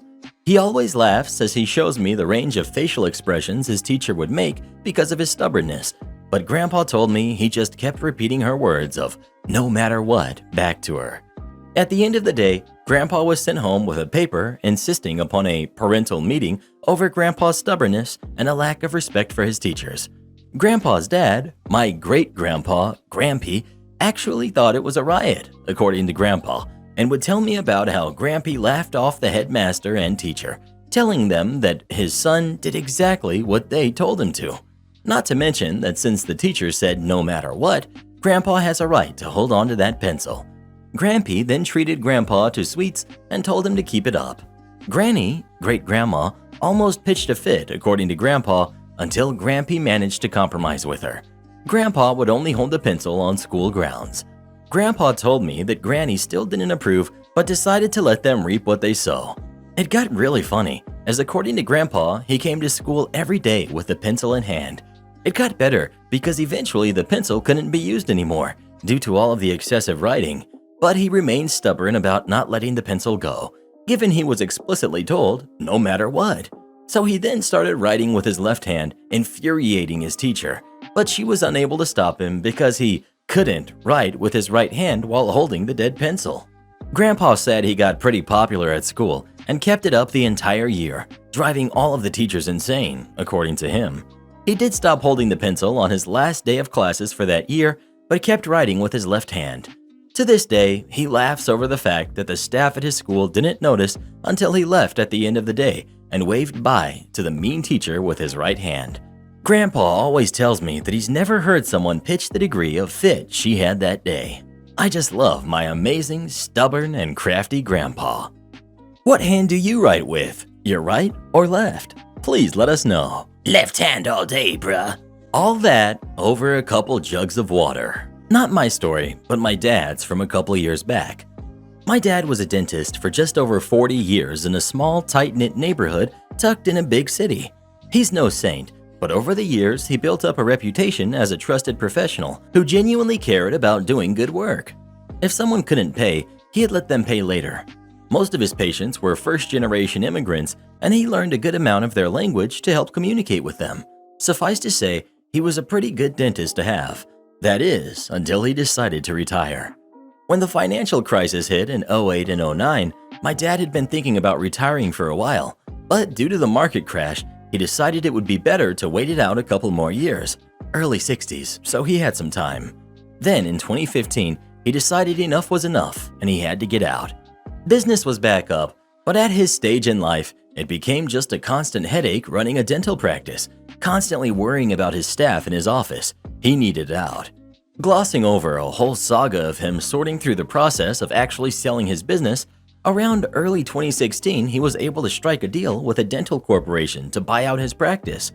Dental corporations seem to be the new age of dentistry, replacing individually owned practices with multiple offices, referring patients within the corporate structure. A bit sneaky, but it's business.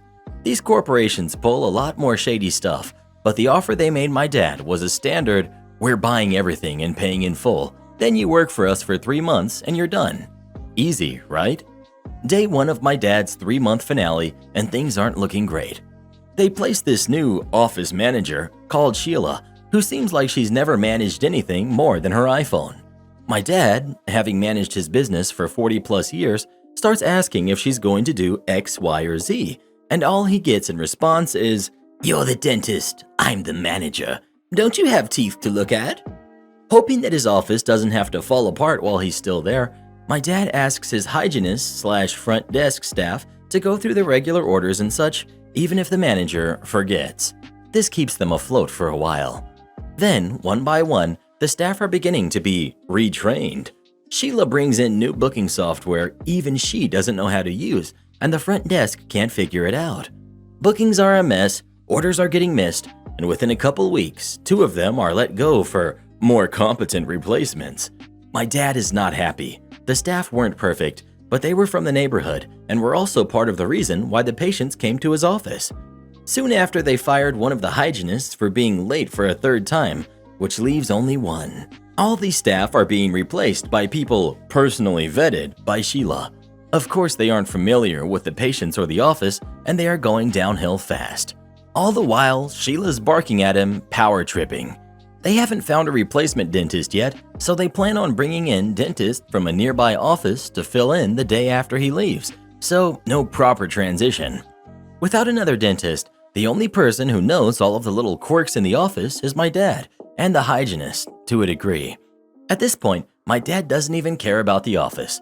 There was no way his patients would have been taken care of here, so better for them to get started on finding somewhere better. It was my dad's last day that Sheila finally slipped. There were no patients booked for that afternoon, so my dad was planning on leaving the office early and getting a head start on his retirement. Sheila had other plans. She asked my dad, as one of her employees, to pick up some water for the operatory equipment, among other supplies that my dad usually had his assistants pick up. In my dad's head, this was very disrespectful to his long career as a dentist, and in that moment, something in his head clicked. He asked Sheila, "Just to clarify, you want me to get water, right?" Sheila was a bit confused, thinking he was being stupid, and replied, Yes, water. In a bottle? You've been doing this for how long and you've never bought water? to which my dad replied, "Well, I'm just the dentist, and you're the office manager." Not wanting to risk breaching his contract for the sale of his office, my dad slipped my hygienist the order list, had her buy a bunch of jugs of water with other supplies, which she drove back to the office for him to bring inside, and started his beautiful journey of retirement. Little did Sheila know, operatory equipment is pretty delicate stuff, and for 40 years, my dad had clearly instructed his staff to buy distilled water, as regular old water has a hefty amount of minerals which seriously damage dental equipment. According to the hygienist, the entire office went to a screeching halt since all of the equipment was malfunctioning, and it took a week for Sheila and the new dentist to even figure out what was wrong. They had electricians come in before, calling a service guy for the equipment, which makes no sense. They were already bleeding patients since none of them trusted the new management, and a week of cancellations was essentially the end of their business when it came to the regulars. The hygienist quit after a couple of weeks from the way she was being treated, but it took a surprising 9 months for the office to close for good. I double-checked Sheila's LinkedIn profile, and she got promoted to dental assistant at another one of the corporation's offices. As for my dad, he was pretty bummed to see the whole thing crash and burn, but he was happy to help Sheila land a new job. "Why are you resting? Get me a fork." I work at a busy Japanese restaurant, and my coworkers had an encounter with a table full of entitled Karens consisting of an older woman and a bunch of middle-aged to younger women. At this particular time, it was relatively lively. I was busy handling orders in the kitchen while the hall staff were running around like headless chickens trying to take everyone's order. One of my coworkers starts to take Karen's table's order. When they list off 20 or so items, he says, "All right, give me a second while I input all of this." Older Karen did not like this at all. No, do it now. Soon after receiving their order, they complained that the lotus chips older Karen received were overcooked. Our lotus chips typically are fried to all heck to remove the sweetness and moisture. We then keep them wrapped and in containers out in the front for easy service. They taste pretty good and are by no means overcooked, but whatever. I guess they gave them another batch of chips that were cooked the exact same way, and they didn't complain about it again. Once some empty dishes have piled onto their table, coworker comes with a tray to collect it. As he pulls up to the table, he's holding the tray in one hand with a lax wrist and is by no means ready to carry anything. Before he can properly support it so that he can grab things, two younger Karens dump their beer glasses on the tray. The tray is at an angle and isn't supported, so my coworker quickly scrambled to make sure they didn't fall. Things started to slow down, so one of my managers took her break. She was relaxing on her phone when older Karen storms over. Why are you resting? Get me a fork. I remember watching this happening. I didn't hear anything, and I just figured everyone else was busy, so she asked her for help. Turns out I bore witness to Karen entitlement. Since my coworkers are mostly Japanese, where customer is always king, and despite living in a society where you can tell these people to buzz off, we had to leave them be and remain polite. There is a limit on their dining time, so the second it's up, they told them to leave. They get up to pay and then sit back down. They're asked to leave 3 more times to make way for more customers. They don't leave at all. Then, when it suits them, they finally leave. When a customer leaves, we bong on a small drum and say thank you. Needless to say, they didn't get this treatment. This kind of entitlement was just so pointless. Entitled mom tries to call the police on a homeless man just because he gets free donuts and her entitled kid doesn't. So I own a few franchises, and one of my franchises includes a Dunkin' Donuts franchise here in Los Angeles. So when I started my Dunkin' Donuts franchise, we'd often get a frequent customer named Bill. Bill's a nice guy and he's around 62. I found out he's homeless and he's going through financial hardship. I can relate a bit because, I was born and brought up in poverty. There would be days as a kid where my family didn't know whether we could have a meal tomorrow. It was sad times, but I'm glad my dad gave me the best education he did, and because of that education, I'm financially well off. I don't have to worry about money for me, my kids, or my dad. Back to Bill. Now, since Bill is a nice guy, he never causes any trouble, and he's so positive and kind and loving. So then I told Bill to come at closing time around 9 p.m. At closing time, we don't have any customers and we are half open. We don't make any fresh donuts and we turn off most of the lights, etc. So it doesn't look opened, but for Bill, it's open. So every day at 9 p.m., Bill comes in. We've been doing this for a few years. I hand him a couple of water bottles and all of the leftover donuts, a cup of coffee, leftover snacks, to make sure he isn't hungry. He always loves the food, and when I hand him the food, he becomes so happy, and it makes me happy that I'm able to help him. Yesterday, we're doing the same thing, closing the store down, etc. Bill comes in at 9 p.m., and I hand him the food. Then an entitled mom with entitled kid walked into the store. It's closing time. My employee asks her what she'd like. Then entitled mom looks to the left and sees that I'm handing the donuts and food to Bill, and then I greet Bill goodbye and give him a hug and tell him good night. Entitled mom quickly stops Bill at the door and then says, Wait, hold up. You didn't pay for this? You stole this? I'm going to call the cops on you. I tell Bill, it's okay, man. It's fine. You can go. Take care. I'll deal with this. Entitled mom starts yelling at me and telling me that she's going to call the cops on me because I gave free donuts to Bill. She then proceeds to tell me that I'm not allowed to give free food to homeless people. It's true that I'm not allowed to, but it's Bill. He's cool, and it's just free food to help him out, and it's my store anyways. Entitled kid keeps yelling, Mommy, I want donuts, I want donuts. On and on. Entitled mom then demands that I also give her entitled kid free donuts too, because I gave free food to Bill. At that point, I just lost it and told her to get out of the store before I call the cops on you for trying to harass Bill and me. Then she leaves, finally. You know, this is like the first time I've seen a person who would have a problem with a homeless man getting free food. Like, there have been other customers who have seen me hand food to Bill before and they don't say a word. But first time I've had an entitled mom get mad at me for giving free food and then demanding that I give her entitled kid free food. Rudest customer I've ever had. My restaurant opened up about a week ago, and it's been pretty slow, especially in the mornings. After having only one two-top at the bar an hour after opening, I was relieved when another lady finally walks up. We have signs that say "table closed" to prevent people from walking up to the bar. All guests are supposed to be seated by a host. This lady somehow bypassed the hosts, sees all the closed signs, and snaps at me. "Where do I sit?" I was caught off guard for a second because of her attitude, because I haven't had anyone bypass the hosts to come to the bar yet.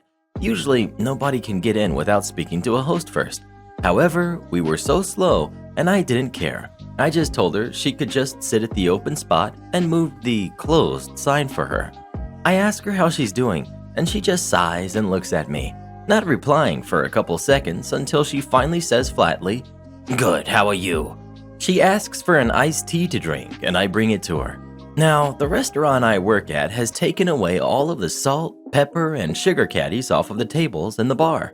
We have salt, pepper, and sweetener packets that we have, by request only, that we're supposed to give out. Normally what happens is I drop off a tea, they say, "Can I get some sweetener?" and I get it for them, no problem. This lady, however, without saying a word, gets up and walks away. I assume she's going to the bathroom. She comes back, glaring at me, and literally slams down a bag of sweetener on the table that she must have got from her car. I tell her, "I had sweetener back here for you." She snaps, "Oh, did you?" Very sarcastic and rudely. I was literally 6 feet away from her the entire time. All she had to do was ask me. She squeezed her lemon in the tea and literally throws it on the bar top.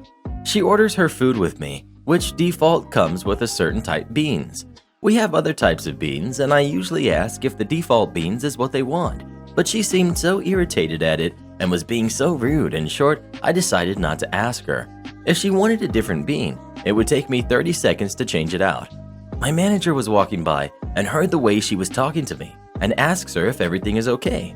She is visibly upset, yet keeps telling him she's fine. The other bartender asks what he can do for her to make her experience better. She literally ignores him. My manager brings out her food and she goes, Should I have been asked what type of bean I wanted? He says, "Did you want a different bean? I can get that for you." That's not what I asked. Should she have asked me what kind of bean I wanted? Those are the default beans. But yes, I suppose she should have asked. I can get you other beans if that's what you want. It will take less than a minute. That's not what I want. I just wanted options.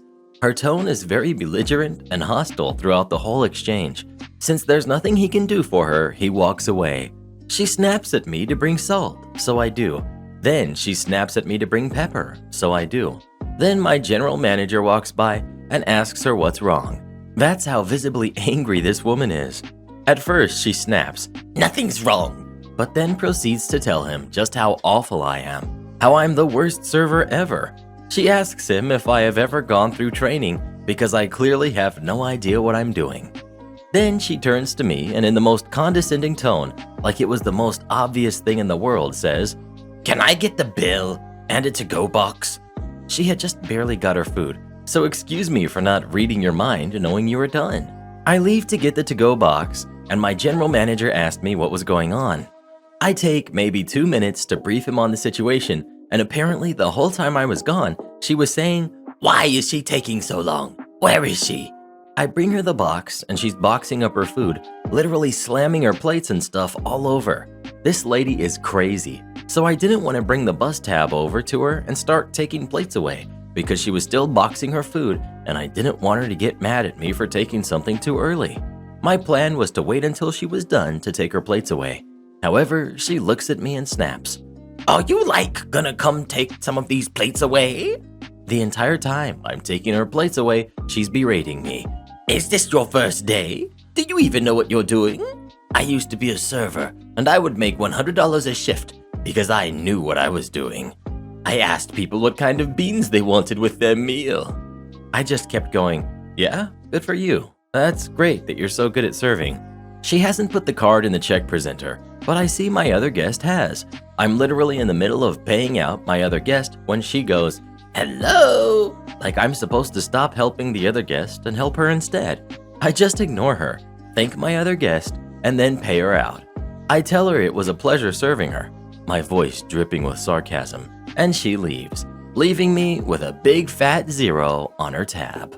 Do this next. Tap here on your screen to come see our new podcast playlist, where you'll find thousands of hours of the best stories you've ever heard. Or tap the one on the right. That episode is specifically just for you, based on other videos you've enjoyed the most.